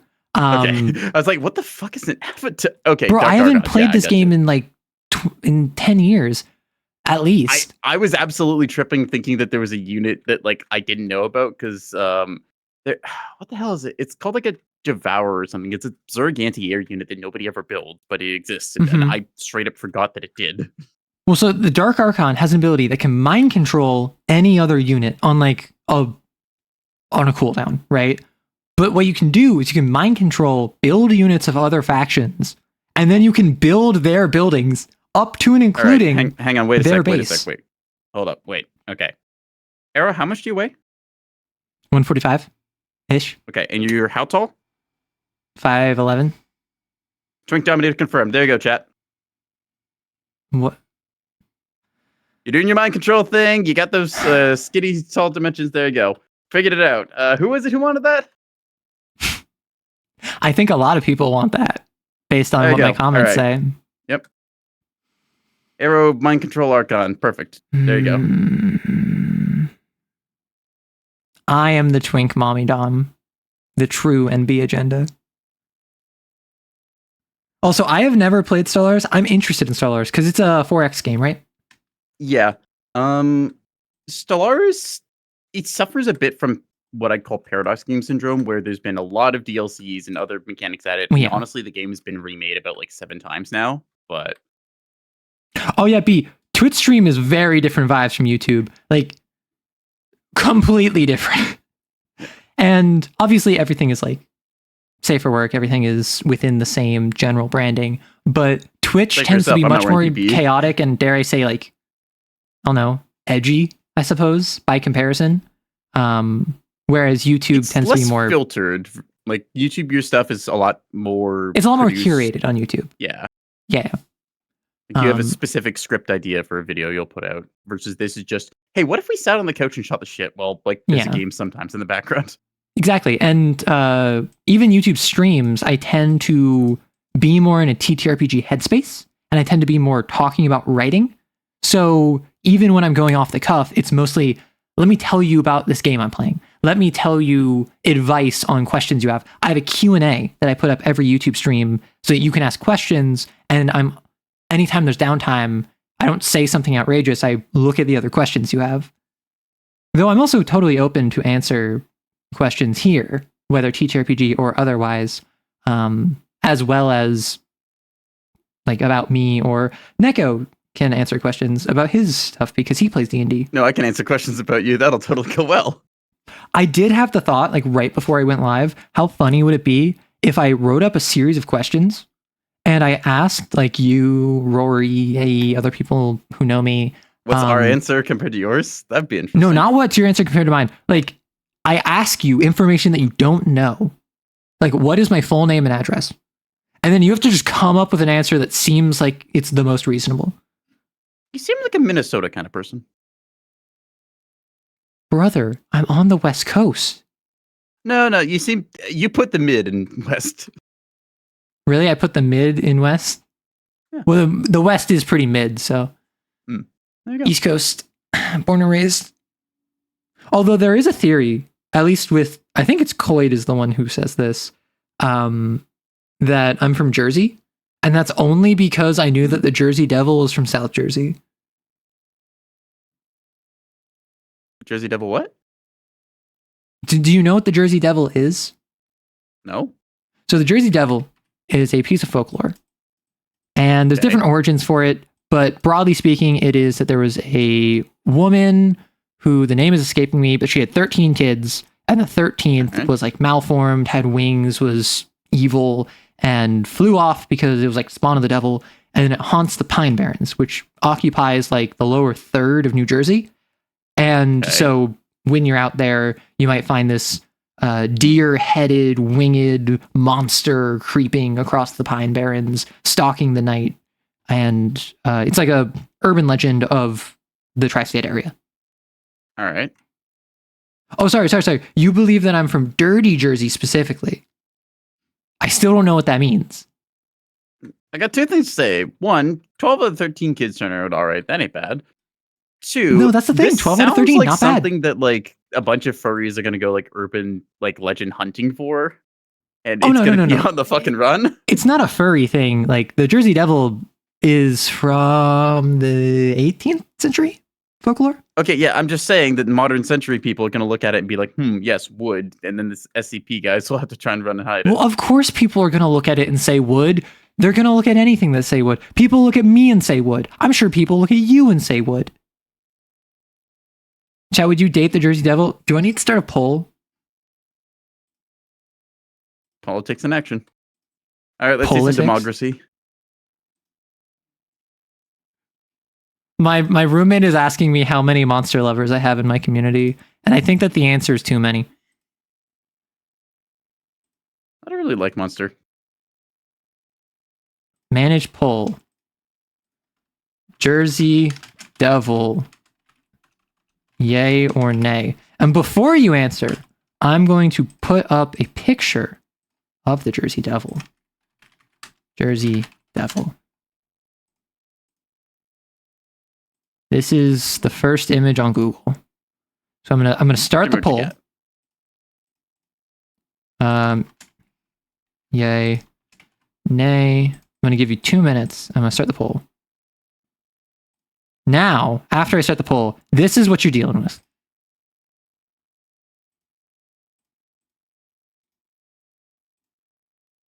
Oh, this is from Persona, SMT. Oh, neat. This one. Then there's also there is Child 13 Inscription. This is another interpretation of the Jersey Devil. So that one is like, it's baby pictures, so don't worry about it. That's a interesting little card. Have you played Inscription? No. I'd recommend it. I actually know really what like it. Wait, you feel like New Jersey is made up by East Coasters to keep the Midwest scared straight? That is maybe the best explanation for Jersey that I've ever heard. Is New Jersey just like the state cryptid? Well, no, so New Jersey is...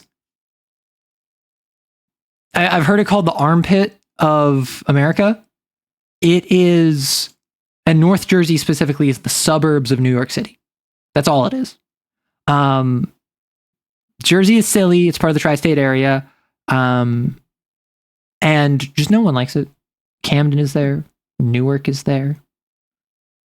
A lot of like mobs and mafia business was done there, but that's mostly not there now. At least not to the same extent it was like 60 years ago. Okay, what is the results of this poll?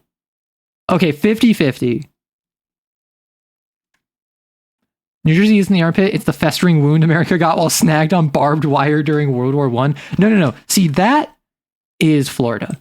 Florida is the worst state on the East Coast, followed by Georgia. I mean, however, I will say Jersey is down there. The continental dong of the United States, so... Florida is the syphilis-ridden, clap-trapped dong of the U.S. It's humid and muggy and bug-infested down there. Like, if the U.S. had an STD, it would manifest in Florida region. Exactly. And Georgia has a history of just being where all of the criminals were sent back when we were the colonies. And it kind of never shook that negative reputation, even though people from Georgia are totally fine from generally what I meet. Like, I've seen people, or I know people who have been from Georgia, totally fine people. However, the state, unpog. Okay, we're not saying that, Stunov. That's disgusting. Child 13 is pet material, but no, wouldn't date it. Here's the thing. Child 13 is a child, so it's not pet material either. Stunov, you cannot fix the Jersey Devil. You can't make it work. Actually, yes, you can, because there's actually a play called The Devil and Daisy Dirt. Right. Oh, I was just going to say, like, Arrow, if people can look at you and say, I can fix her, then I'm pretty sure they can try with that thing. I am not the same as the Jersey Devil. People saying that they can fix me are simply ill-advised. That is not the same as saying you can fix the Jersey Devil. So this is a play called The Devil and Daisy Dirt, which recently, or I think not recently, but like a year ago, was like on tour throughout the tri-state area.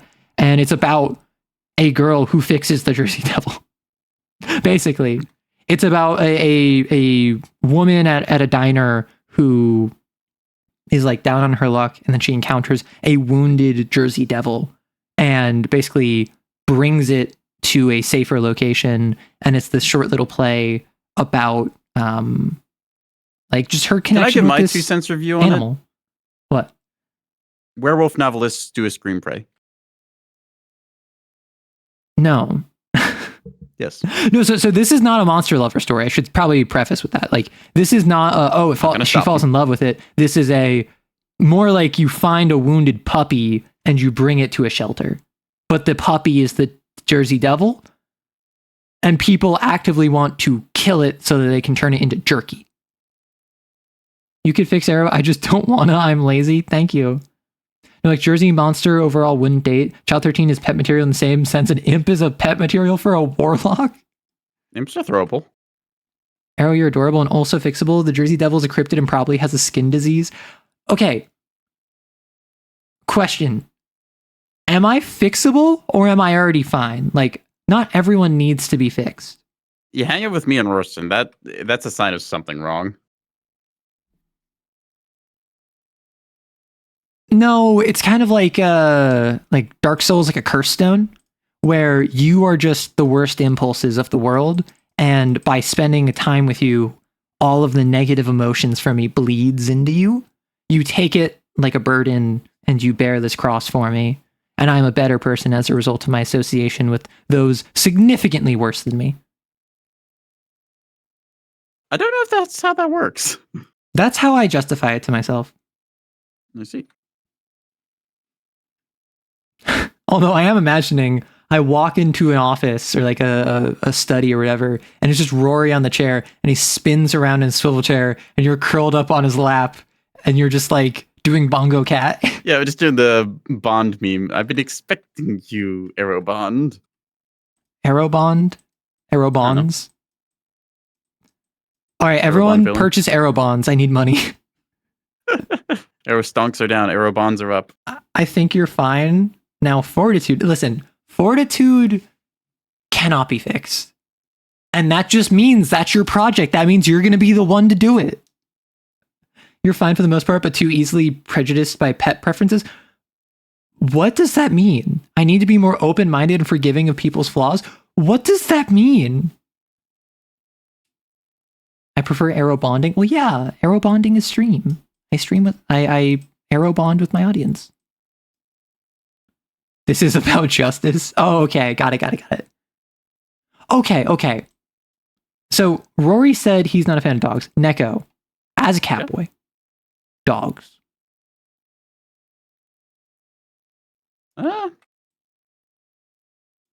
It depends on the dog. Like I have some dogs that I quite liked. There's a golden retriever that lives down the street from me. He's great. No. There's other dogs who I've met who are either it's an issue with the dog and the way it was raised, or it's the person that's associated with it. I'd say that dogs, like as a pet, are probably the most reflective of their owners. That's very true. That is very true. A dog is a reflection of its owner more so than like a cat is or a bird is. Yeah, right? A cat is a much more independent animal. Like they will have some personality imprinted, but dogs are like literally raised after generations of generations to socialize and be similar to the people who they are with. That's why you have things like sheepdogs that are so strongly bonded to their flock. Yeah. And like, okay. Listen. I feel like if you actively don't like dogs, that's a red flag. And I should be validated for that. I think that if you're not a fan of dogs, I think that if you are a cat person, I think that if you think dogs are too much maintenance and you would never want a dog, that's fine. I can work with that. But if you actively dislike dogs, even if it's like I need to go to therapy because I'm projecting my own thoughts and feelings on my relationship with my superiors in the same way that a dog has a relationship with its masters, and looking at dogs reminds me of the same situation I find myself in, so I don't like dogs as a form of projection, that's not my problem. That's your therapist's problem. I'm going to treat that like a red flag. That people would not like dogs. Like, well, so the context for this, the context for this is that they're in Kane, the TTRPG. There's an NPC called Justice who is like literally physically compelled to follow orders and has free will and autonomy, but cannot disobey a direct order from a superior. And in their likes and their dislikes, one of their dislikes is dogs. And I was doing a whole tirade about how dare you, Justice, dogs are awesome. And someone brought up a point that I had considered, which is, well, maybe Justice doesn't like that dogs are in the same position that they are because they're called like the Hound of Cain. And I'm like, well, yeah, it sucks. Competition. But that sucks. But talk about that to your therapist. I think there's valid reasons to not like dogs due to bad experience, but just outright, yeah, no. No, listen, if a dog mauled you to death back when you were a kid, you got better, right? I mean, I don't think people typically get better from death, but... What, are you some sort of death purist now? I don't know, I got 9 lives somewhere in there. Yeah, so you're fine. But no, like, unironically, like, if someone has actual issues with dogs, I'm not going to judge them because they're a real person and they have actual like psychology and internal logic. But when it's a fictional character, I can judge them as much as I want. Also, I needed to not just say smash to every single one of them.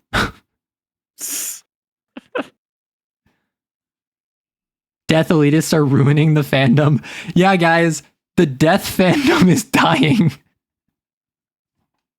Wasn't that like emo or scene kids in like the late 2000s? Well, so emo and scene kids were less about exalting death. That was the kind of narrative that was put out about them. And it was more about self-expression outside of the mainstream. All right. Here's another question. Did emo and scene kids survive the 2008 financial crash? So emo and scene kids did not survive the 2008 financial crash, but that's because no one did. The 2008 financial crash was the end of the world. The Mayans were 4 years too late, and no one knows what happened since because we have all been replaced by robotic simulacrums mimicking our intelligence, which over time our AI has developed glitches, malfunctions, and there's been errors in the code, allowing the world to progress as it has been. The world is not real. It ended. You are not real. We are all fake. So all I'm hearing is we're a bad Skyrim mod. Yeah, just about, yeah. Arrow, you should write conspiracy theory slop. I think it would be fun. But also, I don't have the time to do that. I already feel I'm very open about this. With my VA work, with the voiceovers I've been doing, I do kind of have a weird feeling that it's like not mine, because the funny thing is the comic, the funny thing is the joke. I'm just providing a voice to it. So I kind of already feel like a slop channel just by doing voiceovers, even though like I fully voice it and I edit it and I add my own jokes and commentary and sound effects. So to go even farther might just destroy my creative soul. I would say that in the same way, dubbing something is not necessarily claiming it as your own, but a dub does have its own specifics, right? Well, so that's the thing, right? Like I'm basically dubbing comics. I'm basically dubbing like visual written stuff. And in the same way, I later this month am planning on reading a couple horror short stories like I did last year. Maybe not on Halloween specifically, but around Halloween. And it's all public domain stuff, so I won't get in trouble. But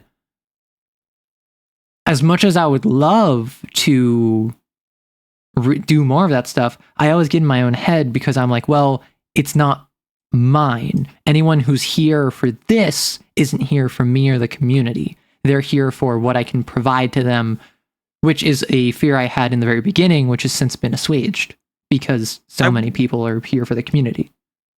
I will say that you're still doing it better than like the AI auto slot Yeah, voice. definitely. Like, you've seen some of the ones that's like the TikTok voice, or like you can tell it's one of the whatever, like, hey, here's perfectly mimicking Someone is approaching the gate.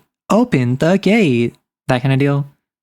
Yeah. If it's Microsoft Sam voice reading off a horror story, I can't take that seriously. Well, that's the thing. AI channels are actually getting much better just in terms of their actual literal quality.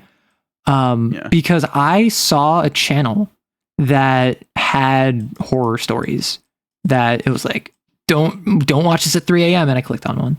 And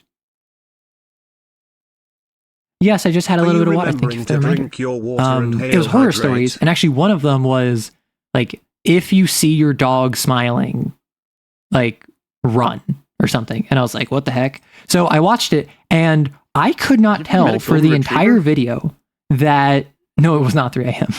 I could not tell the entire video that it was AI voiced. But I learned that it was AI voiced when I clicked on like a second video and it was like the same voice doing a similar cadence. Same thing, yeah. And the main thing that got me, the thing that actually made me figure out that it was AI voiced, unless I'm totally mistaken, which I could be, but I'm like 90% sure it was AI voiced, is that the stories kept just being cyclical, right? So they would start with a premise and they kind of just wander off track and they'd be within the general bounds of... It's there, but it's not like a coherent, like... It's not coherent. There's no A to B. It will randomly drop names, places, locations, and then never readdress them. And then occasionally it will, but usually it doesn't. It just makes up a new location, like an AI would just hallucinate. Yeah. I'd say it's a case of segmenting A to B, but you're not thinking about how you're going to get to... Like, there's just a case of, okay, this, like, 1 step, 2 step, 3 step, instead of thinking about the entire process. Well, so, like, with the if your dog is smiling, run kind of deal, it opens with, like, the setup of like dogs are smiling, and then it talks about like what the signs are, and then it talks about what they do when they have the signs, and then it goes into an example, and then it goes into an example, and then it goes back to the signs, and then it goes back to another example, and then it goes back to what they do when they have the signs. And it bounces around in such a way that a human written story of any degree of quality would not. They would structure it more coherently, even if it was sign like behavior example, sign behavior example, repeating with a new sign each time. That would make sense. But this was fully random. And then sometimes it would just the best way fully to describe repeat it is sections. like if you were writing a story just by taking your phone and then pressing the like recommended text button, like the middle or left or right or whatever, just like every time and see what sentence with. I mean, that's what an LLM is. It's just predictive text. Yep. But so it would just, some of the sections, it was like an 8-minute video, by the way. And there would be times where like 30 seconds would just be remixed. So it's like 30 seconds of content, and then it talks about something else. And then in like a minute later, it would just say that same 30-second clip, but just slightly worded differently, which is just repeating and refraining. And like, I didn't realize it was AI, because it was only once I started examining 2 videos compared to one another and how the internal structure was so all over the place that I was like, oh, this is probably AI. I had that too, Kurt. I stayed up one night and I was watching a bunch of videos about like historical things, and I got onto one channel. I was like, oh, this is interesting. It is a case of like one story time talking about like these events going on. I forget what it was. It was like it was to do with World War II. It's describing like, oh yeah, here's like stories from like recounts of like prisoners of war and like the experience that they had. And then I looked at another one. I was like, wait, this is just blatantly false. I know how these events actually go because I'm educated enough to remember some history there. And I looked through it and I checked their channel. It's just like, oh, this is just AI generation slop for all of these things. So people have like the feel good, we're Americans, we're amazing thing. I'm like, okay, this is like detrimental, because at first I was like, this is a interesting recount. I had not heard about this because I'm trying to learn something. But no, it is just literally making the world worse by feeding a bunch of misinformation slop that literally never happened. Like, there's no actual case that this was based on. It's not a fan works or anything declaring such. It is just a case of, hey, it is what if just I put this spreading idea misinformation on the internet. Yeah, like, I'm just going to go out here and lie. This adds literally nothing to the world. What the fuck? Although, I actually don't know if I agree with slop can't equal art. I think art can be slop and slop can be art. However, I think that is a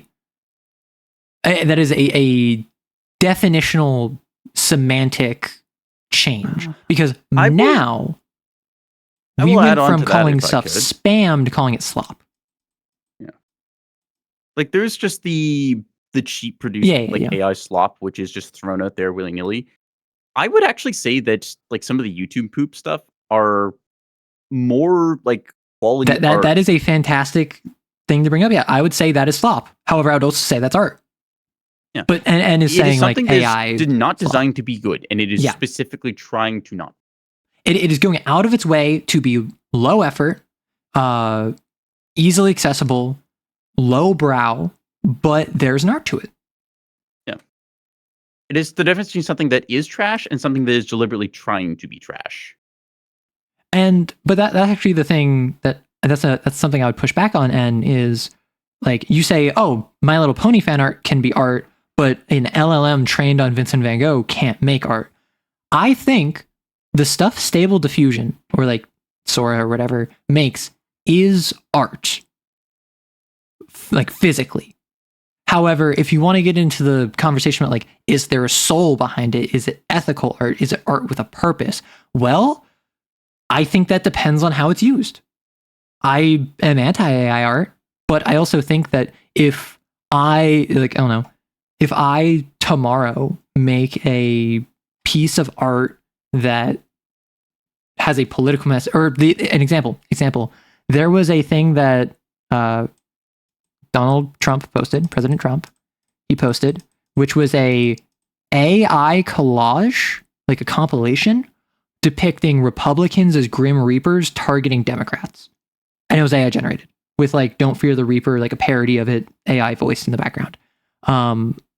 That is art because that has a message that's still AI generated and that's still unethical on multiple fronts. But that is something. It's also just weird. It's also very weird. And for the president of the United States to repost whatever it. you Americans are up to down there, y'all just doing some weird shit. Don't look at me like that. But like it has a political message behind it, which I think makes it art. However, that doesn't mean that I'm going to support AI art just because it can be used for political messaging or for artistic expression or for whatever. You know? Because this is a thing where like I'm very open about the fact that I am anti Gen AI, but I think that there is more nuance to the discussion than I think a lot of people want to have. A lot of people are either entirely pro AI or they are entirely anti AI. And while I am anti AI, I think it is worth discussing its merits to not just dismiss it out of hand. I have a pretty simple stance on it for the art thing, which is my thought of, okay, if this is an art piece, what emotion was put into this piece, right? And well, so while AI can put together something, I don't think that they have managed to capture a human aspect much to it. Like they can put the parts together, but they don't have the same ability to inject like a kind of feeling, sensation, or what somebody's trying to evoke into it. There's not a thought behind it. Oh yeah. Like, and I have multiple issues with AI art. Don't you worry. We're on the same page there. I just enjoy having a place, discussion, and community where that sort of conversation can happen, particularly because I recognize you're never going to get someone to admit they're wrong if you spend your entire time dismissing them and telling them they're stupid. Yeah. That's not how you convince people that they're wrong. You convince people that they're wrong by getting on the same side as them and presenting them with information in a way that they then realize themselves that they were wrong without being told that they're wrong. That's why there's so much factionalism right now, is because people keep just yelling at each other that they're wrong. That's the other thing too. It's like the only person who can actually change someone is themselves. Like they have to consciously go out and make that choice. You can provide them all the tools and like encouragement to do that, but it's ultimately going to come down to them and whether they want to change their mind or not. If somebody does not want to change their mind, they will not. Yeah. And that's why I try very hard to strike a balance between sticking to my convictions and legitimately listening to other opinions and changing my mind when I feel I'm wrong. Because there have been plenty of times where someone has told me something and I'm like, yeah, you're right. I was wrong about that. Like that's correct. And there have been other times where I'm like, no, I'm sticking with myself on this one. I think that what you're saying is abhorrent. And I think that a lot of people assume that admitting fault is a personal failing when that is the first and I would almost say only step required for growth. Yeah. Right. I think adding on to that is also the pretense of what the conversation is starting as of, is this someone trying to win a conversation, or is this someone trying to like help and teach? That's why modern debates suck so much, is because people aren't debating to reach a conclusion. They're debating to make the other side seem stupid to their audience. Yeah, it is a case of where you don't have a debate where it's like, here's my presentation on this side, here's my thought. People are not trying to, like, it's not a debate if you're not trying to collaborate with the opposition going on. And the whole point of it is meant to be, hey, let's talk about this thing, let's collaborate and figure out what is the correct answer, versus I am right, you are wrong, here is why, and then just yelling and pounding the table. Well, so Neko said this, and also Stu and I was saying this about the whole idea of like not being able to put emotion into art. Like we're all on the same page here of how the data is scraped and how the models are trained is not ethical. So we're all kind of like, and I assume that most of you know about the environmental impact and how it is not just negatively draining the environment by electrical drainage, but also by, for instance, stealing water from local areas and negatively impacting communities. The best way to describe it is just flat polluting both the physical and digital environment. Yeah. So I'm putting all that aside for the moment. I think that we're all on the same page there. But what I want to look at is that Neko said this. So did Sunov, and I think a couple other people in chat did, of like, an AI can't put emotion into art. There's something missing. There's something like lacking there. If we get to the point where an AI can mimic that, and I, with an AI model, say, hey, draw me something to, I don't know, express my anger at Neko because he stole my tuna or whatever. And then it makes something that evokes legitimate frustration in the viewer, sympathizing or empathizing with the subject, me, because that's the intention of the art. Is that the same as if I had drawn something and expressed that same emotion, that same frustration that evokes the same reaction in a viewer? I don't know what the answer is. Because I feel like the knee-jerk reaction is no. The knee-jerk reaction is no, it's not human. But also, I don't think that that's a very substantial argument. I think that that's a little bit of like a no true Scotsman defense. I think the case could be like, let's say you go to a baker, right? And you ask them to bake you a very specific cake, decorate a certain way. Mm-hmm. Did you make that?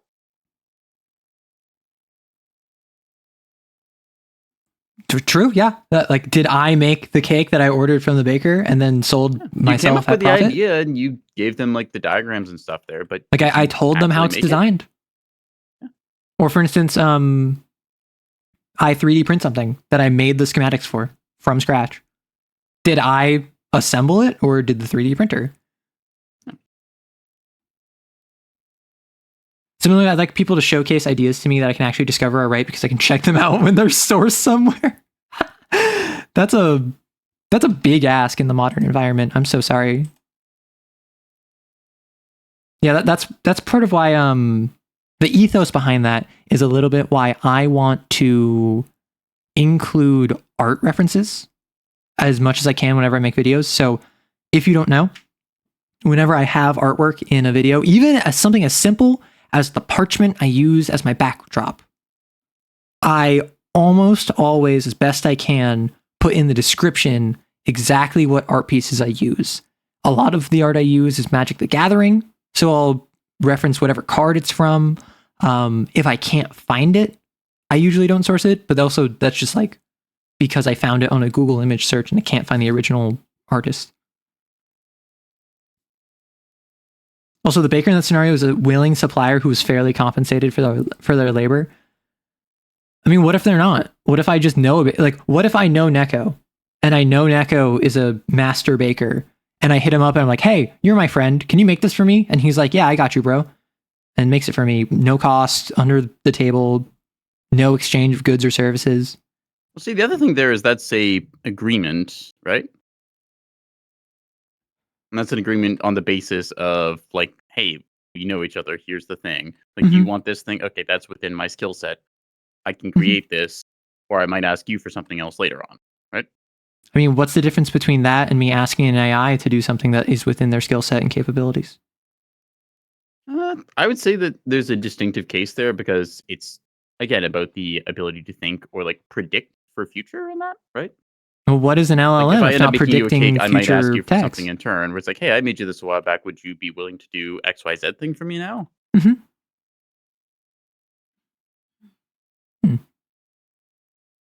Do producers make their shows and movies? Yeah. I'd say, again, it's like they have a hand in the creation process, but... Well, so also remember there's a difference between director and producer. And they're each involved in different aspects to different extents. Yeah. And it's the case of specialists being called in for certain things versus someone who's a lot more general or like overarching. Well, and similarly, like if I operate I'm Boom 3 in a movie production, did I make that movie? Well, no, I contributed to the movie, but I didn't make it. And then I'm camera 1. I'm the main camera. I'm the camera lead. I mean, I didn't make that movie, but I contributed to it.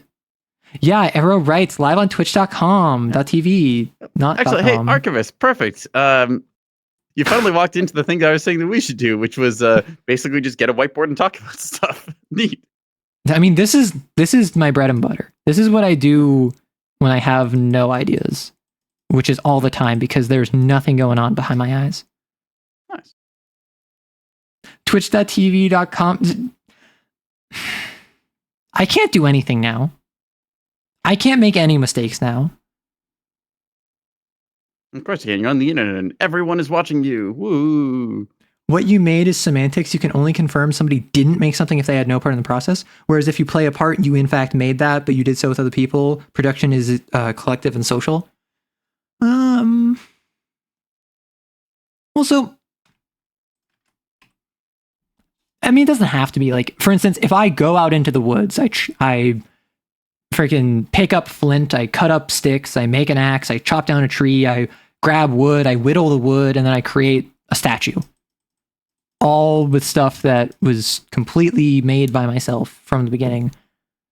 Is that collaborative? Is that social? I understand this is a little bit of arguing semantics, but I am just kind of curious if the inspirations and influences you have leading up to that point would be considered strong enough to make it creative and social. See, this is not just chatting content. This is AI chatting content. Neko is an AI. There about whether it's what are like the things that have gone into making you as a person, and then what have you then gone on to make afterwards. There can be things that inspire you or influence you. Like, let's say you really like Lord of the Rings growing up, and then you go out and make your own fantasy setting because that's something you're attracted towards. I'd say there's a difference there versus it's the case of, okay, those like influences, they created you as the person versus then what are the works you created and then separating. Yeah, exactly. I mean, I also separate think that, like the creator artist type from their works, but in doing so, you also lose something along the way.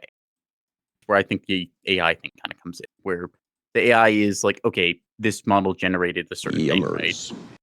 Is a case of like somebody put a bunch of the influences into that AI and created something, but while it might be its own creation, I don't think there's much of the transfer from like what was inspiring it or providing it and then carried over into its creation, besides just the draw your pencil like this.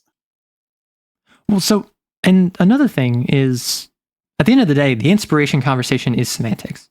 Because, like, the way AIs generate artwork is that they will take a completely blank page, add noise distortion to it, and then check that, and then add more noise distortion and clear that. And then they go back and forth trying to clarify with just completely random noise, seeded distributions of pixels to make something new. They don't just take artwork A, blend it with artwork B, and then call it artwork C. It is quote unquote original, even though it's scraped from data that is not original.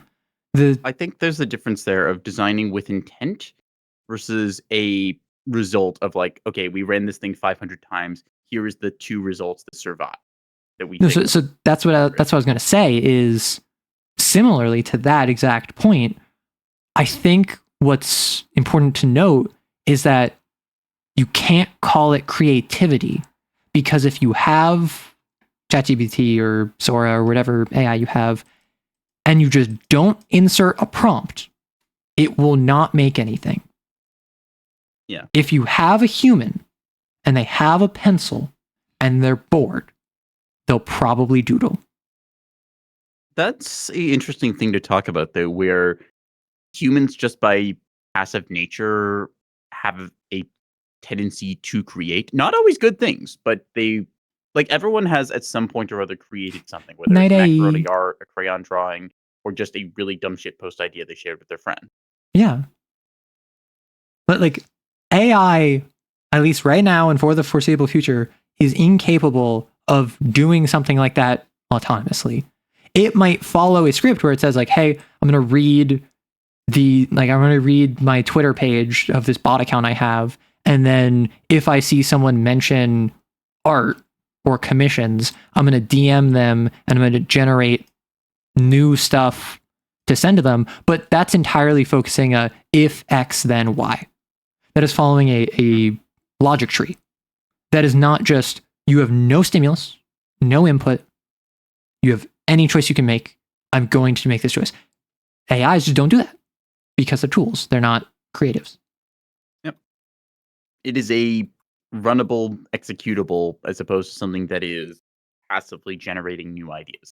Because here's the thing, right? Like AIs aren't so much generating anything new as much as they are taking something already existing and reflavoring it or reshaping. It's a remix versus an original.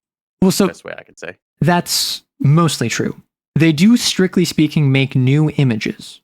And they will, depending on how specific the image requested is, they will base it off of the training data, but they can't come up with stuff that they have no frame of reference for. If I told you... It's a difference of innovation. If I told you to draw a Floppledorf, you could probably draw a Floppledorf with no other stimulus, even though that's a complete nonsense word. If I told an AI to draw a Floppledorf, it would cross-reference words that are similar. It will come up with something.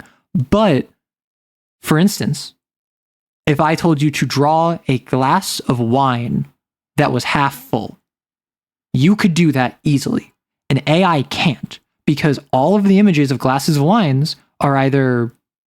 Or sorry, if I told you draw a glass of wine that was completely full, an AI would not be able to do that because it's so rare to post images of a completely full glass of wine. Wine glasses are often only filled halfway. And there was a video that I watched talk about this where a guy spent like 20 minutes trying to get ChatGPT to make an image of a overflowing full glass of wine, and AI couldn't do it because it had no reference data. I think you're getting into now the case of, with this tool, can it imagine, which kind of ties into the can it innovate style, where I'd say ChatGPT cannot generate something it has not seen before, versus a human artist can generate something of sorts. Obviously, there's going to be a case of, oh, well, this stimulus led to this thing in the human brain, but there's still the case of, like you said, it can generate a picture that has not existed before of the overflowing wine glass. Thank you for the 100 bits, Cynic. It's not time for cane. We have no cane right now, but if you have cane, enjoy. Floppledorfs are AI generated. They're holding wine glasses that are half full. But that's the thing, right? Is that the innovation conversation, AI, strictly speaking, does make things that have not been seen before. If I told an AI to draw a Floppledorf, they would create a Floppledorf, whatever that ends up being. But they would only be able to do that insofar as it relates to keywords. They would not be able to come up with something unique to the term Floppledorf. Just as they would not be able to draw a fully, like an overflowing wine glass, because they have no reference data. Oh, enjoy your cane then.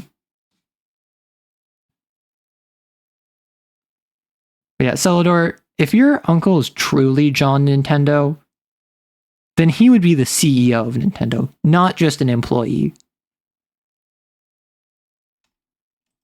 Why are we talking about AI? You make the mistake there commonly. It's actually Nintendo John who's in charge. John Nintendo just works in the department. You're so right, because Japanese surnames come first. My mistake. Hello, Markson. This also branches into free will in the sense of being capable of coming up with something freely that isn't deterministically constrained by the limits of your material. Can you imagine a new color? That's fair.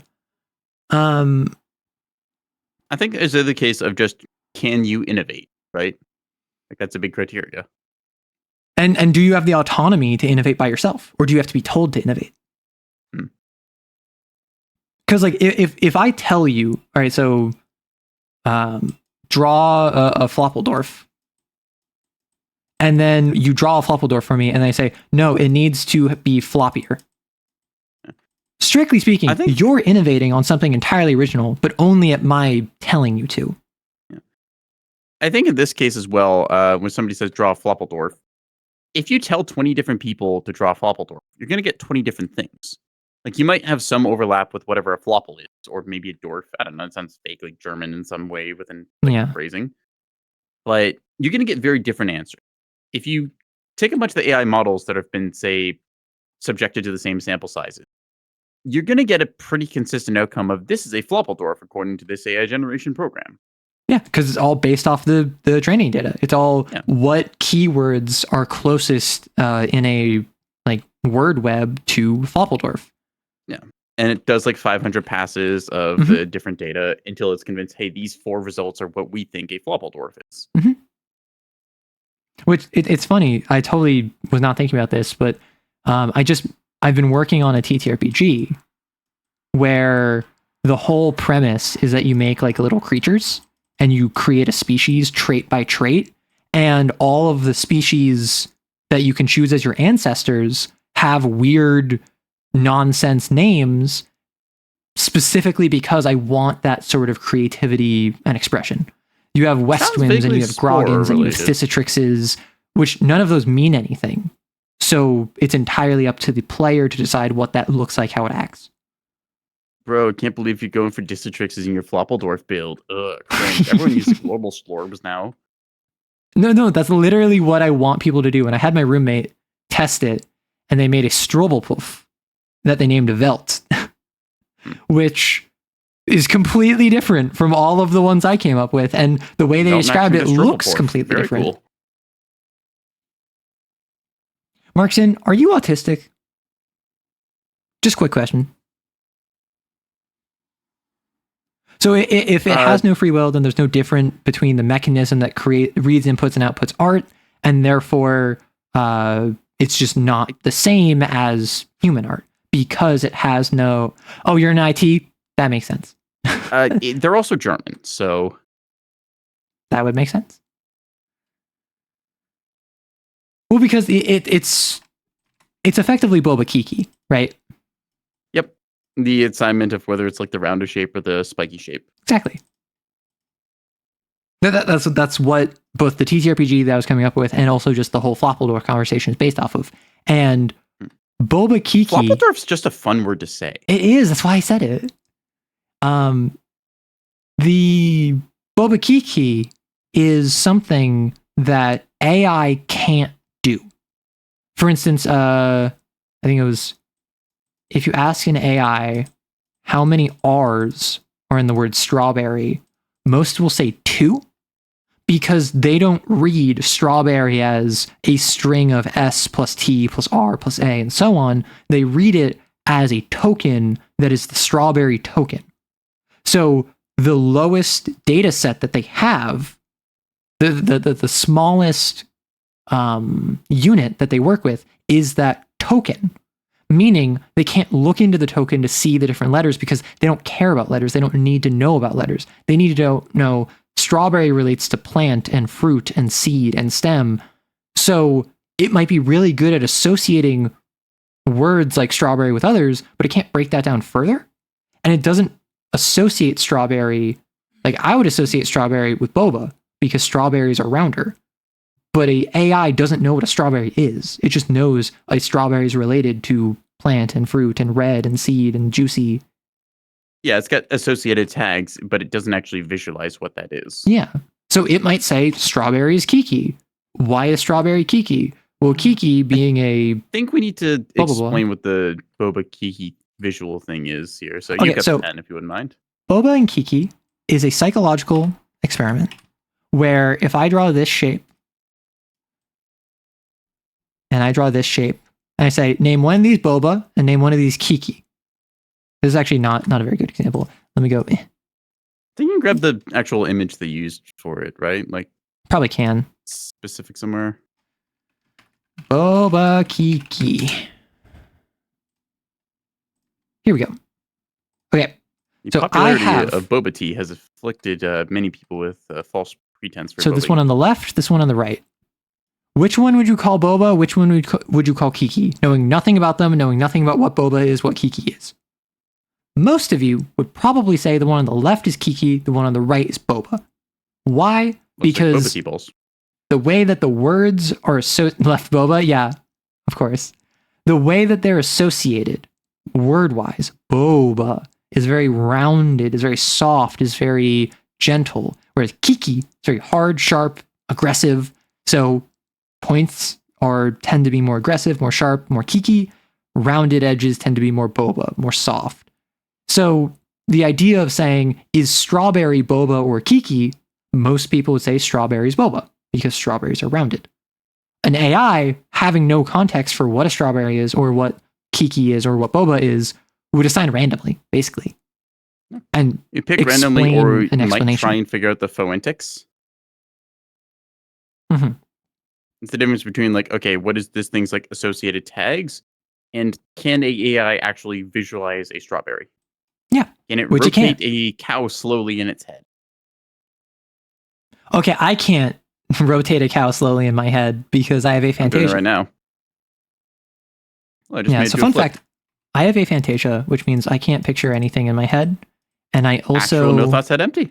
I am literally no thoughts head empty because I also have no inner voice.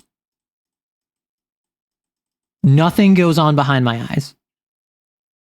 I am really unironically head empty, where I function barely, but I can't picture things, I can't hear things in my brain. No apple rotation, no. You want strawberry boba now? I'm not a fan of boba. I'm not a fan of boba.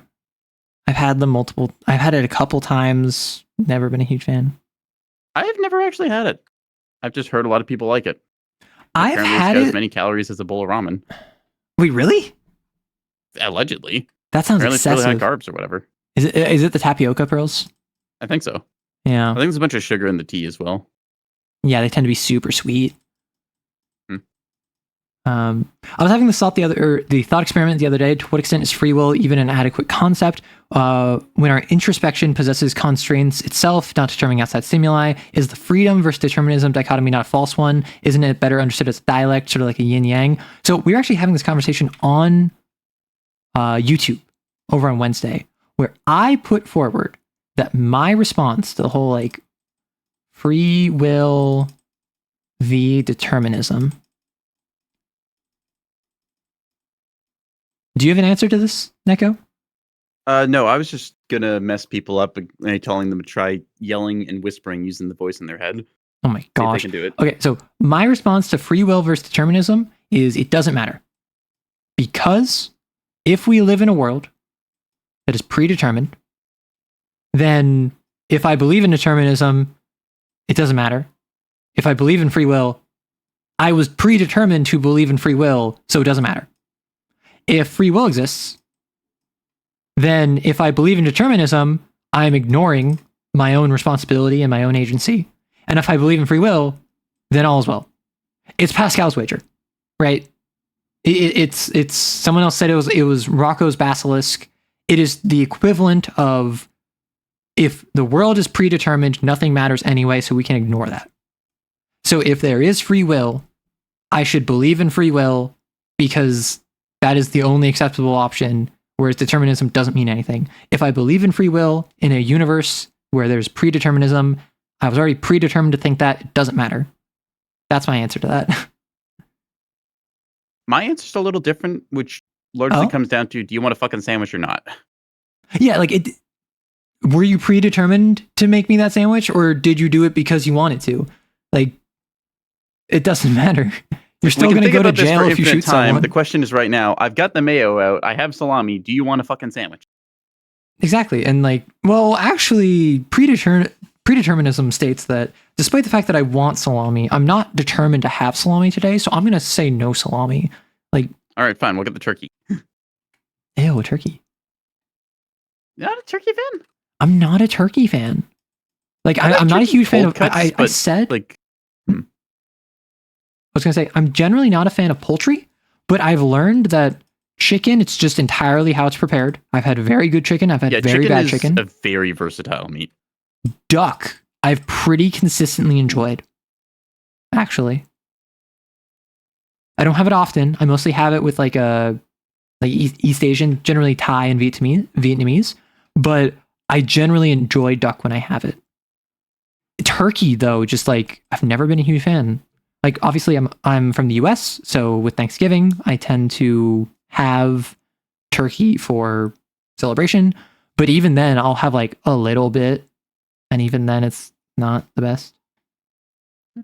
I think turkey is the case where a lot of people just do turkey wrong because most of the time people associate turkey with something like Thanksgiving or Easter or something else where it's a event of cooking the whole bird. When I think of lot of turkey, I the think of just things that- turkey slices. Yeah. Yeah. A lot of the things that I think of like good turkey is like, okay, do I want like a turkey cold cut? Mainly, I find a lot of turkey ends up being a very dry meat. I was so going to it's say, not I don't like how generally dry it enjoyable. is. Yeah. Yeah. And that's the thing where if you have cold cuts, it's not going to be as dry of a meat. You can have things like a turkey roast. Mhm. Like I've seen these at the store. It's like a turkey log that's got like stuffing already put into it, and it's like okay, that's a thing for like a easy holiday meal. Maybe you don't want to go out and do a whole bird yourself. You can just have that as like a little holiday loaf log thing. Mm-hmm. Though, one that I've consistently found I've really enjoyed is actually lamb. Lamb, yeah, okay, I can see it. Like, obviously, that's not poultry, but lamb is one where I usually have it whenever I get like Middle Eastern food or like Afghan. Shawarma, yeah, I was about to say lamb shawarma. Rorson's, that's one of his go-tos, Mhm. I think. Lamb kebabs, a lamb gyro. Just generally, it's super good. The main thing about it is how juicy it is. Mm. Right? I don't know if that's I don't think that's the seasoning. I think that's just the meat. Because I've had similar seasoning on like chicken, but it's not quite the same. It's to do a bit with the meat and fat content and such. Because again, poultry and red meat are different things. There's obviously different food pairings there. I'm not like the biggest lamb person because a lot of the dishes that I have usually don't either are not incorporating lamb to begin with, or it's just requiring a specific thing. Like if I go for shawarma, I'm not against having lamb. It's just most of the time I'm going for a chicken wrap because I like chicken. Chicken wraps are good. Okay, I'm not gonna try to eat Donald Duck. I'd eat the kids. Huh? You know, his sons that stay with Scrooge. Actually, I could eat Scrooge. Eat the rich. Yeah, trade, I guess. So what you generally object to both determinism and free will is that they're treated as absolutes, where you could argue that both different conditions that can happen to someone. I mean, that's the thing, right? If I, for instance, with Neko, if I, with my own free will, crash my car into Neko, suddenly Neko's choices in life and mine are determined by my actions. So Neko might feel that he was predetermined no matter what he did is get hit by a car. Meanwhile, it was just me acting as a free agent. I limited his ability to act freely by crashing into him, right? One person's actions overriding another's, yeah. Exactly. Which I think that doesn't invalidate free will. I just think that is a known wrinkle in it, because free will is not the ability to do literally anything at all times. It is from here you have a kind of tapered decision web. From where you are now, you can't become president of the United States now, but maybe in 20 years you can. You can't own a Fortune 500 company now, but you might in 20 years. And the farther along you go, the taper stays narrow for your immediate actions. The future, 20 years down the line, is much more wide in its decisions than your future 20 minutes from now, right? If I could, as a comparison, let's talk about this like you're trying to lead a target, right? You see this little dot you've drawn here. That thing could be anywhere in that area upcoming, but it's most likely going to be in the area you've now marked off with your like initial line. So you can predict kind of where that thing's going to be. But after that, it's going to be a lot harder to decide, okay, like let's say that far end area, right?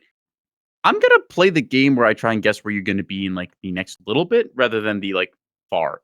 That's just, there's so many different variables. Also, Corey, every once in a while you get a nice leg of lamb, and if it's cooked well, it's just woo. I gotta say, I love that emote of yours, Neko. Yeah. It's so fun. Just woo. I have a limited selection of emotes, but I'm quite happy with them. Woo. Okay, we're about to hit an ad. Heads up, everyone. Gosh. Or is the ad about to hit you because it was a predetermined free will? It was predetermined at the start of my stream when I started on the hour. I think one of the things is Oh gosh, it's been 5 you can have a hours. lot of free will entities, but they're all bumping and jostling each other, and like one person's will Exactly. briefly override another one. Where it's like you didn't decide that you were going to, in the car example, like I didn't decide you were going to hit me, but Mhm. that was your choice that now dictates some of my actions going forwards. And that's going to dictate the people behind us. Like, okay, well, these two idiots just crashed the cars into each other. What are we doing? Slowing down? Are we going forward? So Sunav's response to that is that some things are predetermined. Physics is an expression of our understanding of that, and you leading the target is telling of your capacity to figure out patterns and thus learning to spot physics. I don't know if I agree with that because physics is not an entity. I mean, it might be. Maybe physics is an entity and it's chill. Mathematics is all entirely made up. It is just our understanding of stuff and values assigned. Well, yeah, it's our interpretation of the natural world and unnatural world. It's just assigning a value to something. Like there is not a actual value that exists. It is just our interpretation of how the stuff works, and then, well, using our brains to be like, okay, well, we'll assign this value as like 2,000, and then go from. Well, so the issue with bringing up physics in a conversation about determinism is entirely about choice. And if it is an inanimate object, it has no choice. A volcano cannot choose to explode. You might say it's predetermined, but that's not predetermined in the same way that people's actions are predetermined. Which, to kind of like put a bow on this conversation, AI similarly, you can't talk about it being predetermined or have free will because it's not an entity with its own ability to make choices. And you could say, well, determinism is applies both to inanimate objects and animate objects, but that doesn't really make sense because there is no decision-making process in an AI, in a volcano, in the tides. It is just a process that happens. It's going to do its fusion process until it runs out of hydrogen, and then it's going to eventually burn out, right? You compare this to something that, say, has a little bit more agency. Agency just being the ability for something to act and affect stuff, right? The humans are very high agency compared to something that is, I'd say, lower agency. Like AI can produce stuff and it can put things out there, but only when unprompted, told. What is the ability for this thing? I think that's where you get into predeterminism on the inanimate scale. Is like it just follows the path that it is told to do, or it is pushed in a path and does not have the agency to resist that path. Meanwhile, humans, that's where you get into, if you were pushed into a specific type of life, was that predetermined or did you choose to do it? Was it free will that you could step away from it, or was it not? Like, that's where you can get into that conversation. But physics has no will to be free or predetermined. Tying on to that, I'll use some games as an example. Historical game. I played the Paradox game, Victoria 3, recently. In that game, there's certain events that are just set to fire off in a certain year because they decide, okay, this is about the year that certain events went down, so they're going to cause it to happen more. Like there might be like a 5 or 10 year in-game window that it's supposed to, but it's going to do that.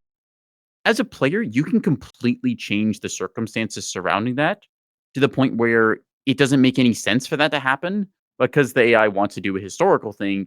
It'll try and fire off that trigger in, like, I don't know, 1850 or something.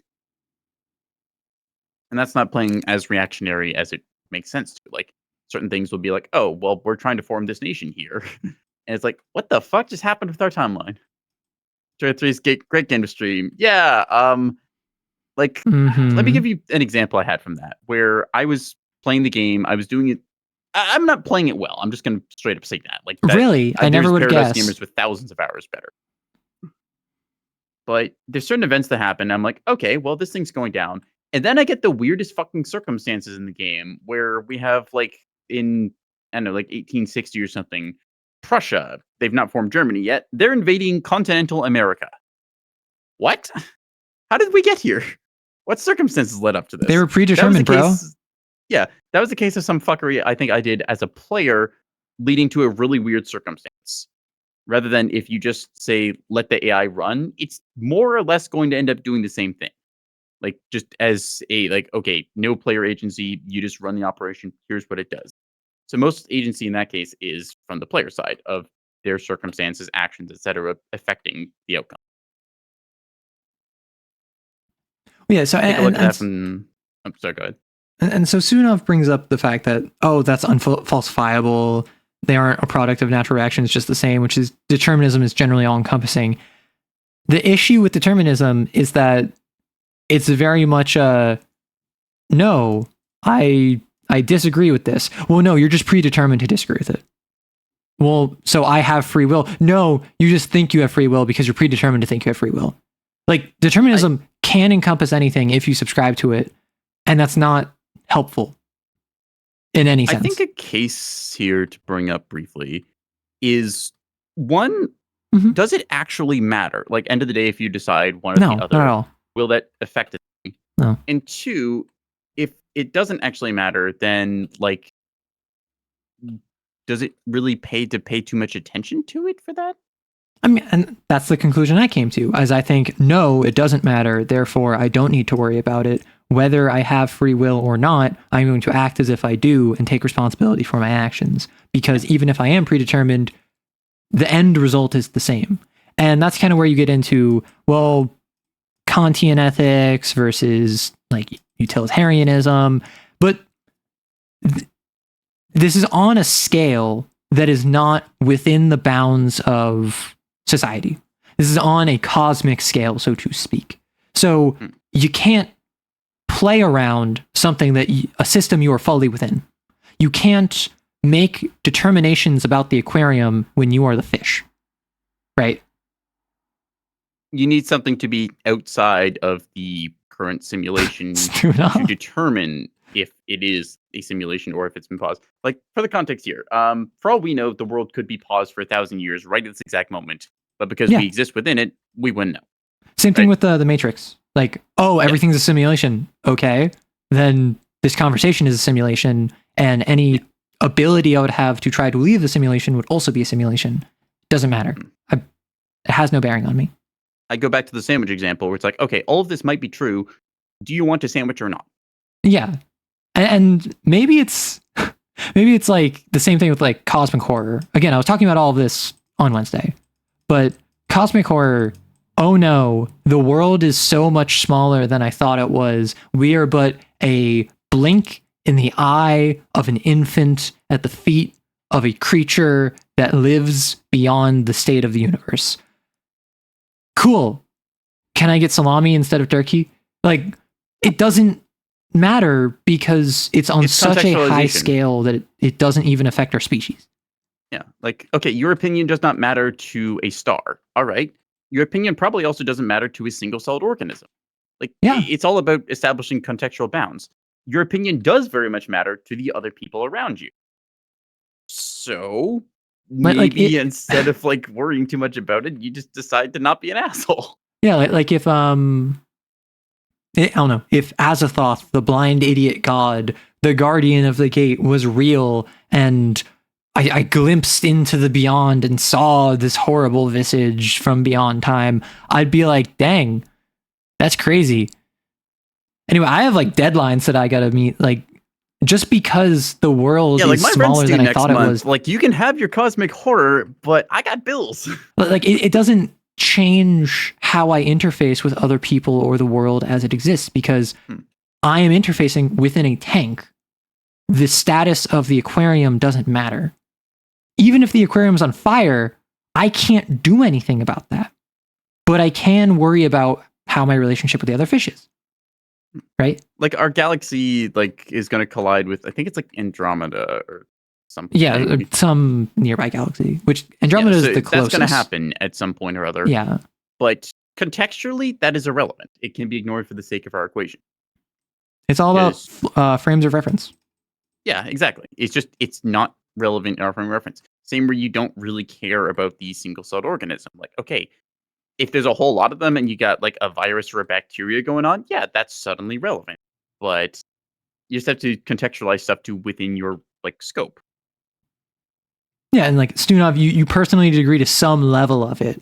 You don't fully buy into determinism, but both agency and free will are unfalsifiable, as is determinism. So both are probably at play. I'm kind of in the camp of kind of the Pascal's wager theory, where it's both are unprovable, but one has an instance where if determinism is not real and I believe in determinism, then I'm not accepting responsibility for my actions that I should. I see that as a negative. So because that is the only outlier, I go with the other option, which is free will. But at the end of the day, do you want a sandwich? Like, what do you want on it? Like that's a very succinct way of putting it, Neko, where it's just like, okay, cool. Do you want a sandwich? Yeah, it's like, do you want a fucking sandwich or not? Like, we're having a philosophical discussion, but I have a jar of mayonnaise that is getting warm. Let's not have this thing out of the fridge. Warm mayonnaise. I mean, if you toast the bread, it's going to get a little warm. It's all right. No. Okay. You don't want to leave it out, sure, but I'm not a fan of my mayonnaise. discussion comes in, where a lot of it is like, okay, you can have the discussion of like, are we predetermined? Do we have free will? My big question is, does it really matter? Like, do you care? We're here. We're doing stuff. Like, you can think about a lot of these things, but at the end of the day, you're just going to have to come back down to your actual scale of like, okay, well, I may or may not have free will. I don't control that. I don't have anything to immediately measure that. I'm not going to worry about it. And that's kind of my stance on it. It's like, I may or may not have free will, but yeah. I know I'm one of the only white people I know that actively don't like mayonnaise. Mayonnaise is hit or miss depending. I think it's fine. I use it in cupcakes sometimes, which is fun. Like to make it creamy? It is literally just eggs and oil. Like, you can just do that as a recipe substitute. Yeah. I'm just not a fan of mayonnaise. I've seen those pictures before, right? I can rock an aioli depending on what it is and what it's used on, but generally speaking, I'm anti-mayonnaise. And I understand that's like anathema to my people. 1 second. I'm gonna send you some here.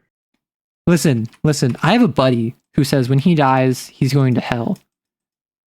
Specifically, so we can find the guy that made coleslaw and then the guy that made mayo. Is Arrow even really white? You know what? No one has any proof of that. Maybe I'm just really cosplaying the vampire angle really hard. You're sour cream American instead of a mayonnaise American. Congratulations. I hate sour cream more. Do you like cheese? I do like cheese. See, the issue with sour cream and a little bit of mayo, but like mostly sour cream, is that sour cream has this thing where unless you mix it properly, like it'll have like liquid on the top, and that's always just it's got a little bit of the water layer. Yeah, that's just because it's no, I know, but it just grosses me out, and it turned me off of sour cream. And then like the taste of both of them, I'm not a fan of. I mean, you're not eating spoonfuls of the stuff, but well, no. So with coleslaw. Oh, I said cold slaw, not coleslaw. Coleslaw. Okay, I've never liked coleslaw. Congrats. It's coleslaw. Shut up. I'm Arrow Writes, not Arrow Writes about coleslaw. I've never been a fan of coleslaw. Arrow spells right. I'm really not. Arrow spells right. I've never been a fan of coleslaw. My buddy just hates coleslaw. I don't think I've ever enjoyed coleslaw. I got a question to ask here. All right. Yeah. When you say coleslaw, are you meaning like shredded cabbage with like the coleslaw sauce on it, or are you talking like the lime green, like with vinegar kind of? There's different types of coleslaw. I'm talking about this abomination. What is this? There it is. I'm talking about this abomination. Shredded cabbage with like the white sauce on it. Generally. I like that. That's good. Carrots. Okay, so you have terrible taste. I knew this. You hang out with me. Thank you. I'm Arrow Writes, not Arrow Writes correctly. Do you dislike the water that sweats out of yogurt too? So first off, I don't really eat yogurt, but I often describe it that it's peeing. So I like the yogurt is peeing, or if you have like ketchup and that little like liquid bit comes out, like the ketchup is peeing. Like I hate that. A bit, yeah. I hate that. I don't eat ketchup. I don't eat yogurt. I don't eat mayo. I don't eat sour cream. What condiments do you eat? Mustard. pickles. Mustard does the same thing ketchup does. You have to Yeah, shake the but bottle mustard first. tastes better. Yeah, I'll say mustard is pretty good. And Miracle Whip is not a miracle to me. Miracle Whip is a sandwich spread, which is different than mayo. Some people use them interchangeably. I will disagree. They are different things. What is the difference to you? It's something to do with like Miracle Whip has like some additives or preservatives. It is not the same because like mayonnaise is primarily eggs and oil, right? You can see like a little bit of other stuff in there. Like I think they maybe add some sugar or salt depending, but Miracle Whip Coy, is don't a make it sandwich weird. I'm spread, sorry, which Neko. has, like, a Coy, don't certain make it pointy weird. thing. The yogurt is not peeing in your mouth. Huh? Continue, Neko. Sorry, I'm just out of left field here. But yeah, Miracle Whip, like, I'm pretty sure I looked up like mustard on stream at one point where I walked up to my fridge and I got like a jar of mayonnaise and my bottle of mustard and I just read the ingredients off. But Miracle Whip has other stuff going on with it that makes it. I can best describe it as it is not mayo. It's its own specific. I'm not gonna lie, I have no idea what you're talking about. Although, apparently, You know what Miracle Whip is, right? No, I don't. Seriously? No. Yeah. But apparently in Germany, there's a cultural rift between North and South Germany if mayo should go in a potato salad. I don't think you should have potato salad. Also, I will absolutely rock without mayonnaise. What? Like I will eat a yellow mustard. I have a preference for like spicy brown. I just taste better generally. Generally particularly on sandwiches. Like a combination I was rocking because I have like food fixations. I'll have like the same meal over and over again until I get sick of it.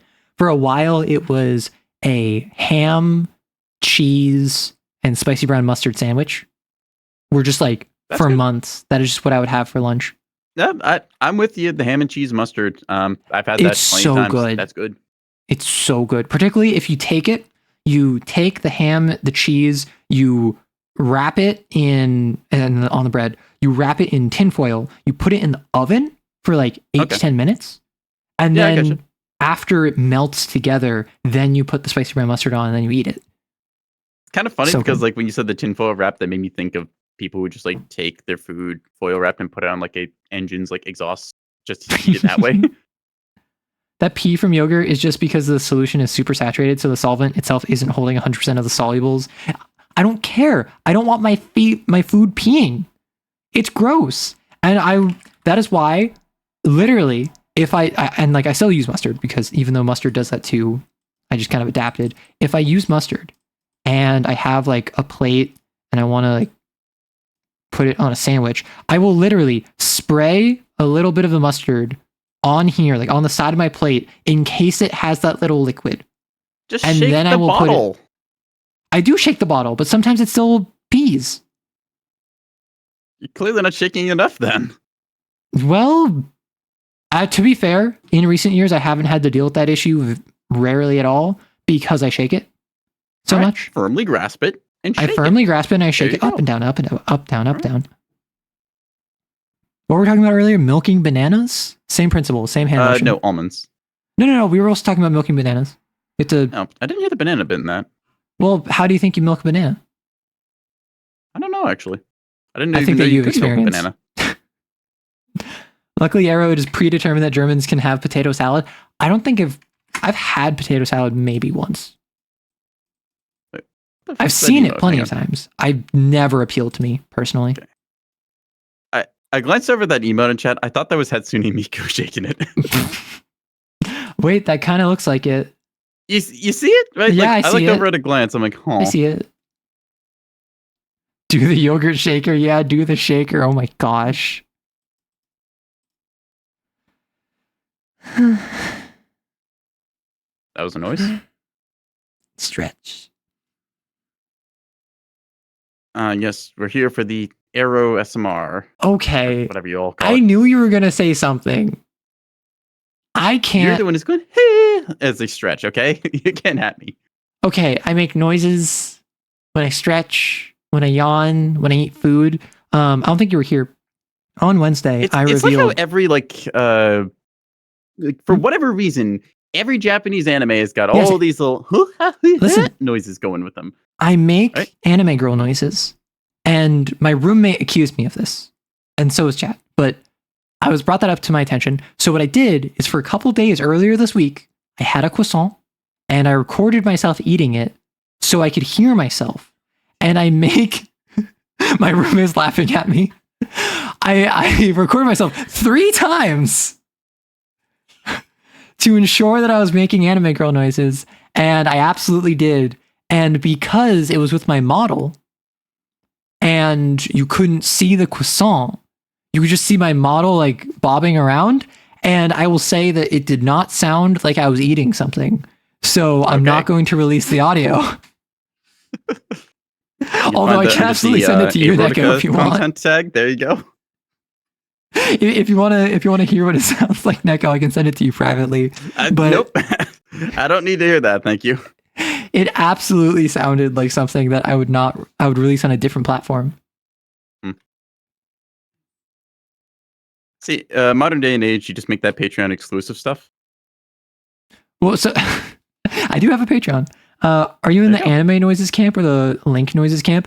I'm in the anime noises camp, unfortunately. I do make some link noises, but I like when I'm physically active, I think I make more link noises. You know? Chase skyward on my sword till I whoo! Of all of them, she don't Twilight on my princess. Well, I mean, the skyward sword thing was She right don't wind there. on my waker. I thought the skyward sword was the easiest. Yes. The sloppy toppy comment from earlier is related. Huh? Sorry, go back.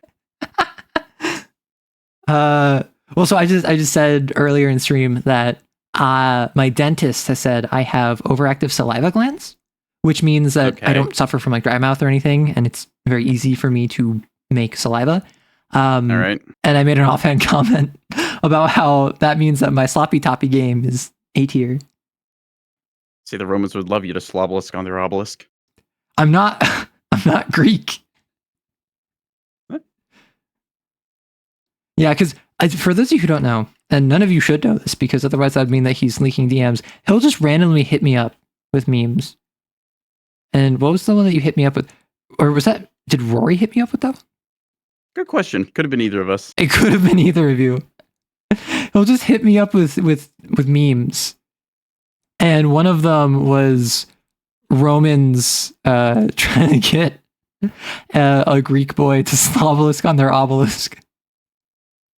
I think that was my idea. I might have sent it to It Rory must have been yours. But I can't find it. I just get a phrase that's like, you know what? This needs to be someone else's problem. And I sent it wasn't a meme. You just, yeah. Looking for a Greek twink to slobelisk on my obelisk.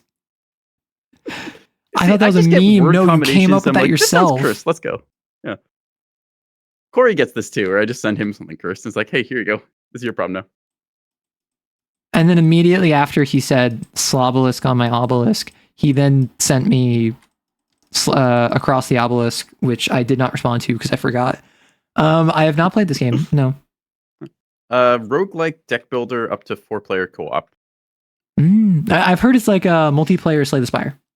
Yeah, that's the best comparison I can give. Yeah. I know at least one other person who's got it and is interested in playing, so I ended up doing a group for that. Stewing off, the Greeks invented orgies. The Romans added women.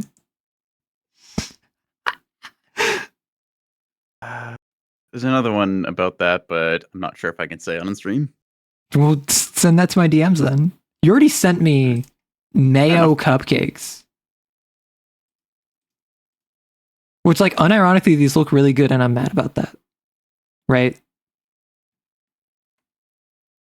Because if they were bad, that would justify my opinion. But now I actually have to, like, examine my personal biases. How dare you?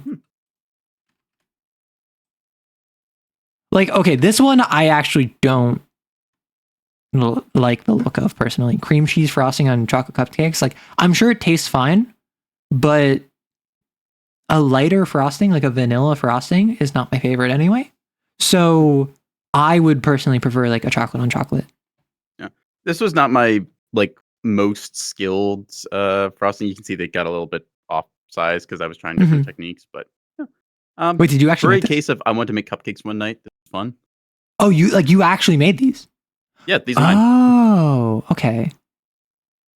I will say, they look good, and I would absolutely try one if offered. However, I just am personally more of a chocolate than a vanilla person. All right. I find that too much chocolate can be at odds with something. Is why I like having like a chocolate cupcake with a vanilla frosting because it just is.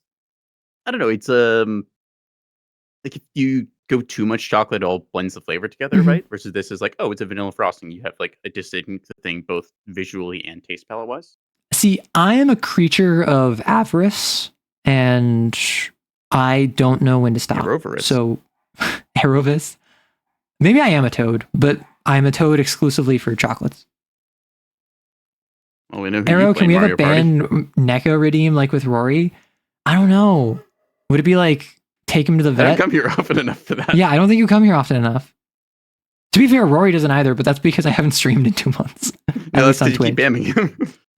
Well, yeah. He comes because he likes being banned.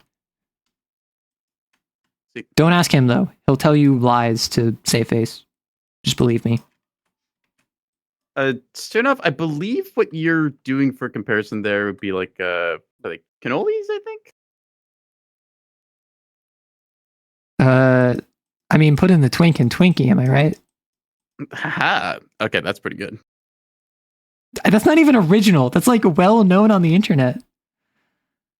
Huh. A It's just fish on hey, Neko? I give appreciation for it. Oh my gosh, I have a question for you. I don't think anyone in chat is going to know this, but you might because you're old. Do you remember the muffin video? You're gonna have to be a little more specific. No, like the muffin video from like 20 years ago. It was an early, Are you old school talking, like, YouTube something video. from Albino Black Sheep, or No. because when I you mean, say the muffin video, it makes me think of like the ASDF movies where they did their whole muffin. no, shtick, so what right? I'm thinking of is Muffin Time? No, muffin video. Muffins from 18 years ago by Liam Kyle Sullivan. Let me take a look. I will just send it to you in DMs. Okay. I literally looked up muffin video on YouTube and it popped up. Want to?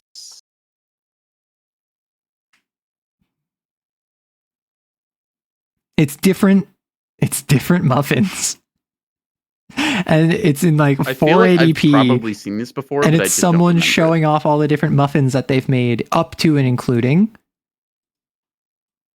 blueberry. This is a different era of YouTube, and It is a very think I different remember era of this. YouTube. Yeah. Blueberry, strawberry, boysenberry, blood, glass. Oh, Ow! YouTube is something to look at. Wow. Goodbye, Stunov. No, so it was not an animation. February 2007. Okay, yeah. I'm not a the other reaction thing I channel, was but I gonna want to mention. play it so bad right now. Yeah, it just goes, glass. Ow! Humor literally is different. Wow. It's so weird to look at this because like I remember stuff like this being funny, but now it's To be fair, winding I have back not my seen brain, it like, probably 18 in over ago. 10 years. Yeah. So it might not be funny. Well, no, it's just like for the era there was a different expectation for stuff, right? Like Mhm. you also had things like the also random era. Well, so things Lulsa like Random the was like ASDF movie early coming out. 2010s, right? Yeah. Now you've got a bit more like surrealism for certain things. Well, I would say that like 2000s as a whole was pretty, I'll call them like traditional, like joke setup payoff. Then you hit like Lulsa Random of like late 2000s, early 2010s, and you hit like loud equals funny around early 2010s equals mid 2010s. Yeah. And then there's you started definitely hitting that like surrealism, postmodern deconstructions in late 2010s that's continued to today. There's a bit of the this was a subsect of also random where a bunch of that stuff got filtered out, but there was Mhm. the unexpected like subversion expectation stuff that came out. Yeah. And that's just the interesting bit of that era where you had I want to say it's like the rise of uncanny in a way. Right, with all like the uncanny, kind of scary horror light vibes. Yeah, we talked about FNAF at one point, and I think that was a bit of the era that they kind of got into. You had something that was Oh my gosh, the this was rise also of the mascot prime, horror. yeah, prime era of horror games. You had things like it was Amnesia, Penumbra, Outlast. I think those all came out within like a sort of similar time bracket, or at least blew up in popularity because you had the team. It was the thing. Something PewDiePie Amnesia, where everyone was obsessed with that game for a while. Yep. PewDiePie, Markiplier, etc. Yep. Old Same school, with FNAF, like where it became the 2011. trend. I really want to play Amnesia. I thought I had Amnesia, but I think I have one of the later Amnesias. You have Amnesia, you forgot. Anyway, thank you so much for swinging by. No, so I thought I had Amnesia: The Dark Descent, like the original, but I don't think I do. I think I have Amnesia, like The Bunker or something. I am considering playing actual proper horror games for October. The issue is I only stream games once a week. Games, okay, so my problem with horror games is that I think many horror games have really good stories, but are actually very bad games. I think the issue with a lot of horror games is not that they're bad games, but that in order to better fit the vibe, they limit your accessibility. Right? Like, think about survival horror, which severely restricts your options and availability, or they don't do that, and then the game stops being scary because it's so easy to just exploit the AI. Yeah, abuse there's systems. the case too where it's like, okay, you are a player, you have ultimately not got like anything besides, I reset back to a save point here for stakes. So I describe like some things like Project Zomboid's a good example of, there is very high stakes. If you lose your character, that's a lot of time investment gone. Compare this to something like, let's say you're playing, I don't know, Silent Hill or something, and you die. Okay, you reset back to the last checkpoint. Yeah. You didn't really lose anything besides your time. Yeah, and particularly with save states, you go in knowing more than you did previously, so it's less scary the second time. And if it's something where, for instance, it's an arena where you start here, this is where your save was, there's a wall here, there's a wall here, there's a thing there, there's a thing there, then there's a wall there, and your goal is to get here, and there's like a monster walking around. Yeah. It's less fun the more you die, because the more it stops being scary, the more it becomes just frustrating.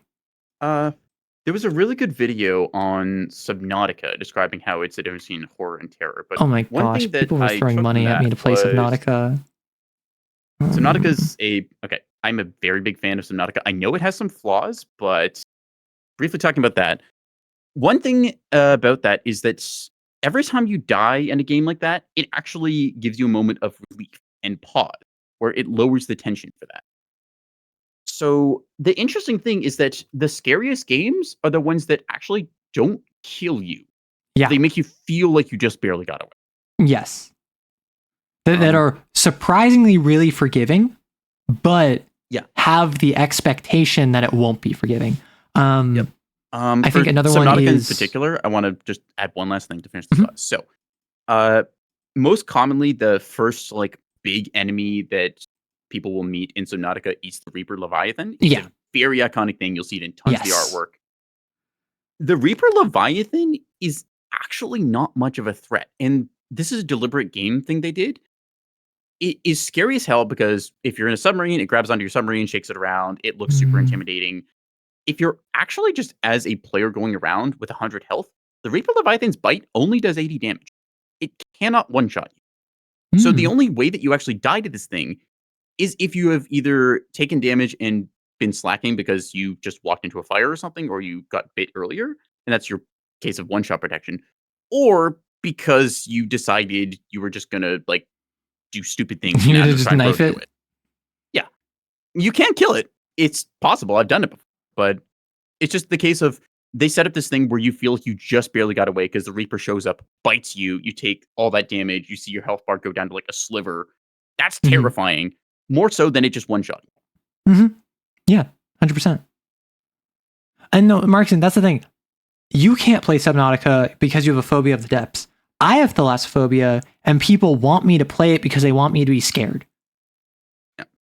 Well, that's a different thing of like, this person will be scared of this game. It will be very entertaining. I've walked people through Subnautica before because, well, I do like the game. It does certain things poorly. I mean, and that's the thing. I've seen a playthrough, so I know the spoilers is the issue. Yeah. Well, it's not the storyline that's the thing. For me, it is a case of literal some gameplay decisions, like finding certain fragments for devices, or just there's a sort of random nature to it. Like certain things are static, but other things are random per run. So you can end up getting unlucky, and the one item you need, you just end up completely not being able to find it because it only spawns in like 2 or 3 locations, and you, depending on your playthrough, you might never actually visit those locations. Right. So yeah, so people want me to play it. I've considered. Frustration. I don't know. Honestly, I think it would be very fun for content because, haha, I get scared. Ocean scary, but yeah, I don't know how much fun it would be. Like open world survival games are games that, on their face, sound kind of interesting, but whenever I don't have direction that way, I generally just kind of get bored. Yeah. So in the case of Subnautica, it's nice because there's always a point of reference, which is the aurora. So as long as you're able to reach the surface, you will kind of figure out where you are. Once you get later on, there's some like deep underwater stuff where obviously you won't be able to surface, but the game has a lot of things going for it. There's just a couple like nitpicks there that I won't allow it to be rated 10 out of 10, but objectively speaking, I think it's one of the best open world survival explorer sensation. Yeah. I recommend it by telling people learn literally nothing about this game and just dive into it. It is the best way to get the experience because I actually ruined Subnautica for myself, which kind of sucks because I played it during the early access phase and I was super engrossed in the story up until I hit a literal wall because the area was not built yet. Like the devs just hadn't actually finished it. I was like, this is so cool. It was such a great time. But yeah, it's been a couple years since I last saw a Subnautica playthrough. I know the major story beats. I know like the ending, for instance, but even that is something where it's just like, I don't know how much fun I would have playing the game outside of the people telling me to do stuff and me being too scared to do it. And then everyone being able to laugh at when I scream because a fish swims in front of me. Like, I don't know how unique that is. Yeah. In my case with Subnautica, it was a game that sometimes I would just passively load up. I'm like, I'm just gonna swim around for a bit, and then I would realize like 20 hours later, I just did another whole playthrough of the game because it very much is like, oh well, I'll just do this next little step. I'll just do this next little step. It's like having a little bite of something, and then you realize you've eaten the entire fucking cake, and you're like, oh, I have made some choices here. Yeah. Okay. And yes, Corey, I did specifically choose my words. Thank you. Well, yeah, so chat has Schadenfreude because they despise me.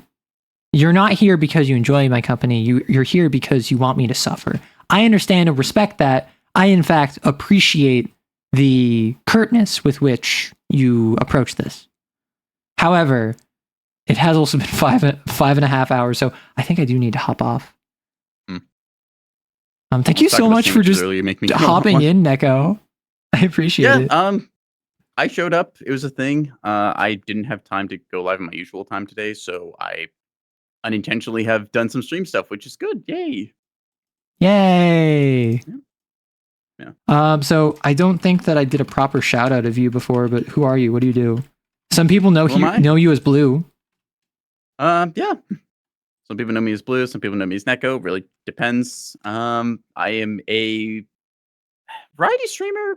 Technically, I play games that interest me, and I talk about stuff that's similar. I do things on the internet, and people seem to enjoy it for some reason, so I've kept doing it. That's the best way I can describe. I'm a internet cat boy and live up to various Actually, I subvert various expectations there. I don't know. You're pretty basic to me, but also that's because I know you on that different level. Yeah. Well, that's the thing. I'm not trying to be anything except who I am, so yeah. All right, so we're going to raid Doc, Vivi, Leandra. This is a real world actual scientist who is also a VTuber. She's currently playing Silk Song, so if you don't want Silk Song spoilers, flee. Kind of funny because Vivi was Run. who I coached through Subnautica. Good segue. But yeah, so enjoy your time with her. Raid message will be arrow raid pog, as it so often is. And I will post on the Discord the video that came out today. I'm on a fully every single day shorts video schedule. So look out for content on YouTube. That's where I post most of my stuff. Next YouTube stream will be Wednesday at 11 a.m. PST. And then I should be live again on Saturday here on Twitch next week, 11 a.m. PST. So thank you so much. Have a lovely day. Have a lovely night and enjoy.